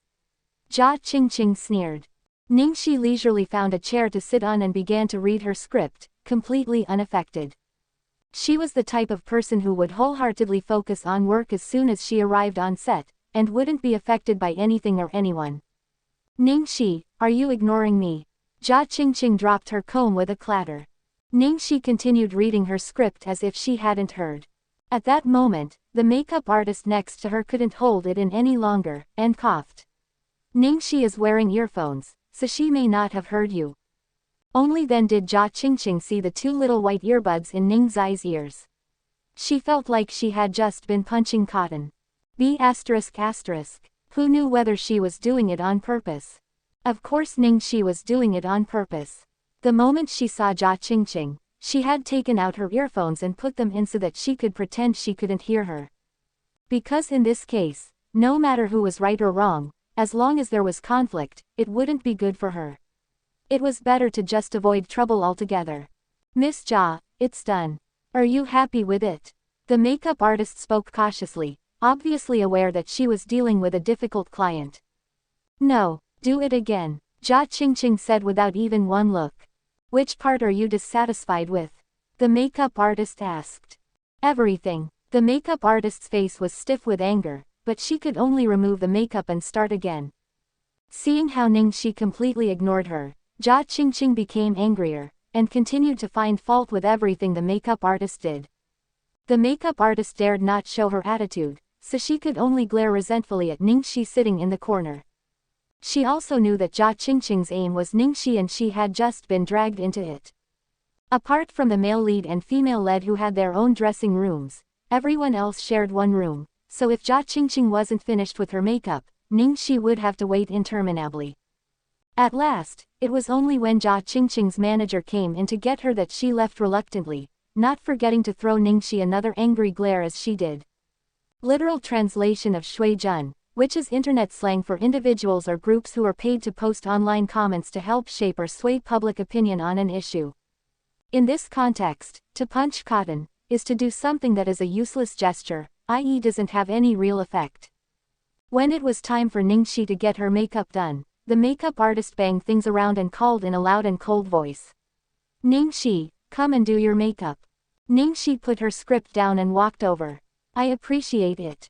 The makeup artist was reluctant to do her makeup for her. Ning Xi glanced at the makeup tools and suddenly stopped her with one hand. "What are you doing?" Ning Xi said humbly. "Sister Amy, can I use my own makeup? My skin is rather sensitive and I might be allergic to other brands." "No way, that's not what we do. Will you take responsibility if the makeup turns out badly? Weren't you fine with it yesterday?" Amy was very impatient, and gave her a look that said she was being a bother. Ning Xi took out a red packet from her bag and surreptitiously placed it in Amy's palm. "Sister Amy, I hope you will kindly make an exception for me. After all, people doing this sort of work rely on their faces, and for me, too, this is just in case." Amy felt the thickness of the red packet, coughed slightly, and then said reluctantly, "Fine. But in return, if the director says there's something wrong with your makeup, you must take responsibility." "Of course. I definitely won't get Sister Amy involved." In this circle, enemies didn't last forever. Amy's mood improved a lot after receiving a big red packet, and she took care with Ning Xi's makeup. In the end, she looked better than she did yesterday. After the makeup artist left, Ning Xi crossed her arms looking at the costume she would wear today from head to toe. Then she took a big magnet out of her bag, and like a security inspector, she ran it over the clothes and then the shoes. Fortunately, there were no problems with either. Ning Xi put the magnet away, tutted, and thought, how unprofessional. A needle should have been sewn into the clothes to prick and hurt you everywhere, and you wouldn't be able to discover the problem, no matter how hard you looked. Small thumbtacks should have been embedded into the soles of the shoes, so you would feel nothing when walking normally, but with more robust movements, things would definitely become more exciting. Unlike Ning Xueluo, who had been protected her whole life and didn't truly understand what suffering meant, Ning Xi had been fumbling around at the bottom of the industry for so many years. She had seen so much, there was no way she wouldn't see through the small tricks played on her. Although she couldn't check the makeup kit earlier, Ning Xueluo knew that her skin was allergic to metal, and it was very likely that she had tampered with the makeup. By the time she had finished changing, the dance instructor whom the director had arranged for her was already waiting outside. While the other actors were acting, Ning Xi followed behind the instructor and learned her dance moves. After the rest were done filming, the director came to check on the results. "Ning Xi, how is it? I saw in your profile that you'd learned dance before, so I felt half a day should be fine for you. If it's not enough, I can give you a few more days." "I think I'm ready." Ning Xi didn't want to be overconfident. Guo Kasheng looked at the dance instructor. "What do you think, Miss Zheng?" The instructor laughed. "You can see for yourself later. In that case, let's begin." Scene 13, Princess Da's intoxicated dance. Characters: the Emperor, Princess Da, Princess Xian, some concubines, eunuchs, and servants. Recently, a large number of new girls had been selected to enter the palace. The Emperor had various concubines and princesses convene in his chamber for drinks and entertainment. The Emperor was so besotted with the newly selected girls that he even ignored his favorite Princess Da. Before Princess Da, Princess Xian had been his favorite, so when she saw how Princess Da was being ignored, Princess Xian gloated. In this palace, the new always laugh and the old always cry. Did she think her looks were good enough for her to keep the Emperor's heart forever? Let's see how long she can take it for. Perhaps it was because Princess Da was played by Ning Xi that Lu Tingxiao, whose acting skills had never been that outstanding, performed well as Princess Xian this time. Seeing this, the director was very satisfied. Surrounded by lively noise, Ning Xi reclined on a chaise lounge and drank as if she was in a different world. The wine slipped past her red lips and down her long, elegant neck, sliding seductively into her collar. The scene was so beautiful that all the men on set stared dazedly. The cameraman deliberately zoomed in for a close-up. The strong wind carries the rain over the rivers to the dark village. The downpour on the mountains around us is like waves raging hard. As Ning Xi recited the poem in a drunken haze, she stood up unsteadily. In the next second, she threw the cup away with a clatter, and then started to dance with messy steps. The wood is burning and my felt is warm, my cute cat and I stay inside. That slender waist was like a willow branch, bending softly as far as it could go before springing back up fiercely. Light gauze danced as if on the wind, her seductive gaze flowed over you like silk. Lying stiffly in bed in a desolate village, I don't feel sad for myself, I still want to go to war and do my duty for my country. She picked up a flagon from the table and drank it all in one go. While it might be called a dance, those captivating movements looked more like a war dance on the battlefield. She instantly transformed from an enchanting spirit into a general who led troops into war, and the difference was amazing. Princess Da's true identity was the female general Meng Chang'e. For generations, the Meng family had fought for the nation, but in the end, the entire family had been executed, except for her. Because of that, she had infiltrated the palace, not just to kill her enemy, but to also overturn the world. Not far away, completely unaware of the danger, the emperor had been pulled in by the beauty before him. He clutched a cup and stared, and did not move for a long time. Seeing the rekindled frenzy and obsession in the emperor's eyes, Princess Xian, the new girls and the other princesses were full of envy and hatred.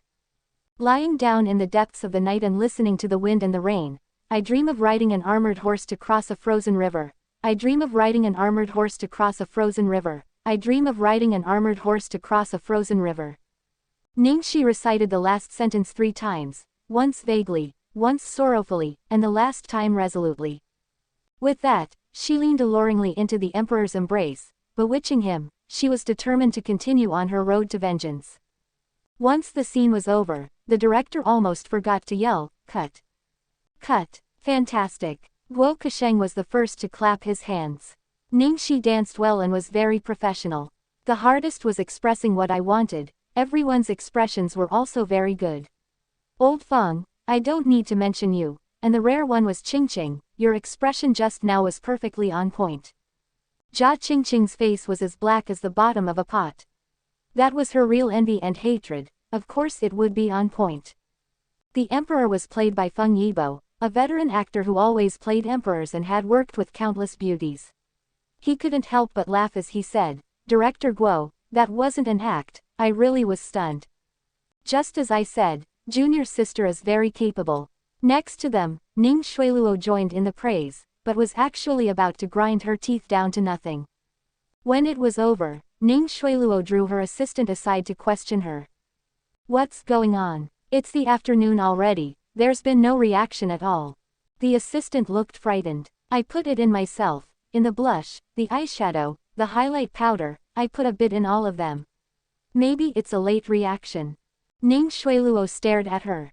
Impossible, if she had touched any of it, red dots would have started appearing on her skin within half an hour. She had used this method before to disgrace Ning Xi at her birthday dinner. "Then the only explanation is that she didn't use any of them at all," the assistant said feebly. "You're useless. Why didn't you have a backup plan, and put something into her clothes?" "I didn't expect it. Don't be angry, Sister Xueluo, I won't fail next time." Ning Xueluo suppressed her anger. This time had just been a miscalculation. There would still be plenty of chances anyway. It was possible that she didn't have to do anything. Earlier, Jia Qingqing had looked at Ning Xi with enough hatred to swallow her up. "Ha, Ning Xi, did you think landing this role would be a good thing for you? I'll lift you up even higher so that you'll fall harder." Although Ning Xi had proven her acting skills this time, her reputation hadn't improved in the slightest, because she had performed too well, making people see her as a vixen. They even thought she wasn't acting, but just portraying herself. Director Guo was afraid that her mood would be unstable, and went to console her before she left. "Ning Xi, take it easy. Your second male lead will join us next month, there is more to come." Ning Xi smiled bitterly. "Director Guo, who on earth is my second male lead? You have been very secretive from the beginning, no hint of it at all." I can understand if you're keeping it from the media as a gimmick, but can't you tell even us? I can't say it. What if someone spilled the beans? Anyway, what I can tell you is that the second male lead is a big star. Guo Kasheng said mysteriously. Jia Qingqing was passing by when she heard this, and she muttered with a disdainful expression, "It's just a second male lead, how big can he be? Can he be as famous as king of the movies Zhao Sizhou? Sister Shuiluo, don't you think so?" Ning Shuiluo smiled and didn't say anything, but it was clear that she also felt that Director Guo was exaggerating. Ning Xi ignored Jia Qingqing's taunt, and stuck closely behind Guo Kasheng as she started asking questions. "Then is he handsome? You can tell me this, right? In the script, the second male lead is supposed to be so handsome that all the young ladies in the capital pretend to be sick in order to see him. She would have quite a number of intimate scenes with the second male lead. Not only would she have to flirt with him, there were also several sex scenes. What was more, they would always be cuddling and kissing, so it was hard for her not to care about this. Of course he's handsome, I'm sure you'll be very satisfied. When the time comes, if you don't pass out from the excitement, that would be a surprise." "No way, Director Guo, don't trick me. I'll take it for real." Time passed in a flash, and it was now August. She had been living at the Lu residence for 2 weeks, and her relationship with Little Treasure was getting better and better. Her work on set at the moment was also going pretty smoothly. Ning Shuiluo and Jia Qingqing had formed an alliance, and now and then would play tricks on her. Though she had seen through all of them, it was too tiring being wary of them every day, so she was looking for the right opportunity to defeat them once and for all. Talking about this, it was strange, but she had the feeling that there was someone on the production team who was helping her behind the scenes. There had been several times when she had missed something, but was given very subtle hints. It was likely that there were people who disliked Jia Qingqing's arrogant and domineering way of doing things. Ning Xi didn't think too much about it. Right now, the biggest headache for her was going to the airport tonight to meet a certain annoying guy. The whole of today, while she was on set, that guy had continued calling her to death to remind her. After finishing work, Ning Xi went back to the Lu residence first because she wanted to get her equipment. "You're back. A nice hot pot restaurant opened recently, shall we take Little Treasure out to eat tonight?" Lu Tingxiao was sitting on the sofa reading a newspaper. Seeing she had come back, he asked her the question in a very natural manner, as if he was asking a wife. Ning Xi was surprised by her thoughts. It was only just over half a month, but she was already used to the way she and Lu Tingxiao got along. The two of them, along with Little Treasure, it really did feel like they were living as a family of 3. Ning Xi shook her head to get rid of those strange thoughts, and said awkwardly, "I'm afraid I can't tonight.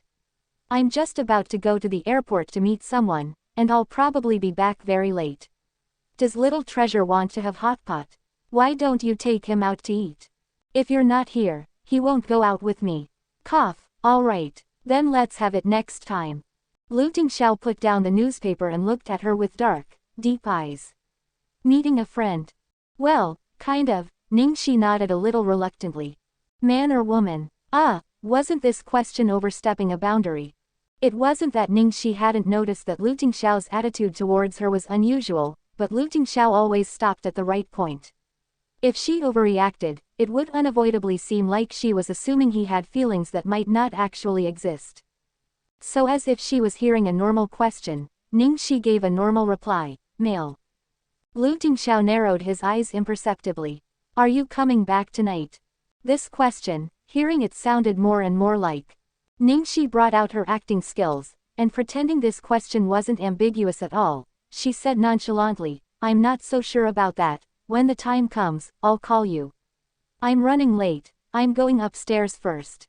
Tonight, many unexpected things were bound to happen. What if she couldn't take it anymore, and wound up beating up Zhang Muya, that guy, the whole night? Ning Xi quickly ran upstairs to grab a big black satchel before hugging Little Bun and kissing him goodbye at lightning speed. Looking at the back of the girl as she swiftly ran off, Lu Tingxiao's expression instantly changed, becoming like snow in August. Apart from Ning Xi, Little Bun cared for nothing else, including his own dad. But looking at his father's oppressively dark face just then, he bent his head and wrote something on a board. Then he reached out to poke him with his little finger. Feeling the slight pressure on his arm, Lu Tingxiao looked down, then saw the question mark his son had drawn on the board. Are you asking me why I'm unhappy? Lu Tingxiao lifted an eyebrow, paused to think, then said slowly, if the day comes that your Auntie Xiaoxi becomes someone else's, calls him darling and kisses him good morning, good night, and goodbye, has hot pot with someone else, and you are no one special to her, without even the right to ask how she is, would you be happy? Little Bun looked blank for a bit, before his expression instantly shattered, as if the world was ending. And so, a certain father finally found some equilibrium. Little Treasure started sobbing, and grabbed his evil father's cell phone to complain to Auntie Xiaoxi. He sent Ning Xi a crying emoticon, greater than less than. Ning Xi, who was on her way to the airport, saw the text and thought that Little Bun was upset about not having hot pot, and she hurriedly gathered sweet words together to coax Little Bun. Iya, what's the matter, darling, not happy? Don't be sad, if you're sad then Auntie is sad too. Today Auntie really has something on, tomorrow night we'll definitely go out for hot pot, okay? Mua mua, love you for 10,000 years. I love darling's smiles the most. Seeing her reply, Little Treasure's tears instantly turned to smiles, and he proudly gave the phone back to his dad to take a look. Lu Tingxiao saw the sweet words that Ning Xi texted, and his heart was struck a blow. 2 hours later, at B City's airport. Even though Ning Xi had been prepared before arriving, she was still shocked by the scene. Ah, Zhang Muya, Zhang Muya, Zhang Muya, hubby, look over here. Hubby, I love you. Hubby, I want to have babies with you. Muya, Muya, you are the most handsome. I'll support you forever. Muya, Muya, you are the best. I'll protect you forever. Most of them at the scene were young female fans. She even saw quite a number of anti-fans and some male fans. All of them were screaming their hearts out. All the airport security personnel had come out, but the situation was still out of control. My dear wives, quiet down, okay? Don't disturb other people, shish. In the crowd, a sexy voice made itself known. The fans went dead silent for 1 second, before they broke out into wild screams that almost broke the roof. Far from quieting down, the scene became even more explosive. Ning Xi hid behind a pillar some distance away to watch, her head covered in black lines. This man really still held a grudge, he really wanted to get her killed. If she went out now to meet him, could she live through the night? Luckily she had come prepared. Ning Xi ran in a smoking trail to the restroom behind her. Entering a cubicle, she opened that big, black satchel and pulled out some tools, then started to apply her makeup. When Ning Xi emerged from the restroom, she was already an old granny with a head full of gray hair. Her phone beeped. Ning Xi took it out to take a look. As she had expected, it was from Zhang Muya. Evil Fairy King, Ning Xiaoxi. I give you 5 minutes to show up in front of me, or I will instantly expose our relationship to the public. Ning Xi checked her makeup one last time, and hurriedly ran to where the crowd was the thickest. Ning Xi looked helpless and anxious. Cough cough, let me through, cough cough, kind-hearted young girls, can you allow this old granny to look at IE? Ah, guys, don't push, there's an old granny here. Granny, why do you want to see Armuya? Are you his fan, too? Holy moly, Armuya really gets them all, the young and the old. He even has a granny fan. Guys, let the granny through. How old are you, granny? Ning Xi bent and thumped her back, thanking them repeatedly. Young girls, thank you, I thank all of you. I'm 80 years old, and I especially like this young man, because he looks so much like my own grandson. My grandson is working in a really far-off place, and I only see him a few times a year. Saying this, she started to wipe her tears. Muya, there's a granny fan of yours here. Come and see her. Yes, please see her. Poor granny. With warm help from all the fans, Ning Xi quickly and smoothly squeezed her way inside. In the center of the crowd, Zhang Muya ran fingers through his wild blonde hair, and took off his sunglasses. A faint trace of suspicion flashed across his handsome face. Granny fan. Yes, she's already 80 years old. She came especially to see you at the airport in such hot weather. She said she really likes you and NBSP, because you look like her grandson, who's working overseas.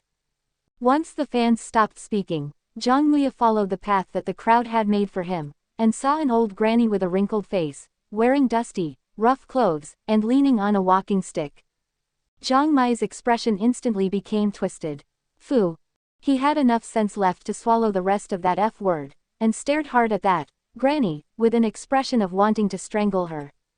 Of course, all this happened within a short second, and the fans didn't notice anything unusual. Ah, grandson, my good grandson, Granny missed you so much. Ning Xi flew at Zhang Luya like an arrow, messing up his blonde hair with her hands and crying so broken-heartedly. The young girls around them all started weeping when they saw this heartwarming scene, and there was a wave of shutter clicks from the media cameras.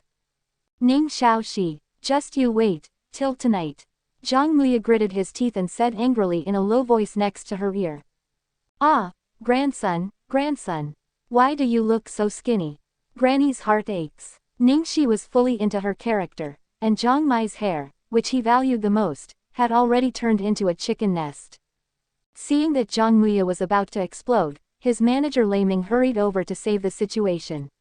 Cough, make way, this granny's very emotional, and her body is quite weak, we'll help send her home. Zhang Luya maintained his gentle, caring expression, but he secretly pinched a certain someone's hand hard as they swiftly left the airport. Inside the black RV. Good grandson, you know where Granny lives. Ning Xi, try calling me grandson one more time. Son, I just did, so what? I'm going to kill you. Do it. I thought you'd never do it. Ah, you damn woman, you actually hit me for real. The back of the car rocked with banging sounds. Lei Ming, who was driving, was lost for words. Luya, I already told you, you can't outwit her, but you didn't believe me, and now. Tomorrow's headline is not going to be about getting picked up by beautiful ladies at the airport, but by an old granny. His arm pinned behind his back by Ning Xi, Zhang Luya said angrily, shut up. Lei Ming watched the progress of the battle in the rearview mirror. Though there were black lines all over his head, the corner of his mouth twitched. Ning Xi, can you be a little gentler with him? I'm begging you. He still has a film, a commercial and a magazine cover to shoot this month. Got it, Brother Ming, I won't hit his face, be still. The handsome confidence and high spirits that Zhang Luya had had at the airport were long gone. Now he was pressed into the back seat with his hands handcuffed, looking remarkably like he had just been ravaged. Ning Xi, you forced me to do this. Ning Xi was happily hitting him, when Zhang Luya suddenly caught her off guard by locking his handcuffed hands behind her neck, then pulling her down. Seeing his face suddenly so close, Ning Xi backed away subconsciously, and put on a careless smile. What, you can't beat me in a fight, so you're using a beauty trap now? Just before their lips met, Zhang Luya suddenly turned his head. Erg. Ha ha ha, Ning Xi laughed so hard that she had gripped her stomach and rolled around. Come, dearest, kiss me here. Isn't Granny's makeup pretty today? Looking at the wrinkles and pockmarks on Ning Xi's face, Zhang Luya lay there like a dead fish and didn't have any will to live. Ning Xi finally finished laughing, and she gasped for breath as she sat up. What, are you really angry? Who asked you to set me up first? Am I not allowed to take revenge? Asshole, we haven't seen each other for so long, didn't you miss me even a little bit? The first thing you actually did was to beat me up. Zhang Luya stared at her angrily, but there was a trace of hurt in his eyes. Ning Xi laughed. Of course I missed you. I told you at the airport, Granny missed you a lot. In order not to die from anger, Zhang Luya finally stopped trying to communicate with her, and raised his handcuffed hands as he said furiously, hurry up and get these off, where the hell did you get these handcuffs? They're forbidden in China. Ning Xi touched her chin. I got them from a sex shop on Taobao. 20% off, it was only $9.90. Zhang Luya, Lei Ming. Worried they would start fighting again, Lei Ming hurriedly switched the topic. I've gotten rid of the reporters and fans, where to next? Zhang Luya took out a small mirror and started fixing his hair.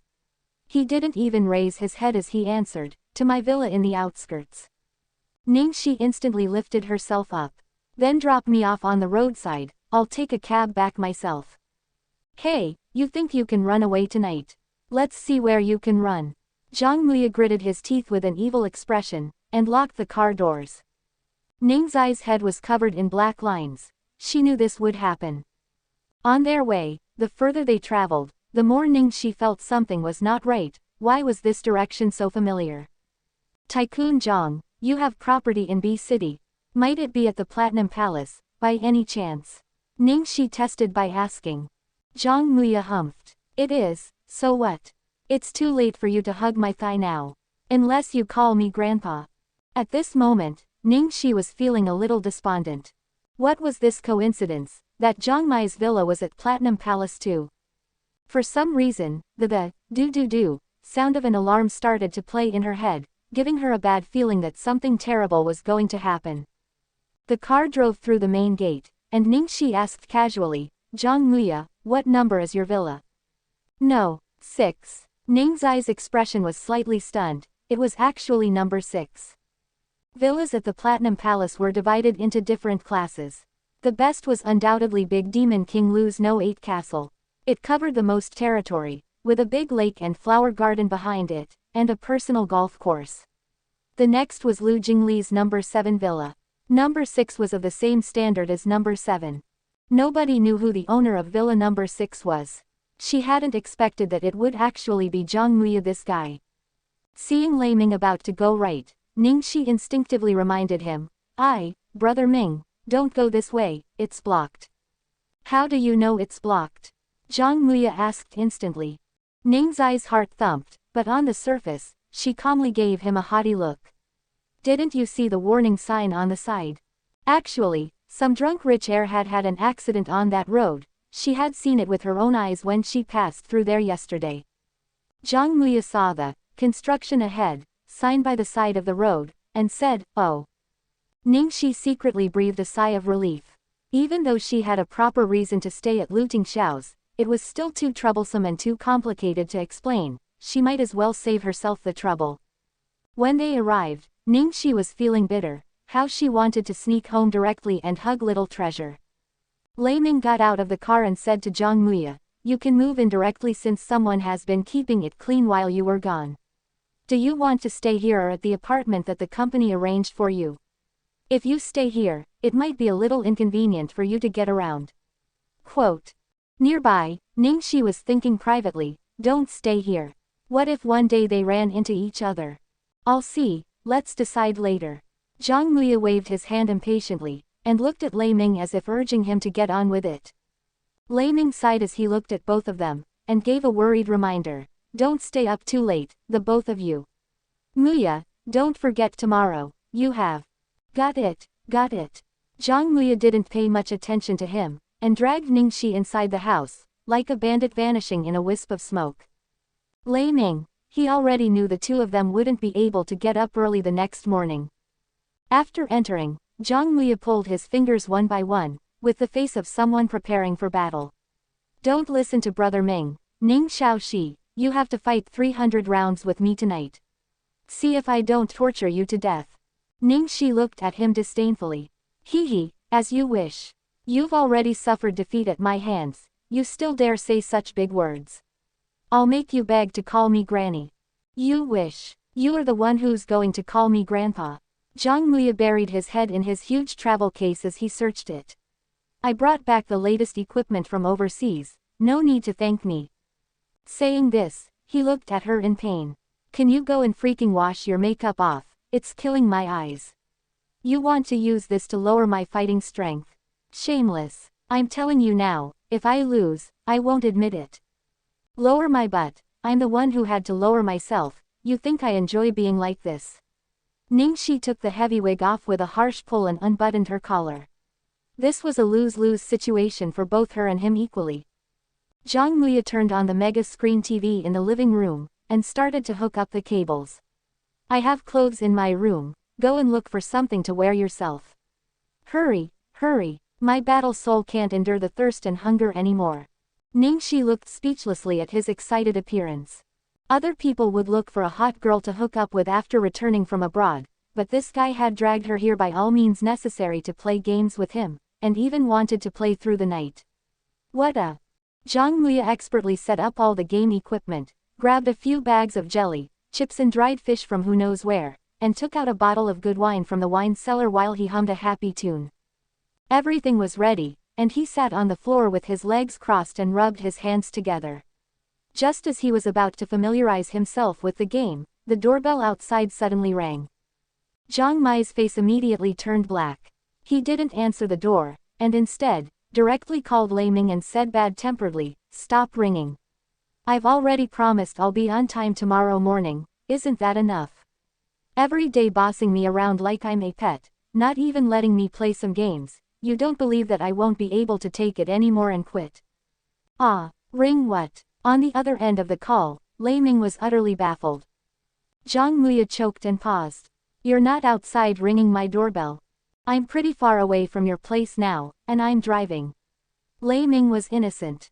"Then who can it be? Not many people know I live here," Zhang Muya murmured suspiciously. "Don't tell me your address was leaked. Be careful, don't open the door, what if it's the media?" Ning Xi's still there. Lei Ming immediately turned vigilant. Zhang Muya humphed, not caring in the slightest. "So what if it's the media? So what if they see her here?" Lei Ming said helplessly, "Muya, I'm not lecturing you, but even if you want to help her, she needs to accept your help first. It's already clear that Ning Xi doesn't want to get on your pirate ship." Zhang Muya immediately exploded. "What pirate ship? Who are you calling a pirate ship?" The doorbell was still ringing, at 5-second intervals in a very regular pattern. "I won't talk to you anymore, I'm going to go open the door." "It's so late, who on earth could it be?" Zhang Muya hung up and walked impatiently to the drawing room. Zhang Muya deliberately checked the electronic monitor first to see who was outside, and was stunned, like he had seen a real ghost. Lu Tingxiao. Why is he here? The man at the door was wearing gray home clothes and a pair of slippers, and was carrying a few things in his hands. Even though he was dressed extremely casually, for some reason, Zhang Muya felt as if a gust of wind off a glacier was blowing down his neck, so cold it made him shiver. Like a rabbit that had just seen a wolf, Zhang Muya paced frantically in circles. After the doorbell rang twice more, he took a deep breath, and opened the door. The moment he opened the door, his attitude from before suddenly turned cautiously respectful. Why are you here?" "To visit you," the man answered emotionlessly. "Oh, come in please. Come in." Zhang Muya busily welcomed him in. Lu Tingxiao glanced at the game controllers on the floor, and also the snacks and wine, then sat down on the sofa. Noticing what Lu Tingxiao was looking at, Zhang Muya coughed and explained, "Work is tiring, I seldom have time to relax." This was of no concern to Lu Tingxiao. He asked casually, "When did you arrive?" "Not that long ago." Zhang Muya searched for a while and finally found a pouch of tea leaves, but there was no hot water, so he could only take out a bottle of mineral water from the fridge. "I haven't boiled any water here, is this okay?" "No need to fuss, I won't stay long." Lu Tingxiao pointed at the few boxes he had brought. "These are from your mother. She could have sent someone to bring these here, why is she troubling you to personally come here yourself at night?" In his heart, Zhang Muya reproached his mother 100 times over. Why would she, without any rhyme or reason, ask him to bring things over? Didn't she know he was terrified of this person the most? Fine, it was obvious, it was because his mother definitely knew that she had sent Lu Tingxiao to check up on him. A pirate ship is a figure of speech that refers to a venture of dubious merit. "How long will you be staying?" Lu Tingxiao's tone was like that of both an elder and a boss. Zhang Muya sat straight, and answered like a good student. "If all goes well, I'll stay back in the country this time. Even though a lot of people in the industry are pushing overseas this year, our local film industry has been growing quickly these past few years, plus, the market is extremely big. Going abroad to learn is necessary, but I don't want to get ahead of myself. An NBSP, I think I still need to come back to my roots and principles here in the country." Unexpectedly, Lu Tingxiao nodded at his words in agreement. Zhang Muya relaxed a bit, then asked concernedly, "How's little treasure?" Lu Tingxiao, "Not bad." "Ah, right, I brought him toys and some small gifts for you. I was going to visit you tomorrow, I didn't expect you would come see me first." Zhang Muya went to grab the gifts from the suitcase. Lu Tingxiao, "Thanks." And then it was followed by silence. Hence, In that moment, the sound of running water in the bathroom could be clearly heard. Feeling a bit awkward, Zhang Muya scratched his head. Lu Tingxiao seemed to understand the situation, and stood up with a few more words. I'm leaving, if you have time, go home and see your mother. Sure, I'll walk you out. Feeling like he had been given a reprieve, Zhang Muya was about to walk Lu Tingxiao out, when suddenly there was a furious voice behind them. Zhang Muya, what kind of shitty clothes are these? How can I wear something with such a big hole in the back? Lu Tingxiao, who had been about to leave, froze like he had been pierced by acupuncture needles when he heard the voice. A second later, he slowly turned around, and shot a sharp and icy look in the direction of the voice. The girl was barefoot, her hair damp and her cheeks flushed from the hot shower. She stood outside the bathroom door, exasperated. There was a big hole near the waist on the right side of the large men's t-shirt she was wearing, which exposed her white, smooth skin. Not paying attention to Lu Tingxiao's expression, Zhang Muya just felt like dying. The man had been about to leave, why couldn't that damn girl have waited a little bit longer to come out? I forgot to throw it away after I tore it when I fell from my bicycle. There were so many to choose from, why did you pick the one that was ripped? Zhang Muya felt like he was at his wit's end with Ning Xi. He then turned in embarrassment to face Lu Tingxiao and make an NBSP, introductions. Cough, this is my friend, Ning Xi. After saying that, Zhang Muya suddenly noticed the weird look on Ning Xi's face. She stood still as a statue as she stared at Lu Tingxiao. This damn girl, even if Lu Tingxiao was pretty good looking, she didn't have to stare at him like that. Zhang Muya was very unhappy seeing Ning Xi act like this, and he said stiffly, Ning Xi, this is my uncle, CEO of Lu Corporation, Lu Tingxiao. Why are you standing there like a rock? Say hi. In that moment, her hair dripping water and her hand clutching the sides of the hole in the t-shirt together, Ning Xi finally found her voice. With a mystified expression, she dropped the syllables blankly. Kli. While Ning Xi said the word like a question, to Lu Tingxiao, it sounded like an affirmative tone, as if she was calling him uncle. Instantly, Lu Tingxiao's face looked like that of a big demon king who had just doused all 18 levels of hell in blood. His whole body emitted a cold and frightening air, scaring the two of them so much they shivered. Who knew how long that strange atmosphere lasted for, before Lu Tingxiao's icy gaze landed on Ning Xi. The person you said you were going to pick up, it was Muya. Standing next to him, Zhang Muya was shocked at his words. Ning Xi, you know my uncle. This situation was quickly driving Ning Xi insane. She said to Muya in a low voice, I should be asking you that. How do you know Lu Tingxiao? Zhang Muya, I told you, he's my uncle. Ning Xi, then why didn't you tell me earlier? Zhang Muya, you never asked. Ning Xi, how do you and my uncle know each other? Zhang Muya looked between the two of them. The more he looked, the more he felt that something wasn't right, but he couldn't tell exactly what it was. It's a long story. Exhausted, Ning Xi touched her forehead. These 4 words were to both Zhang Muya and Lu Tingxiao. Zhang Muya looked like he was dying to ask questions, but didn't dare open his mouth in Lu Tingxiao's presence. She smelled nice after having just showered. The large, baggy t-shirt showed off her slender, white legs, and one hand was still trying to cover the hole in the shirt. It was a view that made the blood boil, and knowing that she looked like this in another man's house made Lu Tingxiao want to suddenly destroy something. While he raged a few times over in his heart, it happened in the space of a few seconds which almost went unnoticed. On the outside, Lu Tingxiao just had a slightly cold expression, an NBSP, and he glared at Ning Xi. An NBSP, are you planning to stay here, or go back with me? The words were said flatly, but carried unimaginable weight. Zhang Muya caught the underlying meaning, and he looked at Ning Xi in shock and disbelief. What was the meaning of this? They didn't just know each other, they were also living together. Ning Xi looked at the icy cold Lu Tingxiao, then looked at the furious Zhang Muya. She swallowed with difficulty. I'll go back after all. The cold air Lu Tingxiao was emitting thawed slightly. Zhang Muya lost his temper and immediately grabbed Ning Xi's wrist, his beautiful, light blue eyes filled with both nervousness and the rage of betrayal. You promised to keep me company tonight. As soon as he said the words, Ning Xi wanted to send him flying with one punch. Young man, Don't make things sound so misleading. She lifted her head and looked at Lu Tingxiao. As expected, he looked like he was quickly reaching his limit, as if there was only one metal bar left before the beast came bursting out.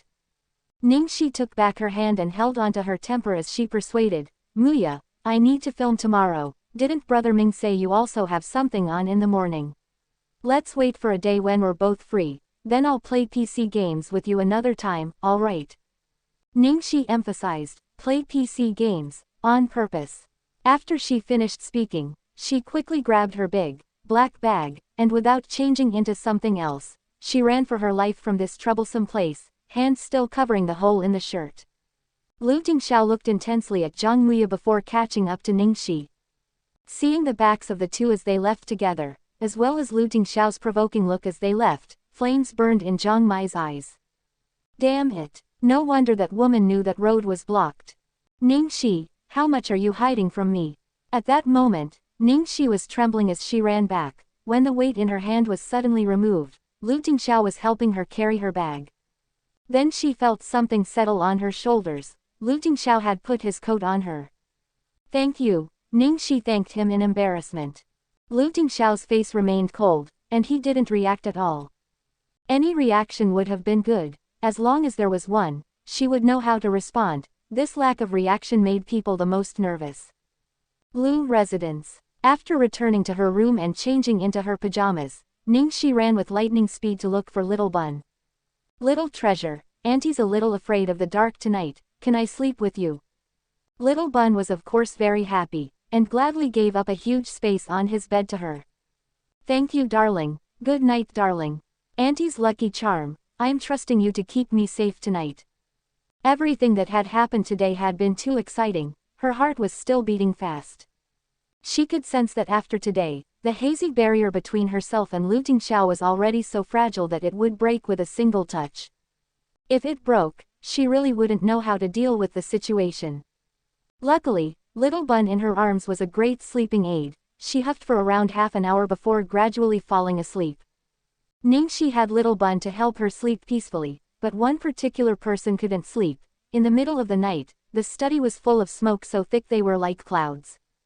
Hey, no wonder Cheng Feng couldn't find out who the two people that sent presents to Ning Xi that day on set were, even after investigating for so many days. It turned out one of them was a hidden traitor. Evil Fairy King. Only now did he recall, they had a family group chat, and this kid Zhang Muya used this weird nickname in the group. It was just that he hadn't made the association before. As for the man with the initials YS, he still didn't have the slightest clue. In the dark, he stubbed out his cigarette, stood up, and walked out. He gently pushed the door of the guest room open, but there was no one inside. Lu Tingxiao lifted one eyebrow, and turned to go to the next room. As expected, Ning Xi was sound asleep, holding Little Treasure. Smart girl. But did she really think things were fine like this? Lu Tingxiao walked towards the small bed and gently removed Little Treasure's little hand where it was clutching Ning Xi's clothes. Using a plush doll as a replacement, he then picked Ning Xi up and left. Little Treasure knitted his little eyebrows together as he dreamt, reached out little hands as if searching for something, then hugged the doll to him. After tricking his own son, Lu Tingxiao took Ning Xi to the master bedroom. He gently laid her on the bed, then sat on the edge.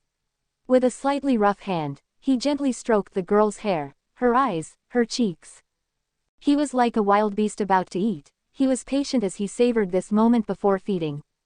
Finally, he sighed and covered those soft lips with his own, pushing deeper and twining their tongues together. She tasted as sweet as he had imagined. Then he moved to her cheeks, her ears, and slipped down to her neck, before he stopped at her collarbone. In the past 32 years, he had never been in love, and didn't think love was anything meaningful. For him, love was probably the most useless thing. Was there anything wrong with living without lust or love? He never thought that one day, love would so utterly engulf him, and that this girl 8 years younger than him would turn him into someone completely unfamiliar. For him, life was no longer about cold plans and data, but was soft, hopeful, warm, sweet, complete. But at the same time, it was accompanied by a quick temper, violence, impulsiveness, desire. Thinking of seeing her at Zhang Mai's place earlier, The violence in his heart leapt out of its shackles, and he unconsciously used more strength. In the next second, the taste of blood bloomed between their and NBSP, entwined mouths. The girl under him creased her eyebrows, and Lu Tingxiao froze. He watched as she licked her lips for a bit before falling back to sleep. She was completely heartless.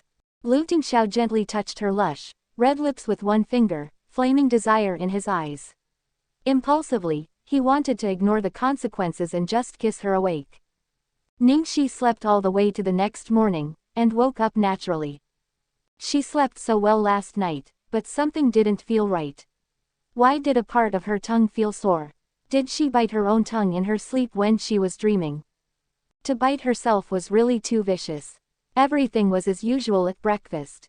It seemed that Lu Tingxiao was going to work today. He looked refined in a business suit as he sat drinking coffee and reading a newspaper. He had on his typical cool and aloof expression, as if nothing had happened at all last night. Ning Xi breathed a sigh of relief.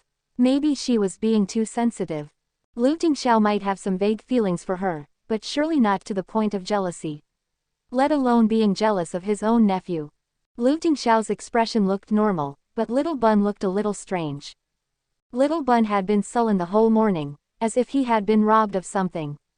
Ning Xi gave him a soup dumpling and asked concernedly, "Darling, what's wrong? You're not happy."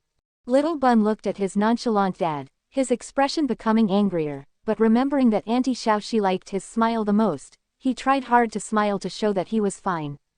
"I'm very angry, but I must keep smiling." Only then did Ning Xi relax, and quickly finished her breakfast. "Then I'm leaving first. Enjoy your breakfast." The second male lead would be coming today, so it was better for her to arrive at the set a little earlier. Just as she was about to take her bag and leave, Little Bun suddenly went to her side, his small hands plucking at her clothes. Ning Xi was confused. "What is it?" Knowing she didn't understand, Little Bun looked aggrieved and like he was about to cry, as if he had fallen out of her favor. Ning Xi scratched her head and thought a long time, but still didn't understand what she might have done wrong. At last, she could only look to Lu Tingxiao for help. Lu Tingxiao glanced at her, and simply reminded her, "You forgot to give him a goodbye kiss." "Oh, sorry." Ning Xi slapped her forehead as she finally remembered. She didn't know when it started, but they had a little routine where she would kiss his face every day before leaving, and Little Bun liked it very much. Today, she was in so much of a hurry that she had forgotten. Ning Xi didn't leave until after she had hugged and kissed him. Little Treasure waved goodbye to Auntie Xiaoxi. Then he turned to face his father, his face showing extreme anger, as if saying, "Don't think that I'll forgive you just because you helped me just now." Lu Tingxiao didn't seem to notice his son's furious glare, and sipped his coffee composedly. "Sorry, I don't understand your expression. If you have something you want to tell me, open your mouth or write it down." Little Treasure immediately got even angrier after hearing that. Even with Ning Xi's help, currently he could only sometimes write down words and draw expressions or symbols, never writing sentences which were too long, to say nothing of speaking. In the end, he furiously wrote one word on the tablet, "thief." Lu Tingxiao glanced at the word, and pretended to be puzzled. "What? Our house got broken into?" Little Treasure crossly puffed up his cheeks, lowered his head, and with a swish, wrote several words in Chinese. "You stole Auntie Xiaoxi last night." Seeing the string of words in a grammatically complete sentence, Lu Tingxiao was finally satisfied. He lowered the newspaper to look at this son, and asked meaningfully, "Don't you want Auntie Xiaoxi to be my wife?" "Mine," Little Treasure wrote on the tablet. Lu Tingxiao raised his eyebrow. "I regret to tell you that the both of you don't match. You're 19 years younger than her. Would you make a girl wait so many years for you to grow up?" Little Treasure buried himself in drawing a rotten egg. Seeing that realistic-looking rotten egg, a light smile appeared on Lu Tingxiao's face. "But I'm speaking the truth, aren't I?" After saying that, he paused, then continued in a very beguiling tone. "But it'll be different if she were my wife, because she would be your mother." "Mother." Hearing this, Little Bun was stunned. He lowered his head silently, his face showing some struggle and hesitation. The production crew today was the same as usual, and didn't act differently just because the second male lead would be joining them today. The main male lead Zhao Sizhou was surrounded by girls whose faces were worshipful as they listened to him talk about his glorious history in the entertainment industry. Jia Qingqing and Ning Xueluo's relationship had recently been getting better, and they were cheerfully talking about the diamond bracelet her dad had bought her. It was only Ning Xi who was on tenterhooks. After all, she had a lot of scenes with the second male lead, and the quality of his acting would have a huge impact on her. Jia Qingqing played with the sparkling diamond bracelet around her wrist, a scornful look on her face. Sister Xueluo, look at how she's waiting so eagerly. She actually believed the director's words. Does she think that if she waits like that, a Panan will appear? Ning Xueluo said helplessly, you don't always pick on Ning Xi. She has the most scenes with the second male lead, it's natural that she would be more concerned than we are. Hee, yes, so many kissing and bed scenes. Luckily I didn't take the role from the start, otherwise who knows how much I would be taken advantage of. Jia Qingqing rejoiced. She then looked admiringly at Ning Xueluo. An NBSP, Sister Xueluo, you are still the luckiest, your boyfriend is so handsome, your partner is also so handsome. At that moment, Director Guo Kasheng's excited voice could be heard at the studio entrance. Come, everybody come here. Our second male lead who is the actor for the miracle Dr. Sun Wanqing is here. Come and greet him. There was hardly any response from the crew. Zhao Sizhou didn't look like he wanted to stand up at all. The girls were still gathered around him, scrambling to have him read their palms. Jia Qingqing made a dismissive sound and didn't even bother to look outside. Ning Xueluo touched up her makeup before getting up and saying persuasively, we should greet him, we are all colleagues, after all. Reluctantly, Jia Qingqing followed her out. Ning Xi had naturally flown over at the very beginning and was craning her head to take a look. In the next second, her whole body felt like she and NBSP had been struck by the ninth heaven god of lightning. The guy beside the director was that eye-catching golden hair. She couldn't deceive herself that her eyes were mistaken, even if she wanted to. Why would the second male lead be that guy? This is not real. At the entrance, the production assistant Xiaoli suddenly screamed as if he was being murdered. Ah! Jia Qingqing furrowed her brow. Are you crazy? What are you shouting about? As soon as she spoke, out of the corner of her eye, she saw the man behind the director at the entrance. She couldn't help screaming either. What's wrong? Ning Xueluo asked. Zhang Muya, Sister Xueluo, it's actually Zhang Muya. Jia Qingqing excitedly pinched Ning Xueluo's arm. What? Ning Xueluo followed her gaze. The director was walking ahead with a cheerful and hospitable attitude. Following next to him was a blond man in trendy shorts and a t-shirt. Hands in his pockets, his face showed his special brand of yuppie arrogance, and when he smiled, he showed his very cute canines. Zhang Muya, the second male lead was actually Zhang Muya. Even Ning Xueluo was astonished at this outcome. The girls who had been around Zhao Sizhou earlier now rushed the entrance like hungry wolves. Wow, Zhang Muya, is it really Zhang Muya? Am I going blind? Quick, somebody pinch me. My god, he really is sex on legs. He's crazy handsome, so handsome my legs are weak. I heard he even has granny fans. Even 80-year-old grandmothers can't escape. No one stop me, it's so hard to meet the real person, I must sleep with him. A life where I can't sleep with Zhang Muya isn't any different from the life of a salted fish. Panan. Describing a man as Panan in Chinese is the highest praise that can be given for his looks. Who is the hottest young hunk in the entertainment industry at the moment? No matter who you ask, everyone will give you this name, Zhang Muya. Jia Qingqing still couldn't accept the fact until now, and she paced back and forth irritably. Is this a mistake? Shouldn't Zhang Muya be filming overseas? Even if he's come home, how could he act as a minor second male lead? Ning Xueluo said thoughtfully, everyone says that Zhang Muya doesn't play any other role apart from the male lead. Also, the main investor for this movie is Starlight. Why would he, a glory world artiste, act in it? Jia Qingqing, who had just been thinking how lucky she was that she wouldn't be taken advantage of, was about to go crazy. Damn it, why is it like this? How did Ning Xi get so lucky? Zhang Muya should be mine, he's mine. It's because she shamelessly stole my role. Everyone around her looked at her with sympathy, and weren't surprised by her frenzy.